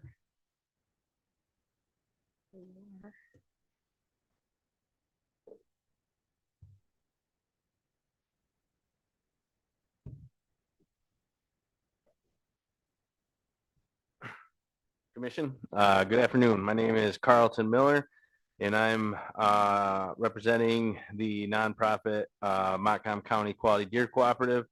We're one of the largest co-ops in the state of Michigan. A little bit about us. We got 180 paid members and about 5,000 followers. But I'm here to speak on deer regs. So question for the commission. The DNR says there's 2 million deer state of Michigan, why do we sell in buck tags? $1 million don't exist, right?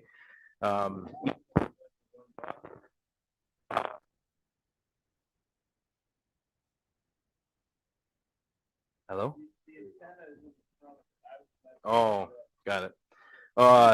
Yeah, so even if we went to $1, there's still not 500,000 bucks in the state of Michigan.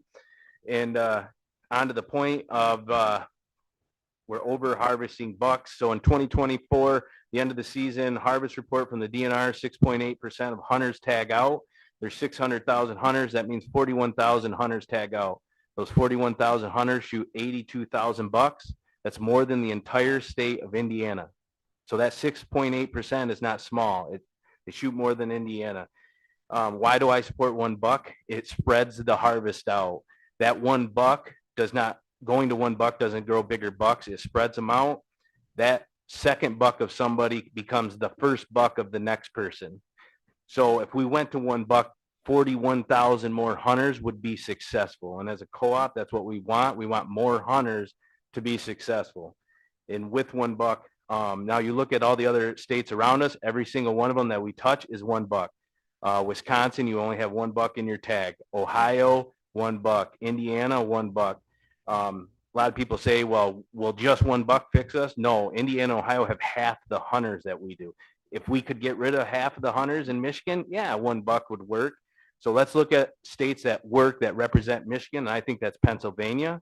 Pennsylvania has the same amount of hunters. They have the same culture that you have to annihilate every single buck that walks. They are like us. 23 years ago, Pennsylvania went to $1 with APRs. The science proved it 23 years ago. Next, let's talk about the elephant in the room, the DNR's budget. Obviously, the DNR only cares about selling buck tags. So they want to sell as many buck tags as you can because obviously they're financially crunched. So in the last month, there's obviously been talks about earn a second buck. I don't think that is even needed. I think Michigan needs earn a second doe. Why don't we sell more doe tags? Why do people try to shoot $2 because they buy 2 buck tags? If you were to sell 3 buck tags, people try to shoot $3. Our combo needs to have more doe tags in them. So why don't we sell, I don't know, a triple combo tag where you buy $1 and 2 does or $1 and 3 does? Because if you force people to buy doe tags, they're going to shoot them because people want to use what they pay for. So if we need to shoot more does, force them to buy more doe tags, right? The next thing, APRs, being from a cooperative, 100% we support it. Being in Montcalm County, the APR study, before APRs, it was very hard to start a co-op because ultimately you're just there to tell people to stop shooting deer. When we had APRs, it was the funnest time of my life. I mean, you're able to now congratulate every single person around you on a great buck. You don't have to say, hey, he could have looked, nicer. And we 100% support that just because it's a lot more fun. Now, fast forward, we're 3-4 years after APRs, and I slowly watch the excitement of our co-op go down because the APR, I feel like the high of APRs are slowly going away, and you wonder why hunters are getting out of it. It's right there. I mean, APRs brings people into the sport. It's a lot more fun. Thank you.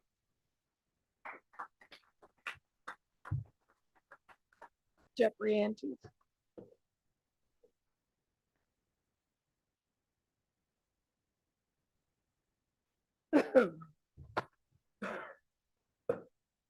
Hello, commissioners, director.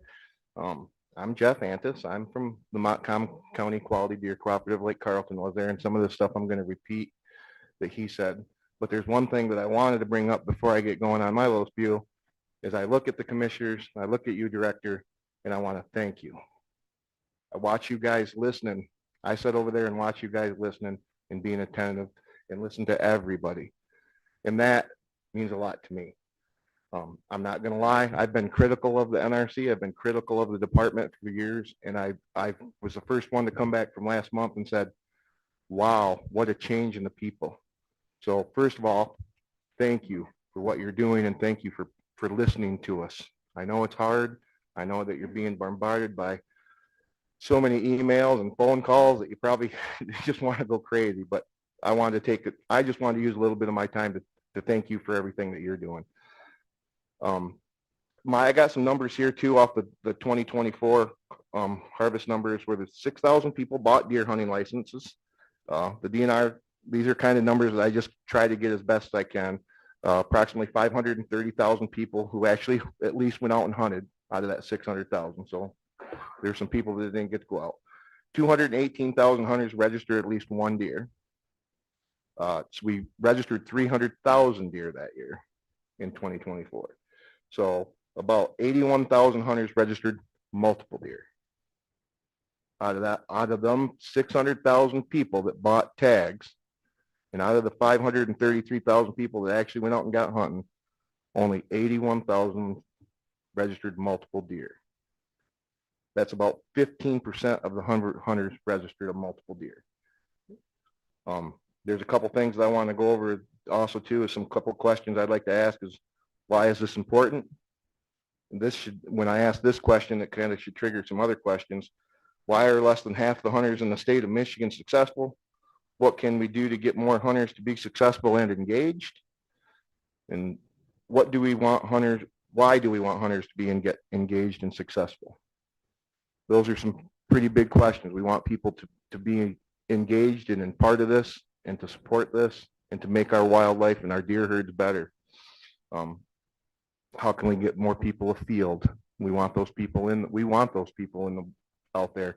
As being part of this cooperative, I was part of a smaller cooperative, and I'm going to tell you right now, I support buck management, deer herd management, and I want to see my neighbors be successful.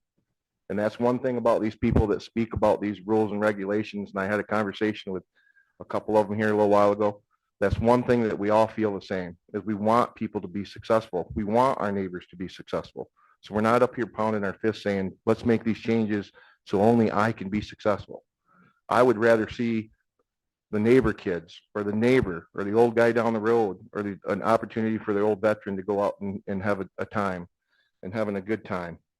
I believe one big step would be to access more desirable target deer, more desirable deer in the deer herd. If we add more target animals to that deer herd, we've got to take measurements to do something about it. And that's kind of like if we add bucks, we got to take some deer away. So we got to improve the doe management. I think with the leaders of these cooperatives and small groups, we're going to need your help. We're going to need help of other organizations like NDA, MUCC, and all these other, and all this stuff trickles down. I need a soapbox to stand on. And that soapbox is regulation changes. So with those regulation changes, that gives me the opportunity to go back to my group and say, hey, this is what we need to do. I guess I'm not going to get through all this, but adding that, I know we talk about one buck with an APR or without an APR on our combo tag. I want to make clear that I stand that combo tag still is good for 2 antlerless deer. So that's still there with the 1 buck option. I don't think a lot of people say that when we talk about this 1 buck thing, but we want people to be successful. And I want the opportunity to be able to stand on a soapbox and speak for you. And one other quick thing really fast is that the DNR has started to implement their e-license system. And there's a little bit of pushback on that, but I want to tell them thank you. I've already bought all my tags for this year. I'm excited. I like that. And I know there's going to be some pushback, but again, thank you guys for everything that you do. Have you got any questions? No? Thanks again, guys. Thank you. Michelle.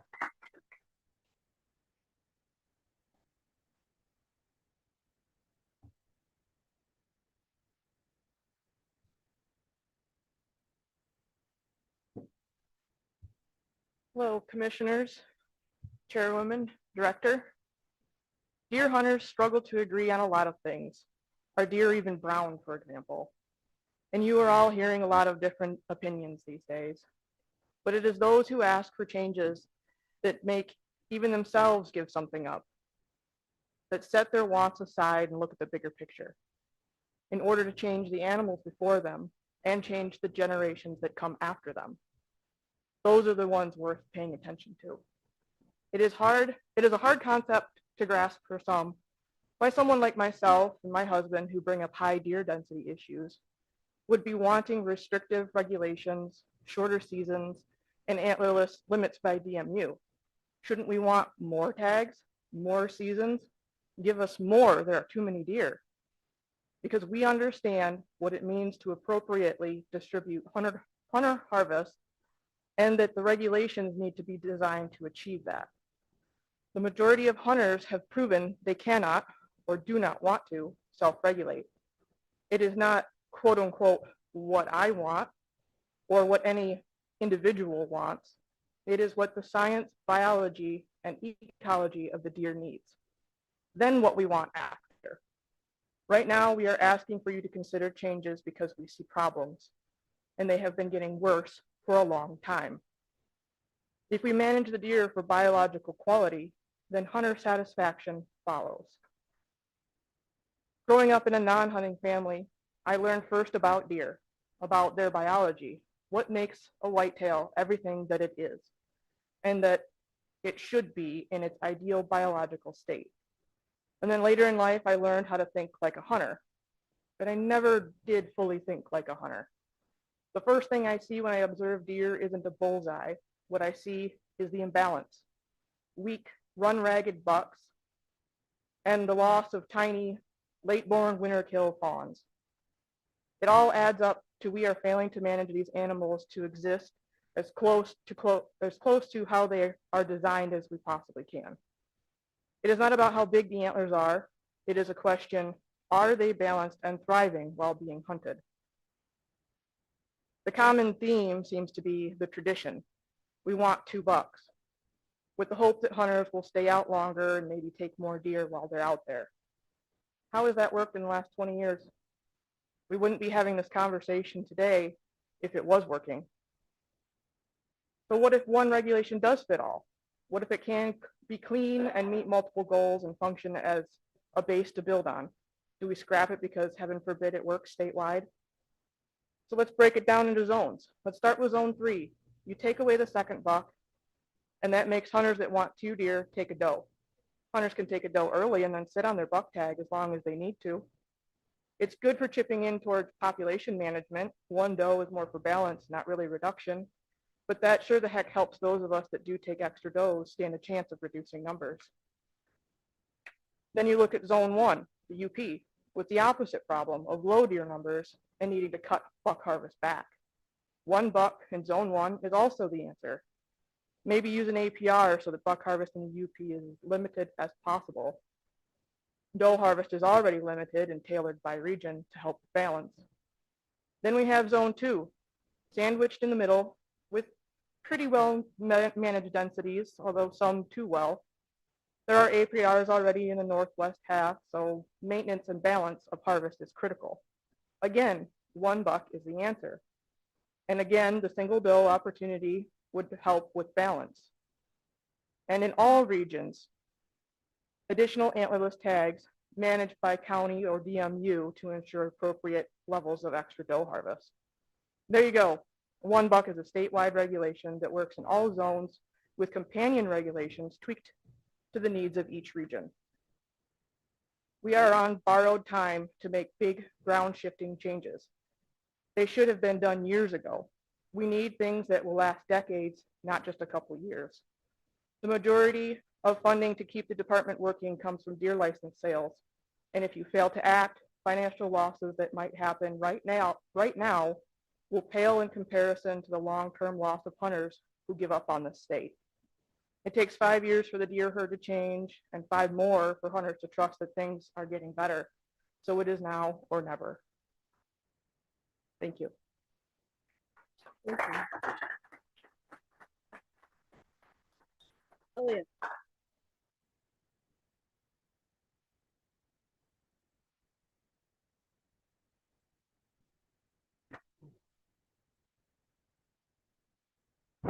I'm going to try not to touch this thing. So, good afternoon, Commissioners. Chair Humphreys. So what are we doing here and why are we even here? For most of us, we're here because we truly care about the resource, conservation, and our future. The decisions made this year may determine the very future of conservation for decades to come in the state. There has been an active engagement in this cycle that I've never seen before. So many great ideas put out there, some that truly put the resource first. But unfortunately, levers will not be pulled, not because it isn't best for the resource, but because it boils down to money and politics. For me, the resource comes first, whatever it takes to get there at whatever the cost. This is not about us or about huntable population. It's about leaving the resource better than how we had it for future generations. It's also about ensuring the future of the very department tasked with the responsibility of the resource. Like so many great organizations, the DNR and the NRC have had their issues. Politics and money almost always get in the way of doing what's best. I know that there are members of this department that know what needs to be done. They know it's professional suicide if they speak out. Politics has suppressed those willing to push Michigan to the very best version it could be, all for the sake of the almighty dollar, which makes me ask the question, do those in charge, those at the top, truly grasp the situation that they are in, and do they even care? The younger hunters are checking out of this state at a rapid pace. They are not hunting here, nor care to invest the time here. They are going elsewhere to pursue the hunt they want. The department's existence in the future depends on these younger generations, yet their voices are drowned out by the older crowd. That is a terrible model to follow, as the youth are your future, our future. The reality of the fact is this: the older crowd is retiring out, and I don't mean that disrespectfully. I fully acknowledge that I too will someday be the person phasing out and replaced by the next generations, and I'm okay with that. It doesn't matter if the buck tag costs $200. If no one is hunting here, how will the DNR leave the lights on? The data clearly shows what age demographics support quality management approach and what age demographics do not. And for those of us in our middle age, we are losing faith in the department day by day. This comes down to integrity and courage. We are looked at by others as one of the worst managed states in the country. At a time not too long ago, we were revered as one of the leaders in the deer world. And in my opinion, this is because the DNR has lost their leadership. Leadership is something formed deep within the individual, someone who inspires trust, creates purpose, and drives people to perform beyond expectation. Every day I show up to the rail yard, I engage with my team, leading by example, while always being open to feedback and new ideas. Being available, giving respect and compassion while holding myself accountable, having integrity and self-awareness. When those around me believe in themselves, believe in their team, and believe in what we do, great things are easily accomplished. Commissioners, we are concerned with our very own future, and it doesn't have to be that way. Deer are brown, not green. While some are making it all about money, I ask that you, the NRC, do right by the resource. If you do that, the younger hunters will do right by you and support you. This younger generation is intelligent, driven by sound management, willing to put the work in as a hunter, but as a conservationist. The future is bright with the future generations. They just need you all to help give them the foundation to build from. I thank you for the time to speak in front of you all. And in closing, I'm going to quote Dr. Tonkovich. Realize that without change, the future is bleak. If you want to make a difference, ask your agency to let Chad tell parts 2, 3, and 4 to the story that he started. If they don't hear you, ask again and have all your friends ask. I believe most deer hunters care and want to know what the future holds, and I believe most agencies want to do the right thing. Ask them to make the difficult, uncomfortable, outside-the-box changes that will have meaningful impact on the harvest, and stop with the regulations that have no impact, and we all know what they are. You do not need more of anything. No more days, no more seasons, no more choices. What you need are more folks like yourself that are willing to ask, willing to listen, and I believe willing to make sacrifices to correct things. You have a great leader ready to lead in Chad. Give him the chance. Thank you.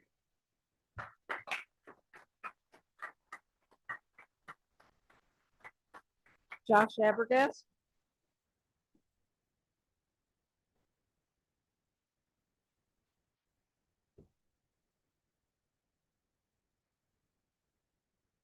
Good afternoon, Commissioners, Chair, Director, Josh Arbogast. I think it's important to state today, after hearing some testimony, that I'm a state land hunter. And you know the things I've asked for over the past couple of years, and I don't have access to private, and I'm not that person. But I managed to get on deer. I put in the work, and I put in the time, and I managed to be successful. I also want to thank the sportsmen in this room who recognize the mounting urgency of our stewardship responsibilities, and I think that's important as well. This past weekend, I had the opportunity to attend the Iowa Sportsman's Club banquet in Des Moines, and I have to admit that what I witnessed surprised me. Slide number 1 of a presentation by Iowa State deer biologist Jace Elliott read, and I quote, "Maintain balanced, quality deer population throughout Iowa's diverse landscapes using a responsive, county-specific approach, grounded in science and shaped by public input." And think about what that means.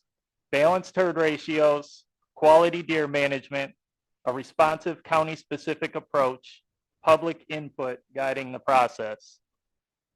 That should sound very familiar because those are the exact principles sportsmen have been standing in this room asking for year after year. Not to mention our deer advisory team, who we cannot afford to cast aside again. But that wasn't the shocking part. What caught me off guard was the respect and appreciation the public has for their DNR and deer biologists. Jace Elliott is an absolute rock star among sportsmen in Iowa. In fact, at that banquet, I couldn't even get close to him in the hallway, and I was able to speak to some pretty prominent people when I was there. And imagine that for a moment. A room full of hunters excited to shake hands with their state deer biologist. That's where we need to be, and that's where we need to lift these guys up and get them there. That's what happens when the public sees their wildlife agency listening, responding, and leading with science. And that brings me to my point. There is a massive opportunity sitting in front of this commission right now.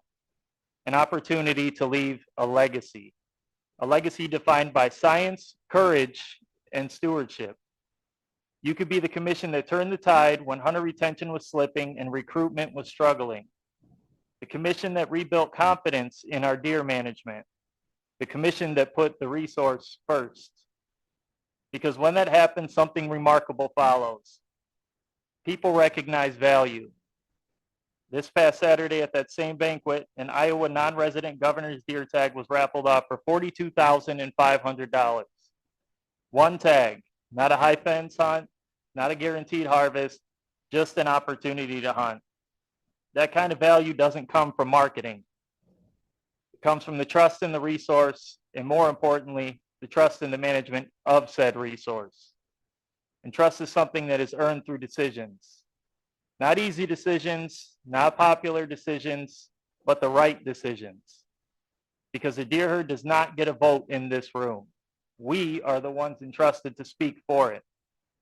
The hunting community may not realize it immediately, but 5 or 10 years down the road, this commission could be remembered as the one that protected Michigan's hunting heritage and safeguarded our most precious wild resource, our whitetail deer population.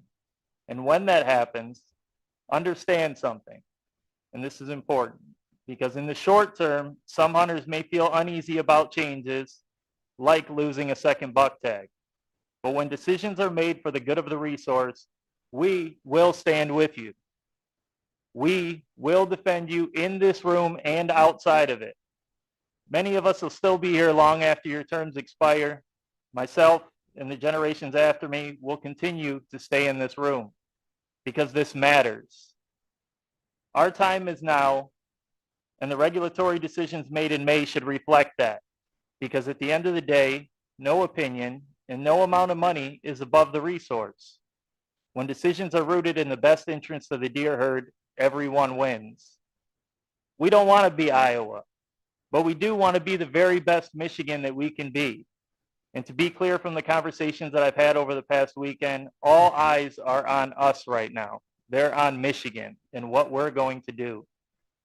And if we get this right, Michigan won't just have great deer hunting again.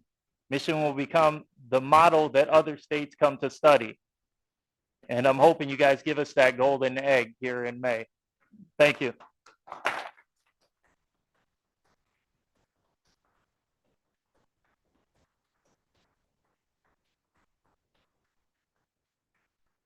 Justin Root.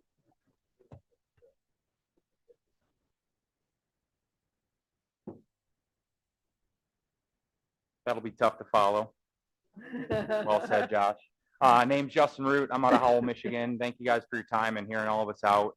I'm here to speak today on support for the $1 proposal that we'll be considering in a couple of months here. The science is pretty clear, and we've kind of, beat it like a dead horse here on what constitutes a healthy herd. It's a healthy buck to doe ratio, balanced age structure, sustainable populations for their carrying capacity, more synchronized and competitive rut. With Michigan's current hunter and harvest numbers and regulations, we're moving the wrong way in all of those categories. We still harvest more does than bucks. We're basically at the bottom of the totem pole as far as the ratio of 1.5-year-old bucks that we take, that our hunters are taking. And the way I see it, honestly, like no hunter in Michigan with our current status should be taking 2 bucks. So 1 buck paired with a sound doe management program helps all of those goals. The efficiency and speed of reaching that can be debated, but we would move forward in the right direction if we did that. The only criticism possibly of that is that it doesn't go far enough. 1 buck paired with APRs would improve all those metrics at a faster rate. I've heard Pennsylvania brought up a few times, and Commissioner Walters kind of wanted some numbers from some states. I've talked about this in the past, but I'll bring it up again. In Pennsylvania, it's very similar to Michigan, high deer density. They have over 600,000 hunters, just like we do. They harvest nearly 1.7 does for every buck. So last season, they killed over 300,000 does and 175,000 bucks. Some of the best ratios in the entire country for whitetail populations. In addition to that, according to their own data, when they started 1 buck with APRs in 2003, over 85% of their bucks harvested were 1.5 years old. In 3 years, that dropped to 50%, and today it's between 35 and 40%. So we've got a more mature buck population and a balanced herd with that solution. Other solutions could be added. People have talked about moving the firearm opener back and shortening it. There is no doubt, if you talk to any deer biologist, peak rut is within 2 days of November 15th. That should, be seriously looked at as well. But we're focusing on 1 buck right now and trying to get that across the finish line. A standalone 1 buck rule would fall somewhere in between Pennsylvania and where we are now, right? It's just a matter of how far we move in the correct direction. Worst case, all it does is take those 41,000 second bucks and balances our sex harvest ratio. Best case, it does that. It turns people into being more selective about the bucks that they're taking. So we're harvesting more mature deer, and it just fosters a better mentality overall for deer management as a whole. The argument you'll hear most from other hunters, especially those who don't want to change anything, is that we're only doing this for big bucks, right? And if we're honest here, those guys who want their second buck tag, they, in a lot of cases, want to be able to have that mulligan buck, be able to shoot the first one they see, so they can wait on the same deer they're claiming are the only ones that we care about. And we need to be honest here. The reality is, supporters of 1 buck, we want a healthy herd. We want, that better sex ratio, better age class, better population. What some don't seem to understand is when those things are good, we get more older bucks, and a product of that is bigger bucks. And whether it's right or wrong, the uncomfortable truth is that big bucks are a product of a healthy deer herd. And quite honestly, whether you want to see it or not, they sell, like big bucks sell hunting across the board in the Midwest. So if you guys want more hunters to keep hunting in this state, you want to recruit more hunters, we need to, facilitate a better hunting atmosphere, and big bucks will help get you there. Currently, Michigan is a net exporter of hunters. We have more people leaving the state to hunt out of state, spending thousands of dollars to do so, versus hunters that may come into this state. So if you want to flip that, achieving all the goals that 1 buck or 1 buck with APRs would help improve that as well. Not to mention, I don't think there's a single hunter here, whether they're in support of 1 buck or not, that would complain about seeing more bigger deer. The commission has a chance to do something historic this year. They can break a decades-long status quo in this state and take hunting tradition into the next era with the next generation that wants these changes. If you talk to enough of us young guys, we're not worried about not being able to shoot a buck for a year or two, if that means that we're improving the deer herd, because we want this for the future. Lastly, I'll say this too. If the commission makes this change, you're going to ignite a lot of engagement and excitement with the generation. I can't tell you how many guys I've talked to who think, The commission isn't going to change anything. They don't care about deer. They're paid for by insurance companies. Prove to us that you're listening, and you guys will get more participation. Thank you for your time.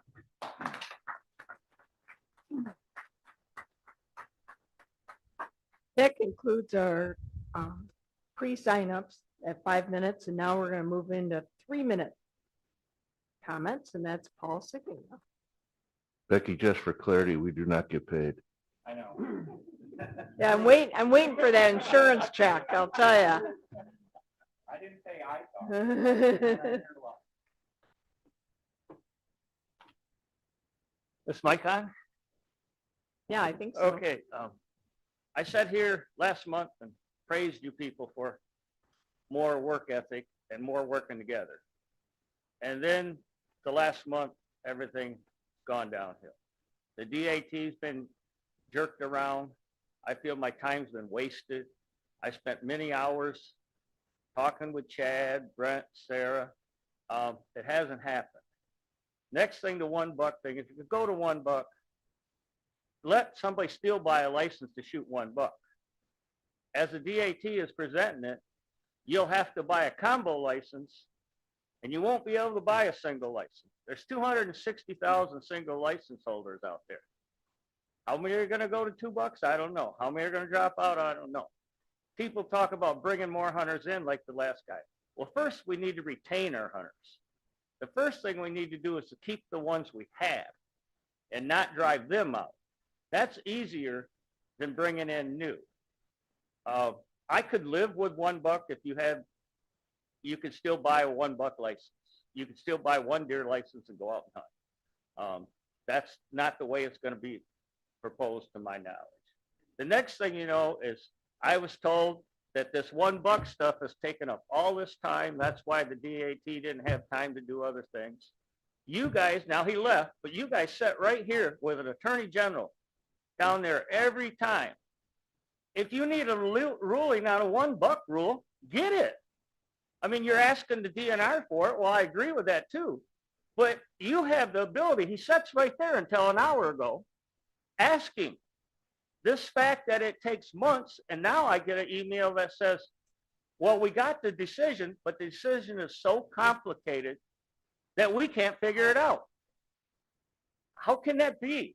You have a committee, you have a rule, you got a lawyer, you got an attorney general, get your answer. That's all I ask you guys to do is to give us, and I represent the average hunter because all the other DAT is big dollar associations, and I'm a little one-guy band that deals with people that can contact me on their own. And all these people that want these giant bucks and all this stuff all belong to a serious organization, and they pay money to belong, and they're not representing those 260,000 people that just buy one license. Thank you. Thank you. But yes.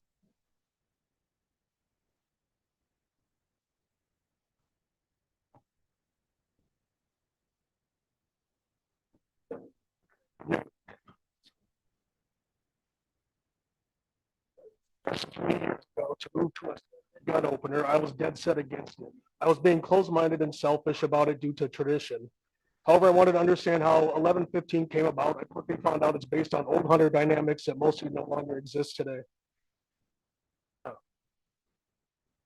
1115, 1130 was chosen based on rut activity, farmer dynamics, and northern Michigan weather in that time frame. In 1968, it became the gun season dates as we know today. There were 623,000 gun hunters who harvested 103,000 deer for a success rate of 16.5%.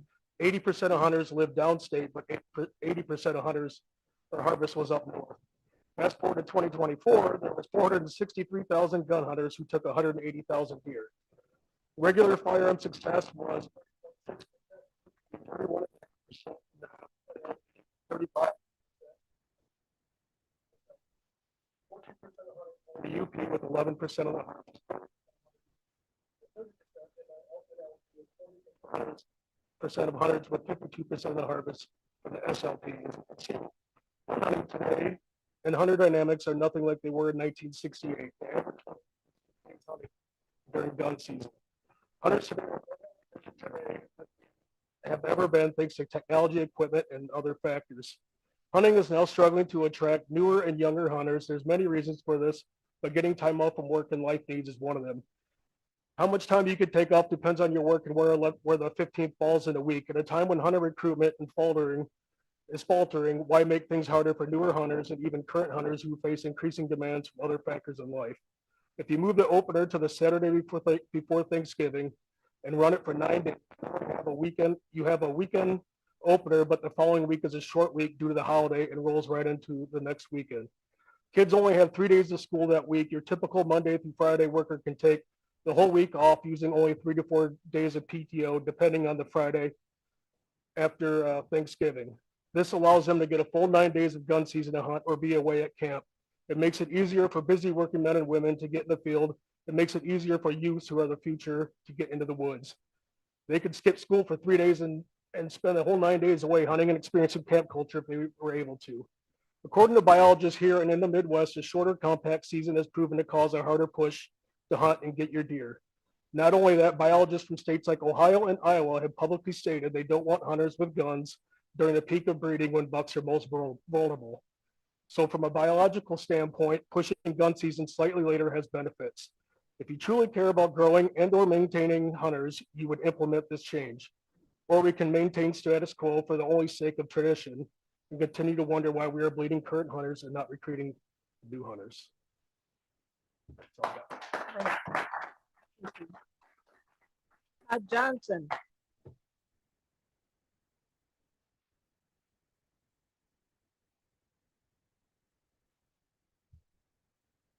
Thank you, Chair, Director, and Commissioners. I wanted to start out by saying that we support all 5 deer management goals adopted last weekend that Commissioner Walters brought up. And we really look forward to watching how you're going to attempt to achieve those goals through regulatory change over the next 2 months. In terms of the NDA and our recommendations for deer regulations this year, it remains the same. It's a combination tag change to 1 antlerless, 1 antlered with an APR. We would also really like to see DMU level harvest goals for antlerless deer in particular. This is really important from a number of standpoints. Personally, I haven't experienced a whole lot of examples. Quite honestly, I haven't experienced any examples of over harvest, but I do have a plethora of clients that struggle to shoot enough deer. And I do believe the department is the organization to set that bar for the state of Michigan. Finally, I would like to go ahead and offer support of the department's transition to electronic licenses as well as digests. We've heard a lot of discussion about budgets and the stress is real. We get it and we are helping, trust me. I do think that transition to electronic would be an important move and stop the printing costs of those digests and hard tags. Thank you. Questions? Thank you.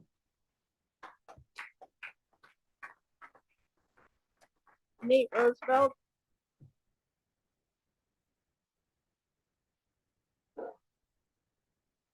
Good afternoon, man. I'm kind of fired up today. It's been a good day. I like it. Hearing all the things about deer and all our stuff going on, but just want to give a little example of like me as a individual and a hunter in the state of Michigan.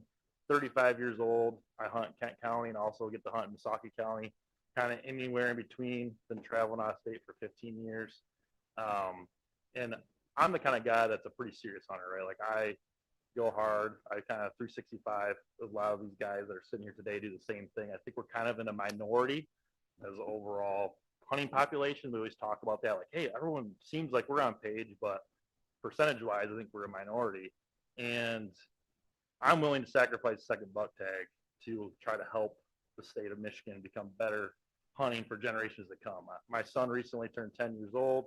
Much like me, he grew up in a family full of hunters, passionate. It was never a question of if, it was a question of when he was going to go hunting for the first time. And it's pretty exciting to me to know that if I were to compare my time when I was 12 years old, when I could first start hunting, to see where we're at now, quality bucks are higher because people are doing the thing to try to shoot better bucks and cooperate like some of these other gentlemen talked about.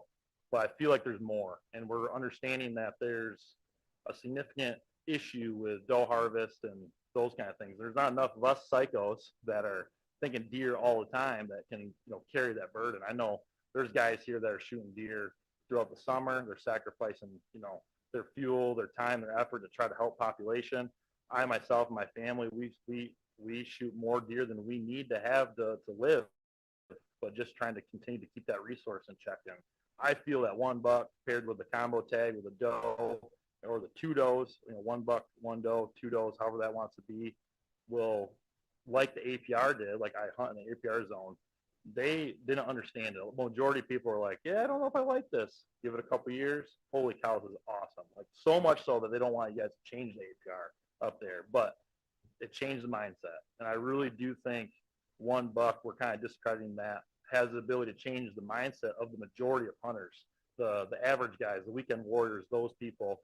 We need them to be pulling the cart in the same direction that a lot of us are doing. So thank you for what you guys do. I appreciate seeing it. Faces have changed a little bit since I first came to this last year and done this, but it's an awesome thing that we get to do. And yeah, thank you guys. Appreciate it. Thank you. Michael Pedigo. Did I pronounce that right? Okay. I'm good at butchering names. Thanks, commissioners. I'm here slightly different, not deer. We're going to talk about elk. I've probably been one of the few ones in the room to actually put my hands on a Michigan elk. I didn't shoot it, but I've guided elk hunters many years, and I've been going to elk country for, I'm going to say 30 plus years. The elk numbers are the lowest I've ever seen since I've been guiding or going up there. So as part of the Michigan Elk Country Association, we would like to see the tags even lower. The population now is similar to what it was in 2014 when we gave 100 tags. If we gave 100 tags and let them hunt both seasons, it also helps work on the conflict issues with hound hunters, as they'd be able to hunt not only in the fall but in the winter. So a big push to lower the tags, the 200 tags, more than likely will still give us the same harvest number that we have today. Like 150 animals are harvested last year. The guides are getting better. The technology is getting better.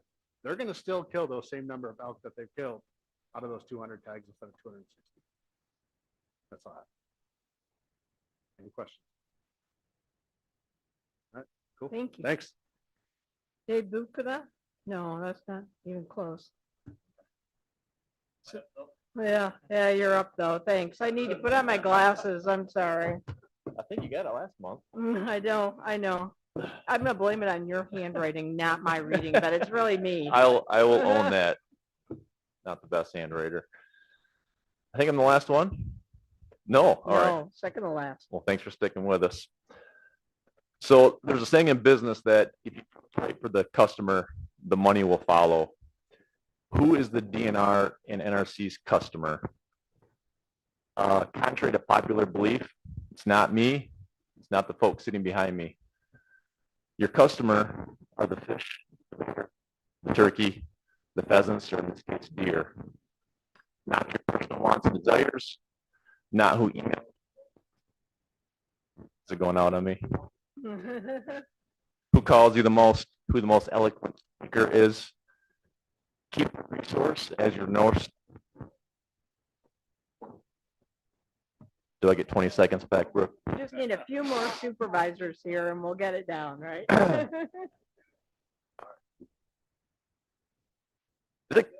No. What the heck? Move your phone away.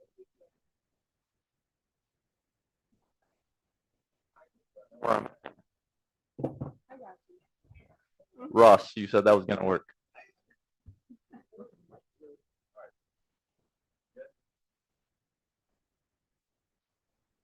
All right, let's just go on. Keep the resource as your North Star and everything else will fall into place. So Gary.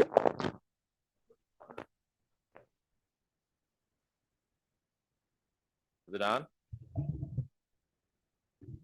How's this? Jeez Louise. All right. So some of you may be familiar with Gary Alt, but for those of you that aren't, I want to tell you a little bit about him. Gary was somebody that began working as a wildlife biologist in the state of Pennsylvania in 1974. His early work focused on bears, but in the late 90s, he was promoted to the deer management chief. In 2002, Gary began implementing a controversial harvest strategy that included aggressive doe harvest and APRs. Now, at the time, these ideas were so controversial that hunters were ready to burn Gary Alt at the stake for bucking tradition. There were "Fire Gary Alt" bumper stickers, and he actually even received death threats. But in Gary Alt's heart, he knew that the resource was his customer, and he stood by his principles despite the backlash. Today, they're practically building statues of Gary Alt for the way in which he revolutionized both their hunting and their herd health. So how is the story of Gary Alt relevant to our conversation here today? You all are going to have to make, Brooke, you all are going to have to make some hard decisions that go against tradition, just like Gary did. You all are going to receive a lot of backlash from the vocal minority, just like Gary did. But I've told you this before, this was a once-in-a-generation commission. This is terrible. The time is now to finally take a stance and say enough is enough, just like this microphone. Gary Alt left a legacy in Pennsylvania that's still being felt today, some 25 years later. And you all had the same opportunity to leave a lasting legacy here in Michigan. Bearing the fruit of your vote in May, unfortunately, won't be seen for 3 to 5 years. But just like Gary, the state of Michigan is going to look back and say that this was the commission that finally made the difference in our deer hunting. Pass one buck and move gun season back, and your legacy too will be cemented, just like Gary's. Good job. We got to the end of it. Last but not least, Mackenzie Parsons.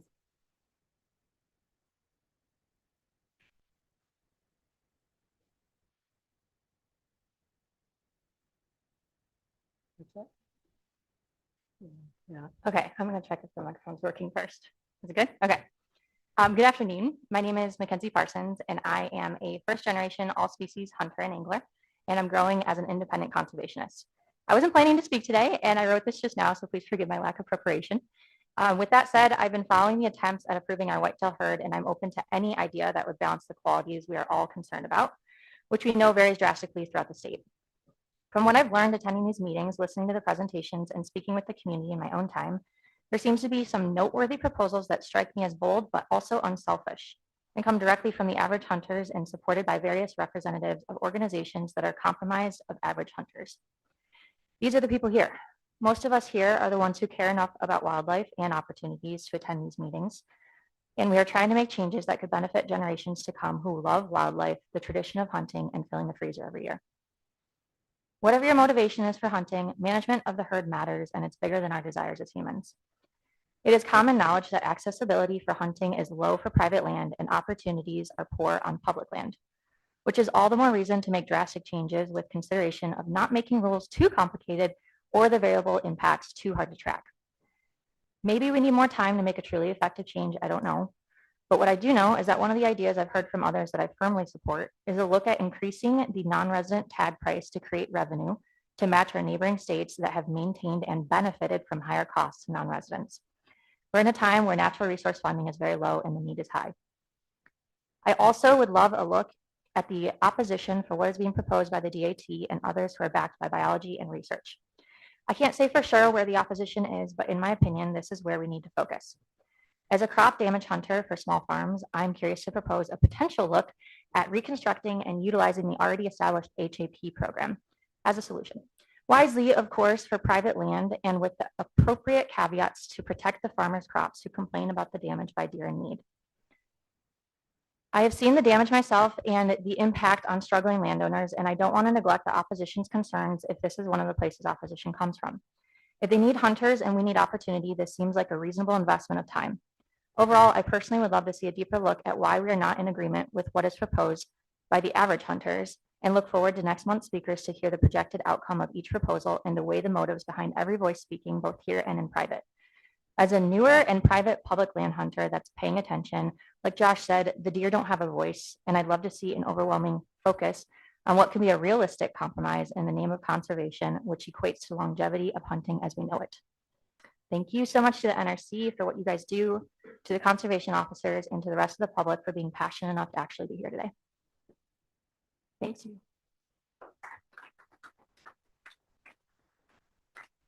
It's 2:57 and that concludes our public appearances for today. Commissioners, are you good to continue on with the business meeting? Roll on. All right, here we go. New business. We're getting a request for a short break. Okay, 5-minute break.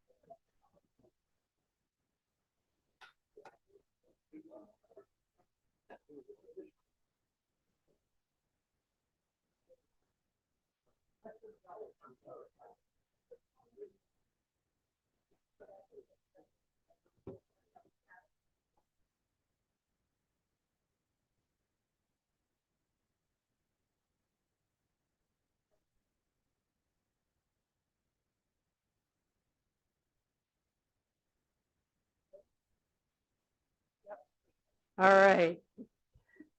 Director, before you, you have a number of land transactions. I believe you're going to hold the sale of surplus land for Parks and Rec Division in Genesee County. Is that correct? Just one, it's transaction B1 on the agenda. Sale of surplus PNR managed land, Parks and Rec Division, Genesee County, land transaction case 12024 or 25, depending on the memo says 250178 for at least a month for consideration of some details. All right. The other ones I plan on signing. Any other comments or questions of the Commissioner of the land transactions? Hearing none. And I didn't note the time as we restarted. It was 3:06. All right. Moving on for information. We have 3 orders that are for information this month. They will be available for action next month. And actually, we have a order this month, but I'll start with these first 3. It's amendment number 3, fur bear and small game management seasons. Amendment number 4 is migratory game birds that we heard talked about today. And then amendment number 5 with our elk regulations. Those will all be up and available for action next month. In addition, we had wildlife amendment number 2 of the fur bear regulations that were brought for information last month. They're actually available this month, but the chair of our wildlife committee has requested we hold those over and do them in conjunction with the other fur bear actions next month. I have talked to the department, and as long as we don't have extensive amendments to those, actually any real amendments to those, we'll be still able to get those into the guide for this year. So if any of you have concerns that you're looking about any amendments, we need to know post haste so we can discuss those and the department knows in preparation for the guide. Okay. Madam Chair, I don't have an amendment prepared or contemplated, but there was a comment or an issue brought up about reducing the overall allotment for elk. I didn't know if that was something that we should give further consideration of, or at least talk with staff about between now and April meeting. Okay. Good point.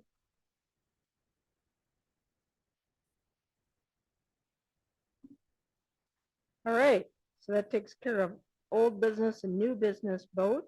We'll move into committee reports. Finance Committee, you were all there. Thank you very much. So we're going to move on to Fisheries Committee. Commissioner Hewens. Yeah, 1 second while I rifle through all my stuff here. I recently met with Chief Claremont and been kind of discuss what the schedule's looking like. The division is working through some different regs. I think that we might see some regs that simplify some items, especially with our inland lake trout regs, maybe potentially. So I think that's a good thing. There's a couple things that I want to address with Chief Claremont at the next meeting to have the department take a closer look at, but I'm not going to go into details on those right now. And the goal here is to try to get information to the entire committee as soon as possible on different possible, and I want to highlight the word possible, changes in regulations. That way we can just see what might be coming down the pike and have the opportunity to ask questions, find additional information, data, whatnot on any potential regulation changes. So that's about it for the fisheries committee. Any questions for him? All right. Commissioner Walters, Wildlife Committee?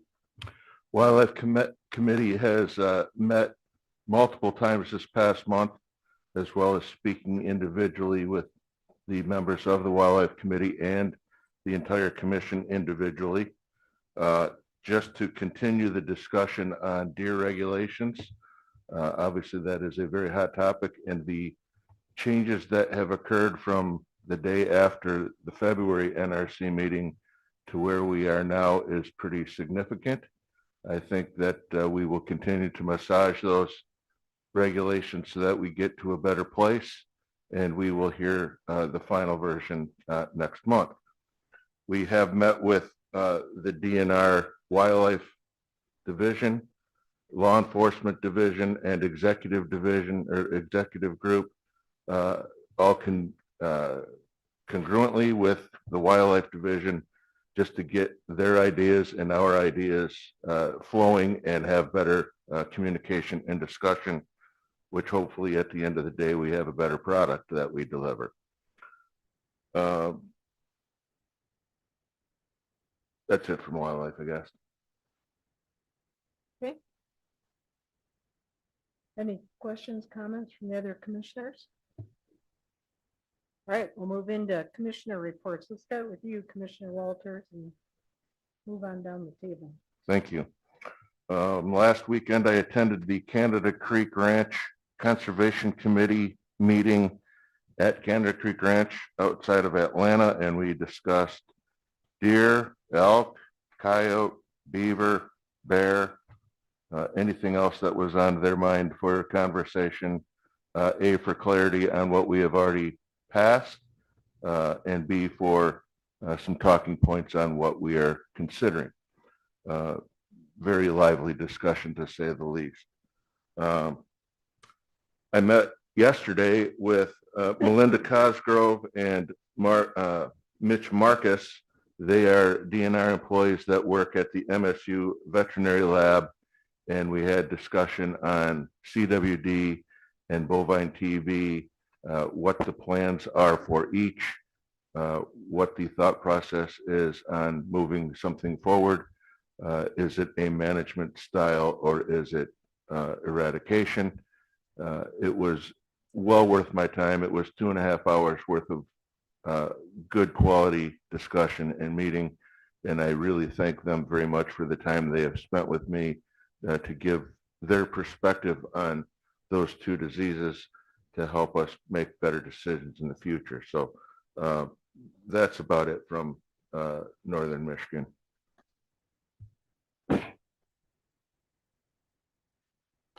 Commissioner Reister? Commissioner Ehrlich? Nothing to report. Commissioner Fewens? Nothing to report. Commissioner Nyberg? I have to say something. You guys have yielded all this time. Yeah, no kidding. I was not going to report, but then I remembered just one really briefly. Thank you to our chair. She came up to Marquette and spent a lot of time in the UP the last couple of weeks around the UP 200 event, and which included a lot of engagement with the hunting public. And so appreciated that, and appreciated the opportunity to reconnect with a lot of friends and longtime colleagues at UP Whitetails Banquet on Marquette, which is always a packed to the gills event. I'm sure many of you are familiar with the banquet season. And so, yeah, just gratitude, and also thank you to everybody who spoke today. Your comments are very appreciated. Your insights and your expertise is always very appreciated. Thanks. Director. I tell ya. All right. Well, first, I had a great time in the UP. It's always nice to reconnect with folks who love the outdoors, and lots of nice events going on up there. Thank you for all of you who are patient. I came back with a respiratory virus, and I've been struggling with my voice ever since. Every time I think I'm over it, it resurges. So I'm ready get rid of this damn stuff.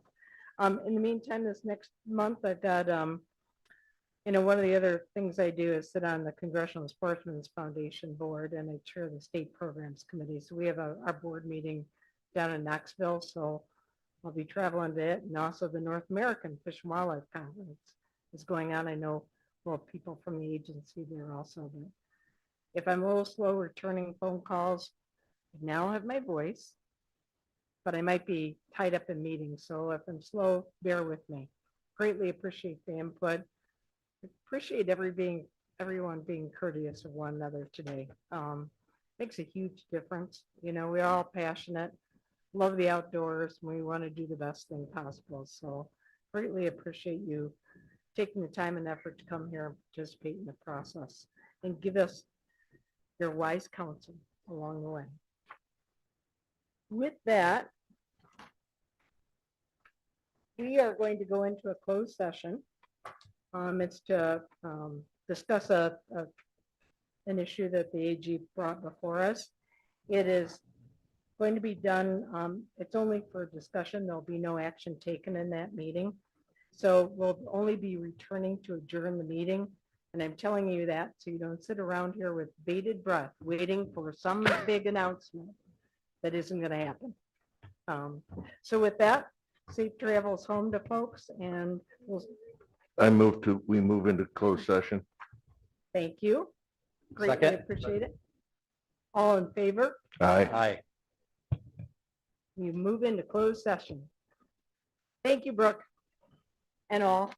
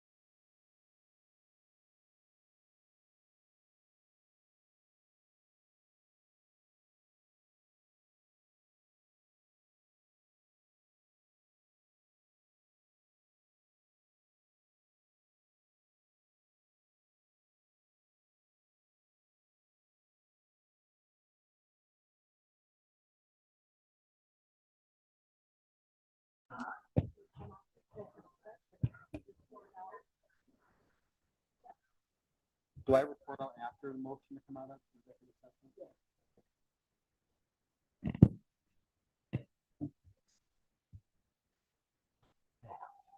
Ooh, the diehard, you stayed. Glutton for punishment. All right. All right, commissioners, may I have a motion to come out of executive session? So moved. Second.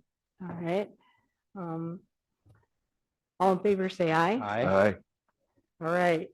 Will you report out of executive session for us, please? Yes, thank you, Madam Chair. Natural Resources Commission convened closed session, calling the meeting to order at 3:19 PM Eastern Time, and proceeded to have discussion pertaining to a memorandum from the Attorney General's office pursuant to attorney-client protected information to the commission. The commission then wrapped up that meeting in closed session at 4:05 PM Eastern Time.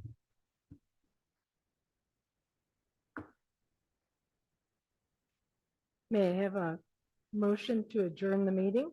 So moved. Second, okay. All in favor, say aye. Aye. Meeting adjourned.